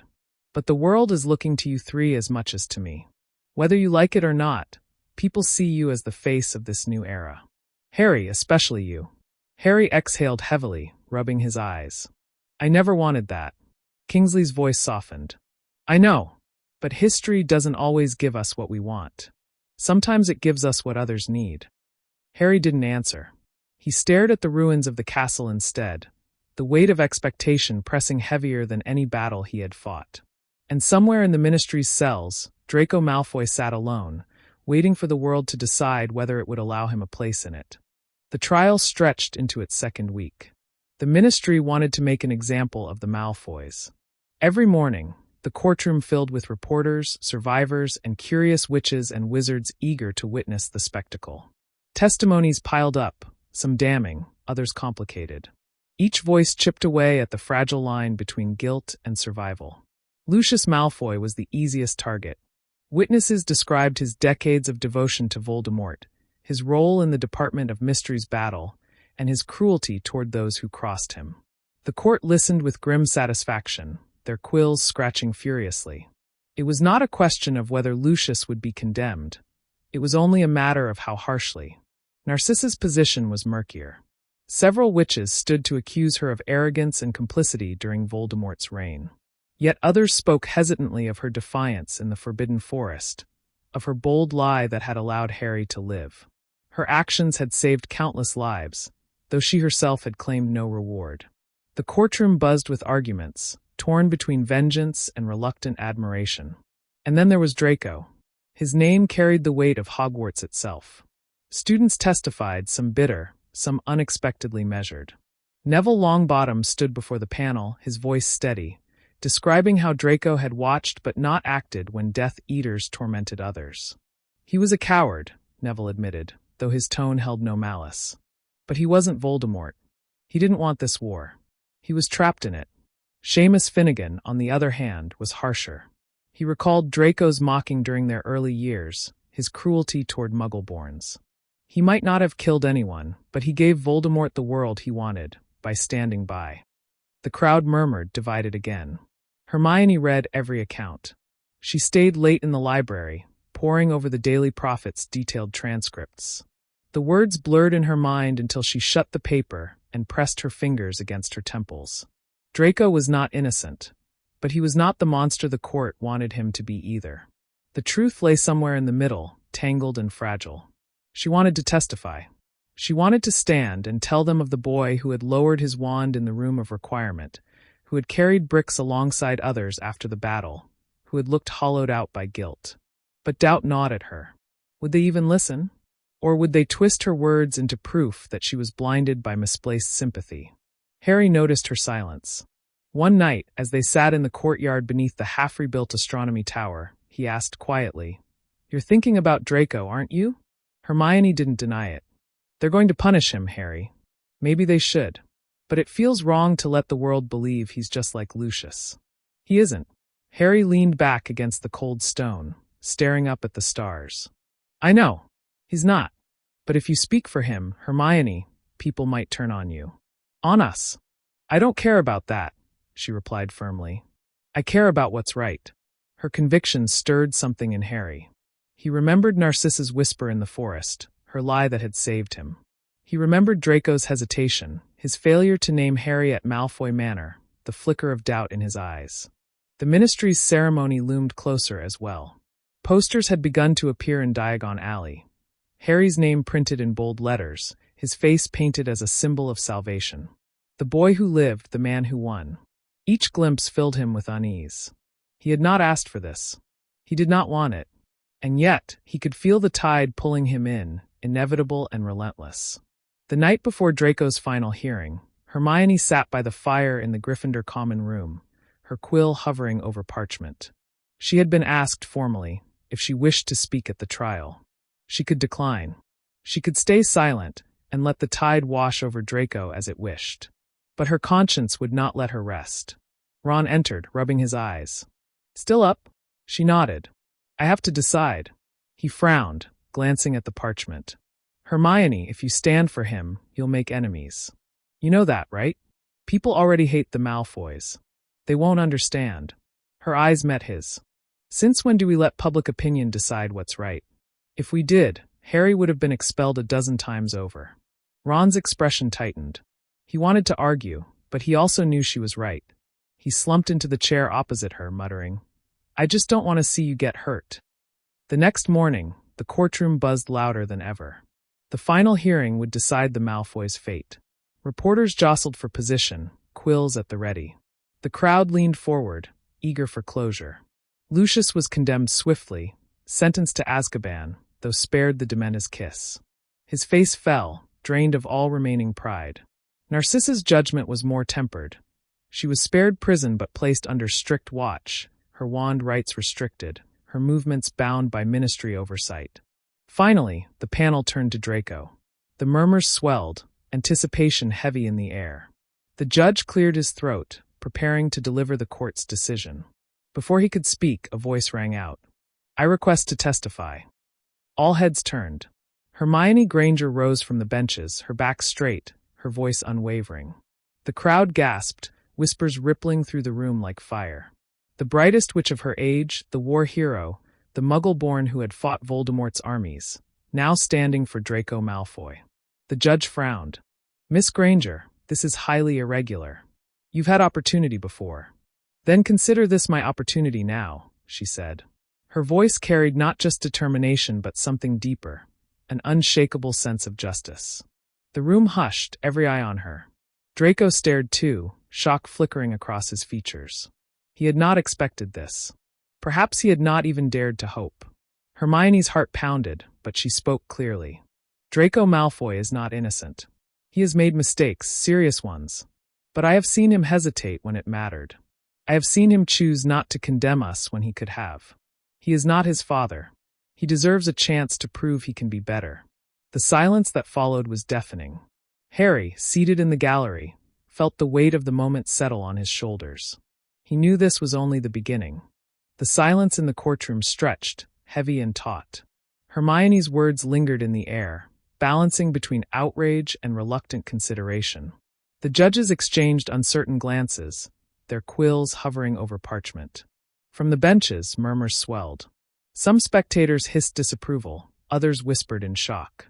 A few voices rose in quiet agreement, but they were drowned quickly by louder dissent. "Traitor," someone muttered near the back. Hermione stood her ground. Her chin lifted, her eyes unwavering. I am not excusing what he's done, she continued, her voice cutting through the noise. But we are here to rebuild a better world, not to recreate the one Voldemort thrived in. If we condemn everyone without hope of redemption, then we have learned nothing. The judges shifted uncomfortably. One of them, a stern witch with deep-set eyes, leaned forward. Miss Granger, you claim that Mr. Malfoy deserves another chance. Yet can you offer proof of his reform beyond your opinion? Hermione hesitated, then spoke with conviction. Yes.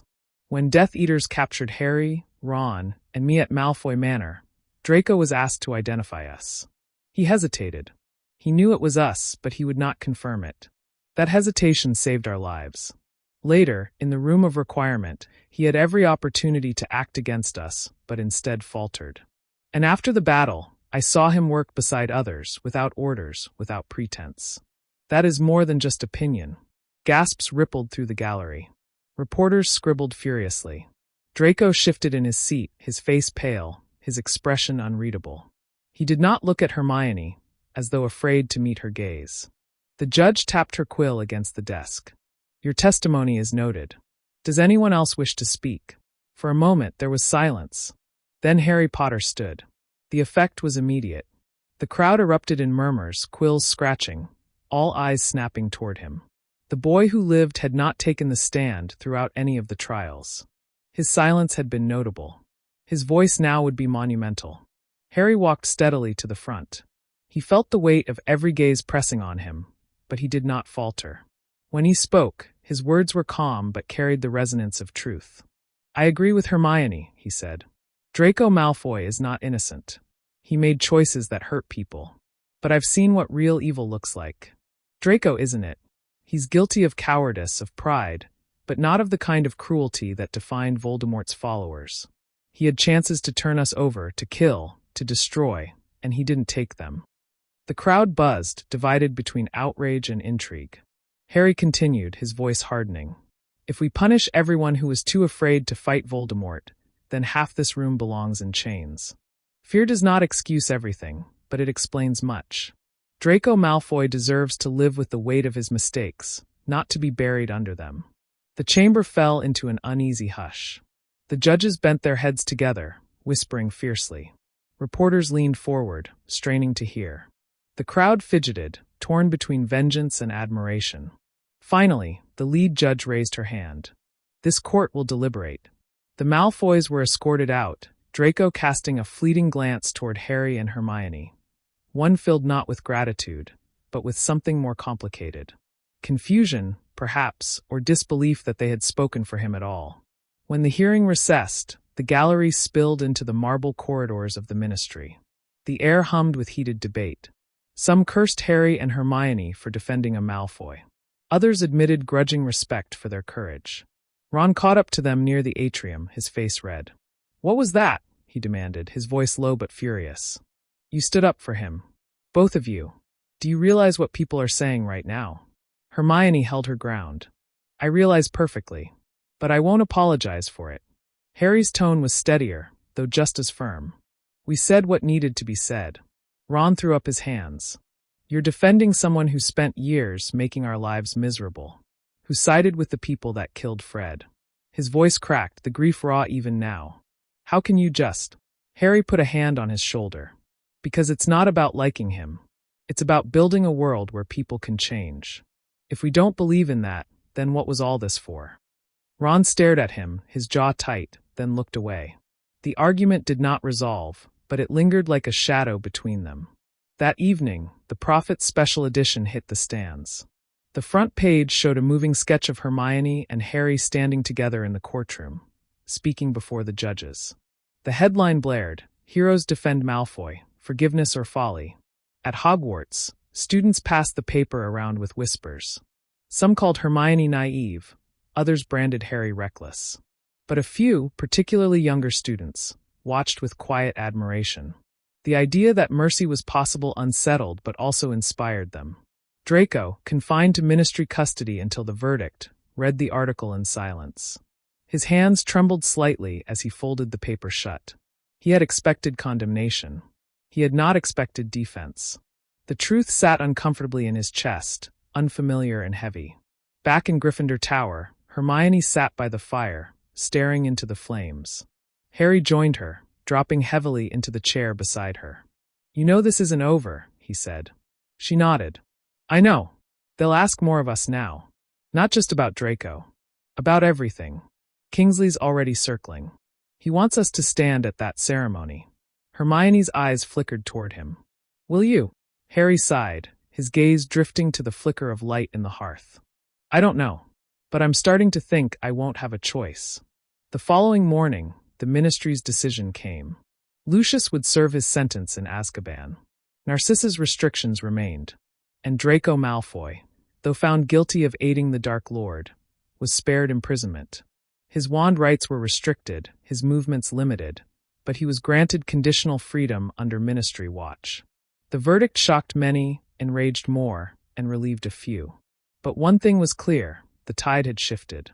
Harry and Hermione's voices had carried weight far greater than they realized. For Draco, the verdict was not freedom. It was a burden. The world would watch his every step, waiting for him to falter. And for Harry, the world's gaze grew heavier still. The ceremony loomed nearer. And with it, a reckoning neither of them could escape. The Ministry released Draco on a gray morning, the sky low and heavy with clouds. He was not escorted out as a free man, but as someone marked, his wand returned with restrictions, a discreet but undeniable tracking charm bound to him. The Aurors who handed him over made it clear with their eyes that this was not forgiveness, merely surveillance. Narcissa remained at the manor, her movements already tightly monitored, while Lucius began his slow descent into Azkaban. Draco walked out of the Ministry alone, his pale face taut with tension, his posture stiff as though bracing for blows that might never come. The crowd waiting outside hissed and jeered. Some shouted curses, others threw hexes that Aurors batted away with practiced flicks. He kept his eyes forward, refusing to flinch. Inside, however, every jeer struck deep. He had never been cheered, but he had always been noticed, admired or feared. Now he was simply despised. When he returned to Hogwarts days later, the castle seemed to hold its breath. Word had already spread that Harry Potter and Hermione Granger had spoken on his behalf, tilting the balance of justice. To many, that act was more bewildering than the verdict itself. Draco's first steps into the Great Hall were met with silence that cut sharper than shouting. The long tables filled with wary eyes, some narrowed in anger, others wide with curiosity. A few whispered loudly enough for him to hear. "That's him. Shouldn't even be here. They only let him go because of Potter." Draco ignored them, though the muscles in his jaw tightened. He walked with measured steps toward the farthest end of the Slytherin table, where only a handful of students remained. Most of his housemates had not returned, their families fractured by the war. The emptiness of the bench echoed his isolation. Hermione noticed. She had been watching from the Gryffindor table, her hands folded tightly around her goblet. She saw the stiffness in Draco's posture, the way he did not meet anyone's eyes. She saw the gulf that stretched between him and everyone else. Ron, sitting beside her, muttered, "Unbelievable. They let him waltz back in here." Hermione didn't reply. She sipped her pumpkin juice instead, though her gaze lingered on Draco. Later that day, Draco walked the corridors alone, his presence drawing stares that burned against his back. Some younger students shrank away as he passed, while older ones glared openly. He felt each look like a weight pressing harder against his chest. At one turn, he nearly collided with Neville Longbottom. For a moment, neither moved. Draco braced for anger, for accusation. Instead, Neville gave a curt nod. "You got lucky," Neville said, his tone even. "Make something of it." Then he walked on. The words stayed with Draco. They were not forgiveness, but they were not condemnation either. They were possibility. That evening, he went to the library, seeking quiet among the stacks. He had barely settled into a corner table when Hermione appeared, carrying a tower of books. She hesitated when she saw him, then approached deliberately. "You're back," she said. Draco's eyes flickered up. "Sharp observation, Granger. Did they make you head of intelligence yet?" She ignored the bite in his voice and set her books down. "I wanted to say that I'm glad you weren't sent to Azkaban." He gave a short, sharp laugh. "Yes, I can imagine what a relief it must be for you. All those hours you spent revising wouldn't be quite as fulfilling if I were rotting in a cell. Hermione's expression did not harden. She had expected defensiveness. You don't have to thank me, but you do need to understand something. People are watching you now. Every step, every word. If you give them a reason to believe you haven't changed, they'll tear you apart. Draco leaned back, his gaze cold but faintly unsettled. And you expect me to play model citizen? To grovel so the world feels better about letting me breathe? No, she replied firmly. I expect you to be better. Not for them, for yourself. You're not your father. Stop acting like him. Her words struck sharper than any insult. Draco's lips pressed into a thin line. He said nothing, but the silence was telling. When she left, he sat in the dim light, staring at the grain of the table. For the first time since the verdict, doubt crept in. Not about the court, not about the jeers, but about what he might become if he did nothing. Meanwhile, Harry wrestled with his own burden. The ministry's ceremony loomed, preparations filling the prophet's pages. His name appeared daily, hailed as the boy who would stand as a symbol of the new world.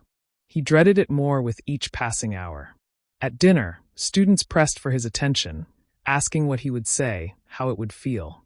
Harry gave vague replies, his discomfort obvious. Hermione tried to reassure him, but he only grew more restless.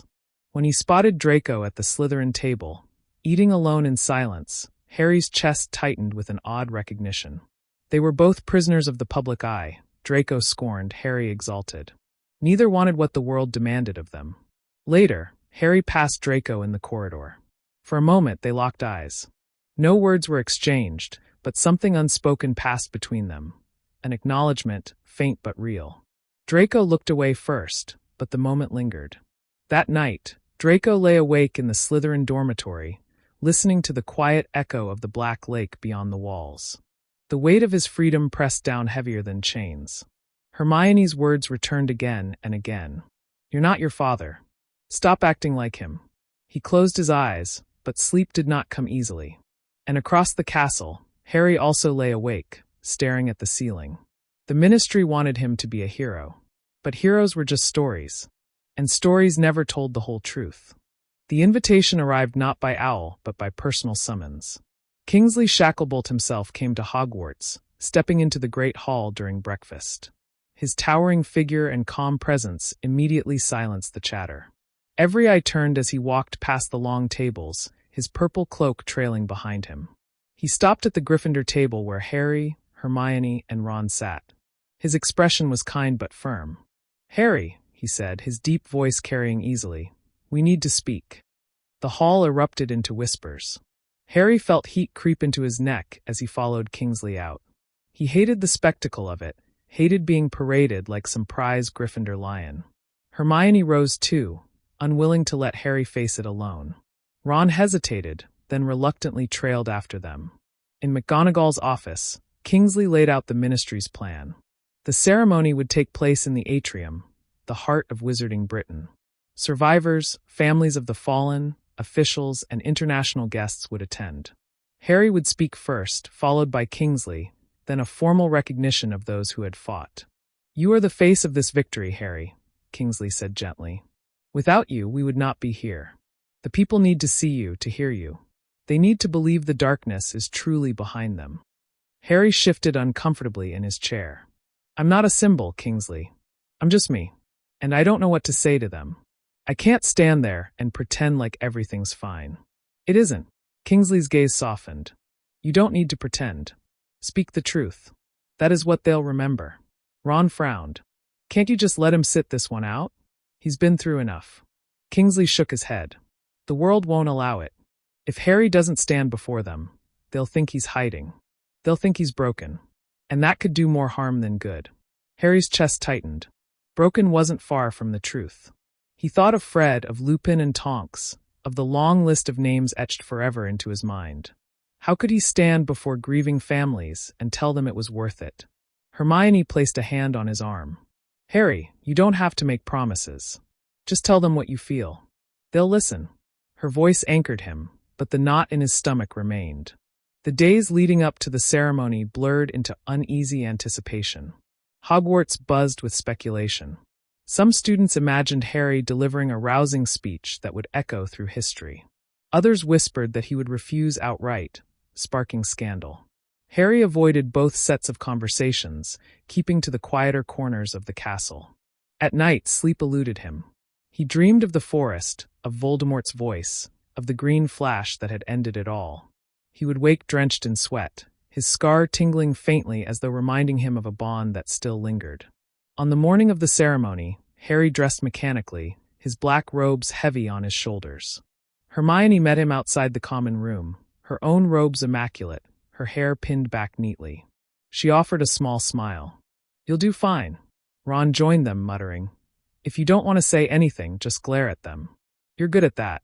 Despite himself, Harry gave a faint huff of amusement. The ministry had sent a carriage to fetch them.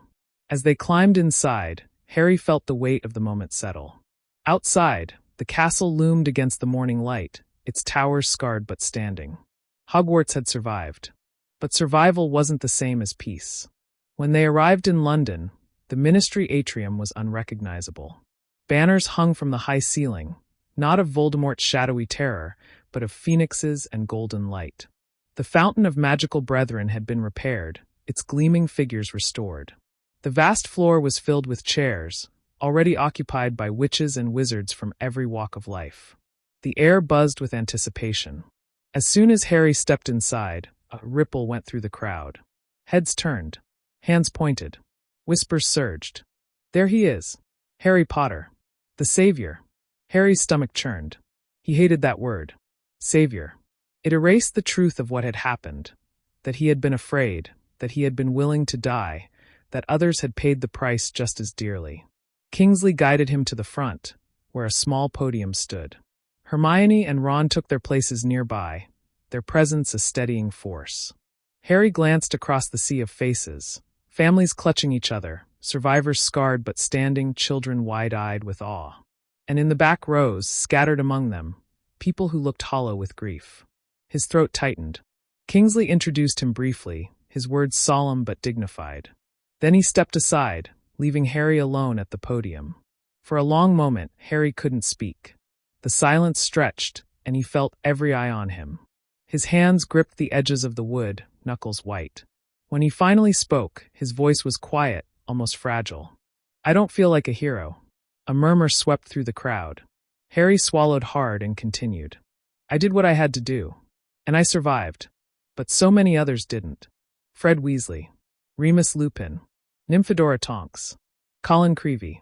Too many names to count. They were as brave as anyone. Braver than me most days. They should be standing here instead of me." His voice wavered, but he pressed on. "I can't promise you a perfect future. I can't tell you the world is safe forever. But I can tell you this. What we fought for was worth it. Not power. Not glory. But choice. The choice to be who we are, to live free of fear, to stand together no matter what divides us." The hall was utterly still. Even the quills of reporters had paused mid-scratch. Harry's gaze swept across the crowd. "Don't look at me and see a savior. Look at each other and see why we won. Because even in the darkest night, we didn't give up on each other. That's what matters. That's what will keep us free." He stepped back, his chest tight, his breath unsteady. For a heartbeat, there was silence. Then, slowly at first, the hall erupted in applause. Hermione's eyes glistened as she watched him. Ron clapped so hard his palms reddened. Kingsley's expression was proud, though tinged with sorrow. Harry, however, felt no triumph. The applause washed over him like rain against stone. He had spoken his truth. Whether it was enough, only time would tell. As the ceremony continued, Draco Malfoy sat miles away in the quiet of the Slytherin dormitory, the newspaper unopened beside him. He had not attended. But when the prophet reported Harry's words the next morning, Draco read them in silence, something unsettled stirring in his chest. For Harry had spoken of choice. And Draco wondered, for the first time in years, what choice he would make now. The Daily Prophet headline blared across every breakfast table the next morning. Harry Potter declares, "I am not a hero." Below, his speech had been reprinted almost in full, and for once the prophet's tone wasn't twisted or sensationalized. The article praised his honesty, his humility, and his refusal to claim the victory as his alone. Photographs showed him at the podium, pale but resolute, flanked by Hermione and Ron. At Hogwarts, the reaction was immediate. Some students seemed newly emboldened, speaking of unity and change as though Harry's words had sparked a flame in them. Others whispered uneasily, as though they had hoped for a clean ending and instead had been reminded of the sacrifices that still haunted them. Hermione carried the paper into the Great Hall, folding it carefully after reading. "You did exactly what they needed, Harry," she said as she slid into her seat. "You reminded them of the truth." Harry stirred his porridge without looking up. "Maybe, but it doesn't bring anyone back." Ron thumped him on the shoulder. "Still, you saw them, mate. They were listening. That's got to count for something." Across the hall, Draco Malfoy sat alone at the Slytherin table, the prophet spread open before him. His gray eyes scanned Harry's words again and again. There was no bitterness in the speech, no vengeance. Just raw honesty. Draco felt something gnaw at him, something uncomfortably close to admiration. He shoved the paper aside, but the words stayed lodged in his head. Choice. Standing together. Draco wondered what his choices had truly been, and whether he had squandered them all. When classes resumed, the atmosphere at Hogwarts had shifted. Gryffindors and Hufflepuffs sat closer at meals. Ravenclaws discussed what a rebuilt ministry should look like. Even some Slytherins, once closed off, ventured hesitant conversations with others. It wasn't perfect, not by a long shot, but it was movement. Hermione noticed it most in her classes. The sharp lines of division had begun to blur, and she seized the opportunity. She volunteered to lead a study group for students from all houses, emphasizing cooperation. When she announced it, Draco had scoffed under his breath, but later she caught him lingering near the doorway of the library where the group met. He never stepped inside, but his presence was unmistakable. One evening, as the study group disbanded, Hermione found Draco waiting in the corridor. His arms were crossed, his face guarded. "Granger," he said with his usual drawl, though it lacked its old venom. "I read Potter's speech." Hermione raised an eyebrow. "And?" Draco shifted uncomfortably. "It wasn't complete rubbish." She almost smiled. "High praise coming from you." He looked away, his jaw tight. He spoke about choice. About not giving up on each other. "I suppose he meant people like me too. But it doesn't change what I've done." Hermione studied him for a moment. "No, but it means you have a chance to do something different now. That's what choice is, Draco. Not erasing the past, changing the future." His eyes flickered to hers, uncertain. For a brief second, the wall between them seemed to crack. Then he muttered something unintelligible and walked off. Later that night, Hermione sat in the common room with Harry and Ron. Harry was slumped in a chair, exhausted, while Ron worked on a chessboard. Hermione hesitated before speaking. "Draco mentioned your speech to me," she said. Harry blinked in surprise. "Malfoy?" "Yes." It struck him. In his own way. Ron snorted. "Probably just jealous you got all the attention." But Hermione shook her head. "No, Ron. He's thinking. That's progress." Harry frowned thoughtfully. If he's actually thinking, then maybe it wasn't all for nothing. Days passed, and the school continued to shift in small, almost imperceptible ways. The library became a hub for mixed-house study groups. The corridors no longer echoed with the same sharp insults between houses. There were still arguments, of course, still old wounds not yet healed, but there was also the fragile sense that something new was being built. For Harry, the speech had not erased his unease, but it had given him direction. He began spending more time with students who had lost family, offering quiet solidarity rather than grand speeches.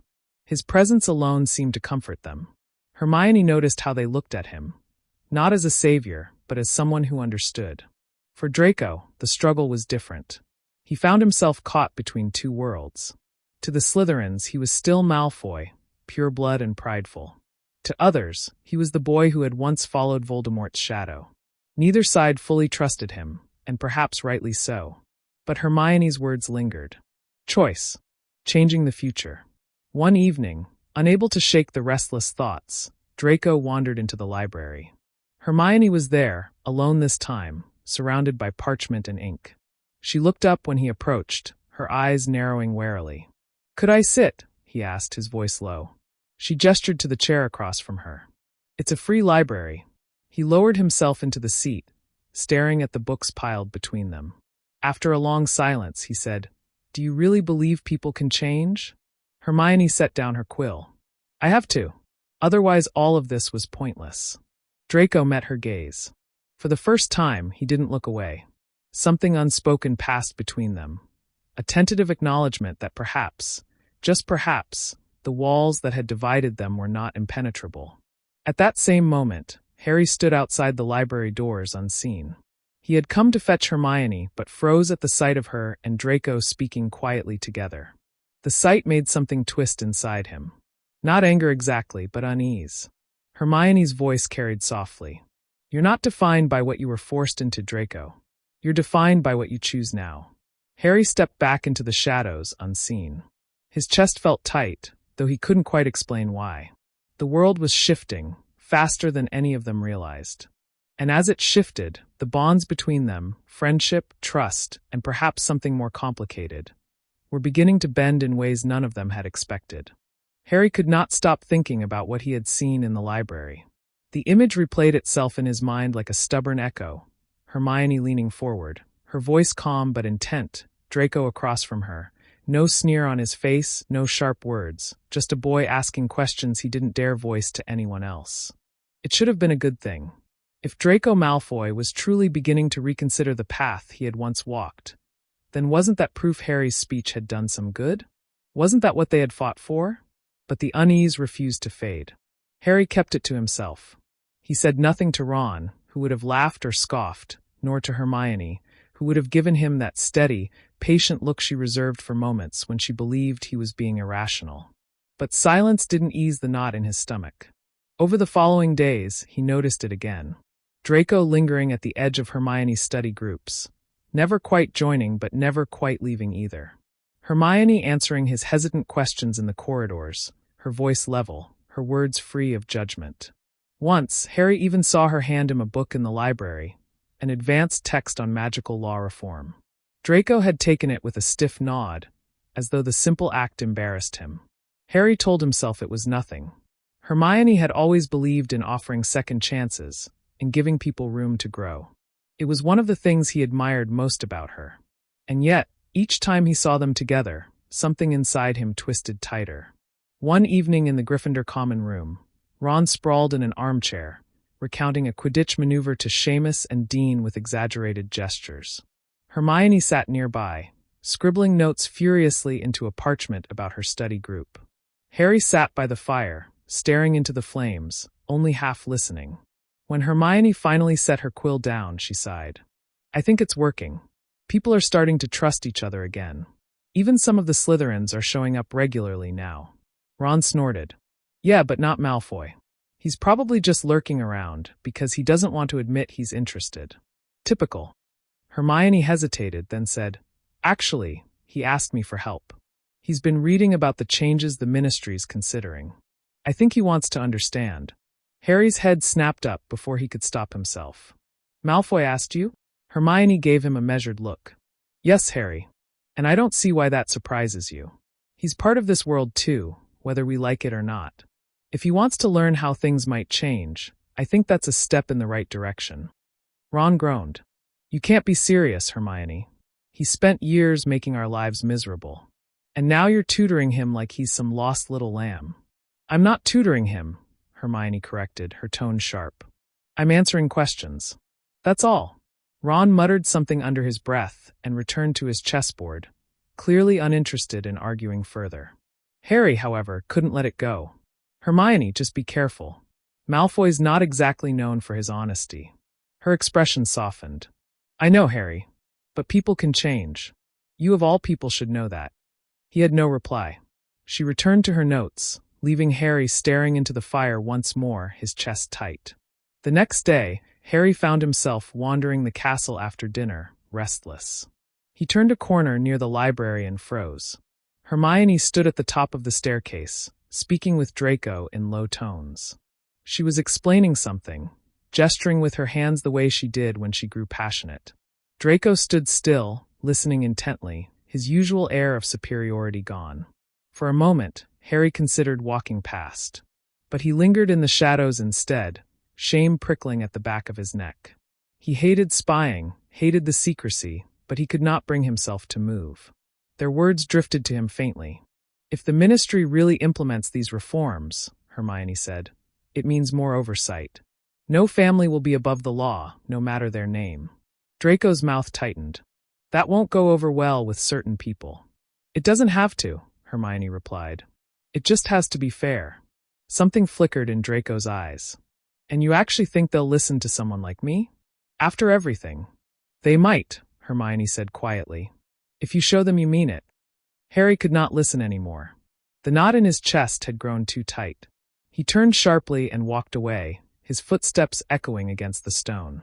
That night, he lay awake in the dormitory, staring at the canopy of his bed. Ron snored softly across the room. Harry's thoughts churned. He had fought Voldemort, faced death, borne the weight of the prophecy. He had expected peace to feel simpler, but nothing about it was. The next morning, he tried to push it aside, but it gnawed at him still. Hermione's growing patience with Draco, Draco's tentative attempts to reach out.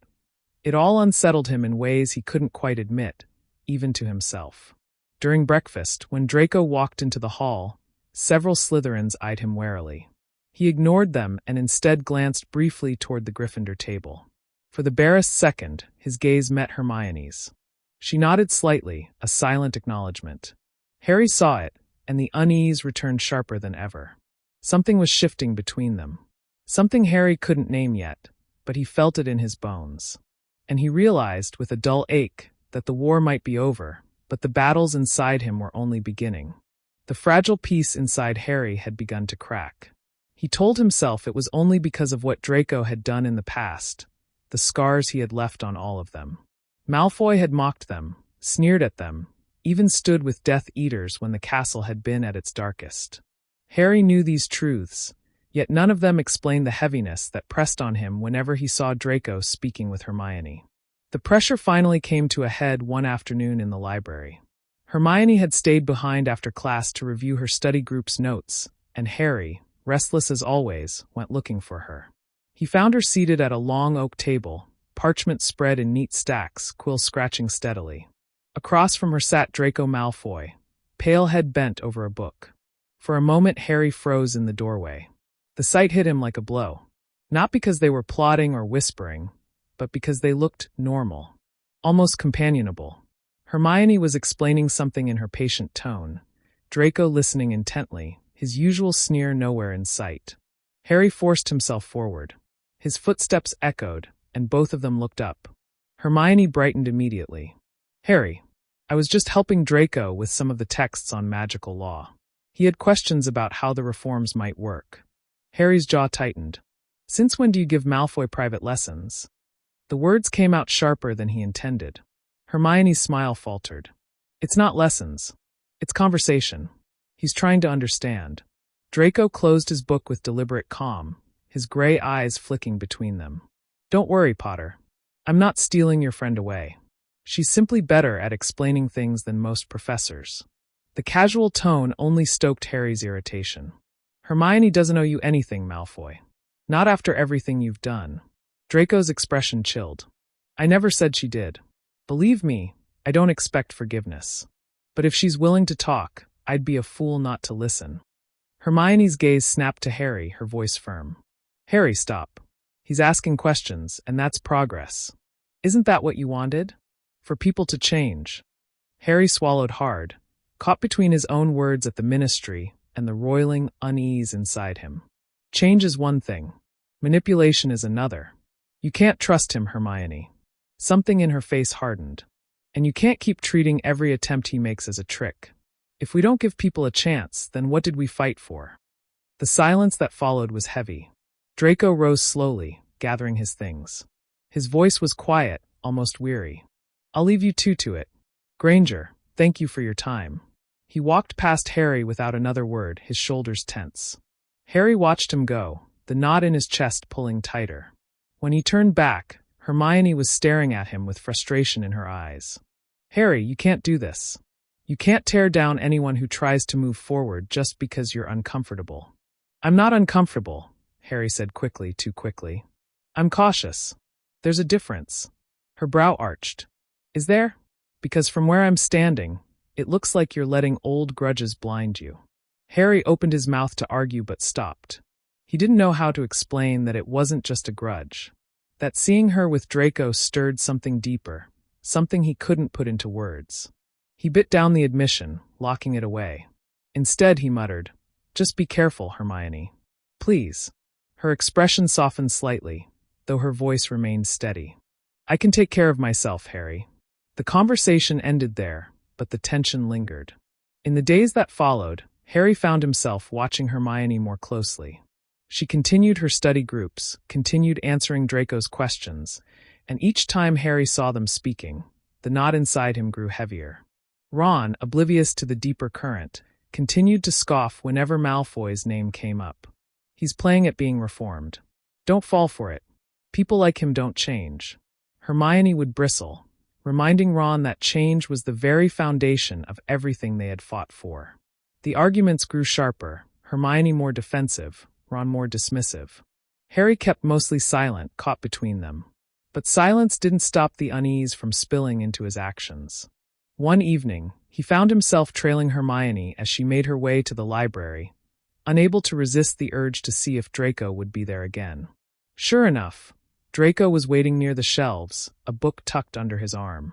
He looked up when Hermione approached, and something in his expression, cautious, almost hopeful, made Harry's stomach twist. Hermione greeted Draco with the kind of patience she rarely gave anyone else. Harry watched from a distance, ashamed of his own spying but rooted to the spot. He told himself it was protection, not obsession. That he only wanted to be sure Malfoy wasn't leading her into some trap. But deep down, Harry knew it wasn't that simple. That night, as he lay awake in the dormitory, he admitted one truth to himself in the dark. It wasn't only that he didn't trust Draco. It was that he didn't trust what Draco's presence stirred in Hermione. And maybe, just maybe, he didn't trust what it stirred in himself either. Rain fell steadily against the castle windows, the kind of dreary afternoon that made most students retreat into common rooms or the library. Hermione, however, found herself once again in the library, parchment scattered across her table as she worked on revisions for her study group. The rhythmic patter of the rain outside was oddly calming. She had nearly lost herself in her notes when a shadow fell across the table. Looking up, she saw Draco Malfoy standing there, a book in his hand. His robes were slightly damp, his blonde hair disheveled from the weather. He didn't look like the sneering boy who had once mocked her every chance he got. He looked uncertain, hesitant. "Granger," he said softly, glancing at the seat beside her. "Is anyone sitting here?" Hermione hesitated for only a moment before shaking her head. "No. Go ahead." He set the book down and she noticed the title. Advanced Legal Frameworks in Magical Governance. It was dense, even by her standards. "Ambitious reading," she remarked. Draco gave a faint, humorless smile. "If I'm going to live in a world built by people like you and Potter, I should probably understand how it works." There was no sarcasm in his tone. Hermione studied him, searching for the smirk that usually undercut his words, but it wasn't there. He was serious. "You don't have to prove anything to me," she said quietly. "I'm not trying to prove anything," Draco replied, his eyes flicking to the rain-streaked window. I don't want to be who I was. And if I don't try to change, then what's the point of surviving?" The vulnerability in his words surprised her. This was not the boy who once called her a mudblood with venom on his tongue. This was someone stripped bare, wrestling with the weight of his own choices. Hermione leaned back in her chair. "It's not easy, Draco. People will doubt you. They'll hold on to the past, and it'll be tempting to let that define you. But if you keep moving forward, eventually they'll see. Eventually you'll see too." For a long moment, he said nothing. Then, almost reluctantly, he asked, "Do you believe that?" "Honestly." She met his gaze. "Yes. I have to." Something shifted in his expression, something fragile and unguarded. Hermione looked away quickly, focusing on her parchment again. They worked in silence for a while, the only sound the scratching of quills and the rain outside. Every so often, Hermione found her eyes drifting toward him, noting how intently he read, how carefully he scribbled notes. He was not pretending. He was genuinely trying. When the candles in the library burned low, Hermione began gathering her things. Draco closed his book, but instead of standing immediately, he lingered. "Granger," he said at last, his voice quieter than before. "I know I don't deserve it, but thank you for not shutting me out completely." Hermione's heart tightened. "Everyone deserves the chance to change, Draco. Even you." He gave a small nod, then stood, his robes brushing softly against the chair. For once, he didn't walk away with his usual sharpness. Instead, he paused, almost as if he wanted to say something more. But then he turned and left, leaving Hermione staring at the door long after he was gone. What she didn't notice was Harry, standing at the far end of the corridor outside the library. He had come looking for her again, restless after dinner, and had seen the two of them together through the half-open doors. He had watched Draco lean closer, watched Hermione's patient smile, watched the almost gentle way Draco thanked her. And though nothing outwardly inappropriate had happened, Harry felt as though something precious was slipping through his fingers. He turned away before Hermione emerged, his chest tight. He told himself it was because he didn't trust Malfoy, because Malfoy had a way of twisting people to his advantage. But deep inside, Harry knew it was more complicated than that. The next morning, Hermione arrived at breakfast looking thoughtful, almost distracted. She joined Harry and Ron at the Gryffindor table, her books stacked neatly at her side. Ron was too busy arguing with Seamus about Quidditch scores to notice, but Harry did. "You were in the library late," Harry said carefully. Hermione nodded, pouring herself some tea. "Yes. Draco was studying as well. He's actually trying." Harry's spoon clattered against his bowl. "You make it sound like that's a good thing." "It is," Hermione replied firmly. "If he's willing to learn, willing to change, then we should encourage it. Isn't that what you wanted when you gave your speech? For people to make different choices." Harry bit back his retort, swallowing hard. She was right, of course. But hearing it from her lips, spoken with such quiet conviction, only deepened the unease inside him. Ron, oblivious, grumbled, "If Malfoy turns into a ministry lawyer, I'll eat my broomstick." Hermione gave a faint laugh, but Harry didn't. His eyes drifted across the hall to where Draco sat at the Slytherin table, his posture straight, his expression unreadable. For the first time, Harry realized that Malfoy no longer looked like a boy clinging to his family name. He looked like someone carving out a new place for himself, and Hermione was helping him do it. That realization lodged in Harry's chest like a thorn, one he couldn't ignore no matter how he tried. The rain outside eased that morning, and the sun broke weakly through the clouds. But inside Harry, the storm only grew darker. The great hall had begun to empty after breakfast, students drifting off to classes or conversations in the courtyards now that the rain had stopped. Hermione lingered at the Gryffindor table, scribbling a quick note about her arithmancy assignment before gathering her books. Harry waited, pacing slightly as Ron dashed off to meet Seamus. When the last few students trickled out, Harry finally spoke. "Hermione, can we talk?" She looked up, a little surprised by his tone. "Of course. What is it?" Harry glanced around to make sure they were alone before lowering his voice. "It's about Malfoy." Hermione sighed, already sensing where this was going. "Harry." "No, listen," he cut in, sharper than he meant. "I saw you last night. In the library. The way he was looking at you. The way you let him sit with you like you were old friends. Hermione, you can't just forget who he is." Her expression hardened. "I haven't forgotten anything. But I also know who he's trying to become, and I'm choosing to give him a chance. Why is that so difficult for you to accept?" "Because it's Malfoy," Harry snapped, his fists clenched at his sides. "The same Malfoy who nearly got us all killed more times than I can count. The same one who made your life miserable for years. And now you're, studying with him like none of that happened." Hermione's jaw tightened, but her voice stayed calm. "People can change, Harry. Haven't we learned that after everything we went through? Haven't you learned that?" Harry faltered, but his anger burned hotter at the thought of Draco sitting beside her, earning her trust. "You're being naive. He's using you. That's what he does. He manipulates, he twists things until you start doubting yourself. I won't let him do that to you." Her eyes flashed. "You won't let him? Since when do you get to decide who I spend time with, or who I choose to believe in?" The sharpness in her tone struck him like a blow. Harry opened his mouth but found no words. He hadn't meant it that way, not exactly, but it was true he couldn't stand the thought of Malfoy getting close to her. Hermione took a steadying breath. Harry, I know you don't trust him. I understand why. But I'm not blind. I see the risks. I also see that he's trying, really trying, and it's not fair to punish someone forever for who they were as a child. He's not just some child who made mistakes, Harry said bitterly. He was ready to hand us over to Voldemort. He stood by while people suffered.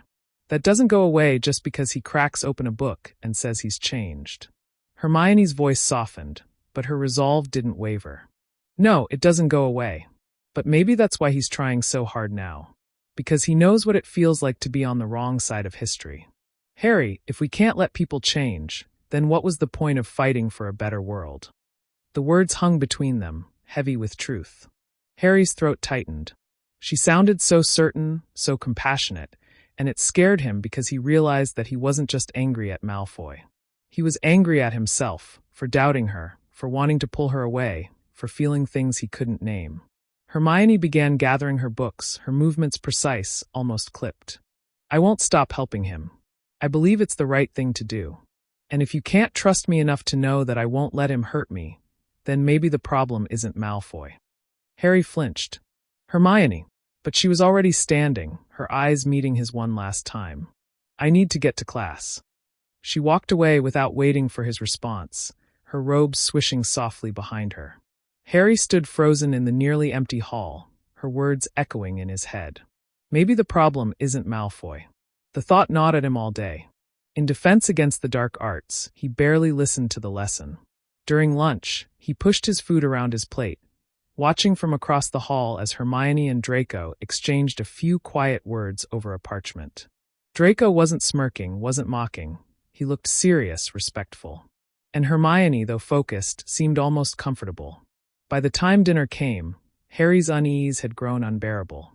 He left early, wandering the corridors with no destination, his mind spiraling. He remembered every time Malfoy had sneered at Hermione, every cruel word, every time he had stood with the wrong side. And yet here they were, working together as though none of it mattered. The image haunted him. Later that night, as he climbed the stairs to the Gryffindor common room, Harry heard voices echoing from around the corner. He paused, heart pounding, and recognized them instantly. Hermione. Draco. The two stood at the far end of the corridor, half hidden by the shadows. Hermione held a book, her finger marking a page as she explained something intently. Draco was leaning closer, listening carefully, his expression open in a way Harry had never seen before. When Hermione laughed softly at something Draco muttered, Harry's chest tightened like a vice. He couldn't take it anymore. Stepping out of the shadows, Harry's voice rang louder than he intended. What's going on here? Both of them turned sharply. Hermione's eyes widened, guilt flickering across her face though she had done nothing wrong. Draco straightened, his calm mask sliding into place. Potter, he drawled, though the edge in his voice was weaker than usual. Always skulking about, aren't you? Harry ignored him, his gaze fixed on Hermione. Why didn't you tell me you were meeting him again? Hermione's shoulders squared. Because I knew you'd react like this. Harry's voice cracked with frustration. You're choosing him over me. The words slipped out before he could stop them. The corridor went silent. Draco's eyes flicked between them, unreadable, but Hermione's breath caught as if she'd been struck. For a long moment, none of them spoke. Then Hermione said softly, This isn't about choosing, Harry. It's about doing what's right. But Harry wasn't sure anymore where the line between right and wrong blurred, or where his own heart fit into it. The corridor felt colder than usual, the torches sputtering faintly as silence pressed down around them. Hermione's words hung heavy in the air, a quiet but unshakable truth, while Harry stood rooted to the stone floor, his emotions threatening to spill over. Draco, though outwardly composed, shifted slightly as though ready to defend himself if Harry lunged. Harry's fists curled at his sides. Doing what's right. You think Malfoy of all people is what's right. His voice cracked under the weight of it, louder than he intended, carrying along the empty hall. Hermione stepped forward, closing the space between them. Her eyes were sharp but not unkind. This isn't about Malfoy alone, Harry. It's about second chances. It's about the world we fought for, one where people are allowed to change. You can't stand here and demand that no one believes in him when he's showing us he wants to be different. Draco's jaw tightened, and for a fleeting second, Harry caught a glimpse of something human beneath the carefully constructed mask. Shame, maybe even fear. He didn't speak, though, letting Hermione's defense hang between them like a shield. Harry's chest burned. He wanted to argue, to remind her of every slight, every betrayal, every scar Malfoy had carved into their lives. But the words tangled in his throat. Because the truth was, Hermione wasn't naive. She wasn't blind. She saw more clearly than anyone he knew. If she believed Malfoy could change, it wasn't because she had forgotten. It was because she refused to give up hope. And Harry realized, with a sick twist in his gut, that it wasn't really Malfoy who scared him. It was the thought of losing Hermione. To someone else, to someone who wasn't him. "You don't see it," Harry said, his voice low and rough. "He doesn't deserve your trust. He doesn't deserve you." Hermione flinched at the rawness in his tone. For a heartbeat, she almost dropped her books. "Harry." But Draco's eyes sharpened, his voice cutting through before she could speak again. "Careful, Potter. You're making it sound like you think she belongs to you." Harry's head snapped toward him, rage flashing hot. "Stay out of this, Malfoy." "I can't," Draco replied coolly, though his grip on his wand arm twitched. "Not when you're trying to control her. She's not your prize for saving the world. She's her own person, and she's smart enough to decide who she trusts." Hermione's breath caught, her gaze darting between them. She wanted to tell Draco to stop, to defuse the fire sparking in Harry's eyes, but the words stuck. Harry took a step closer, his voice dropping to a near growl. "You think I don't know what you're doing? You worm your way in, act like you've changed, and then what? When it matters, you'll show your true colors again. You always do." Draco's face hardened, but instead of firing back with his usual venom, he said quietly, "Maybe you're right. Maybe I'll never be good enough for any of this. But at least I'm trying. Can you say the same about yourself right now?" The words hit Harry harder than he expected. He stumbled back half a step, his anger clashing with something deeper, shame, doubt, a gnawing sense that Draco had cut too close to the truth. Hermione stepped between them then, her voice sharp with command. "Enough. Both of you." She turned first to Harry, her eyes blazing with disappointment. "You don't get to decide for me. Not about my choices, not about who I believe in. I thought you trusted me enough to know I wouldn't be fooled, but maybe I was wrong." Harry's chest constricted painfully. "Hermione, I do trust you. You just don't like where that trust leads," she finished for him, her tone softer but laced with hurt. Then she turned to Draco. "And you. Stop provoking him. You don't need to prove yourself with words. If you really want people to see you've changed, you'll show it through what you do, not by baiting Harry into a fight." Draco swallowed hard, his usual confidence stripped away. "You're right." The admission startled both Harry and Hermione. Draco rarely conceded anything, but in that moment, he looked almost humbled. Hermione took a steadying breath, gathering her books again. "I can't do this right now. I won't stand here while the two of you tear each other apart." She turned and walked swiftly down the corridor, leaving Harry and Draco staring at each other across the empty space she left behind. The silence between them was jagged, filled with everything they hadn't said. Harry finally spoke, his voice low. "If you hurt her." Draco cut him off. "I won't." His tone was steady, not defensive, not mocking. Just certain. Harry clenched his jaw, torn between fury and something he couldn't quite name. Without another word, he turned and stalked back toward Gryffindor Tower, the echo of Hermione's disappointment chasing him with every step. Draco remained in the corridor, watching her disappear around the far corner. For once, he didn't feel triumphant for rattling Potter. Instead, he felt the weight of Hermione's words heavy in his chest. She had given him something no one else had dared to, a chance. And he knew he couldn't waste it. That night, as the castle settled into uneasy quiet, all three of them lay awake in separate rooms, their thoughts circling the same point. For Harry, it was the fear of losing Hermione. For Draco, it was the fragile hope of being worthy of her trust.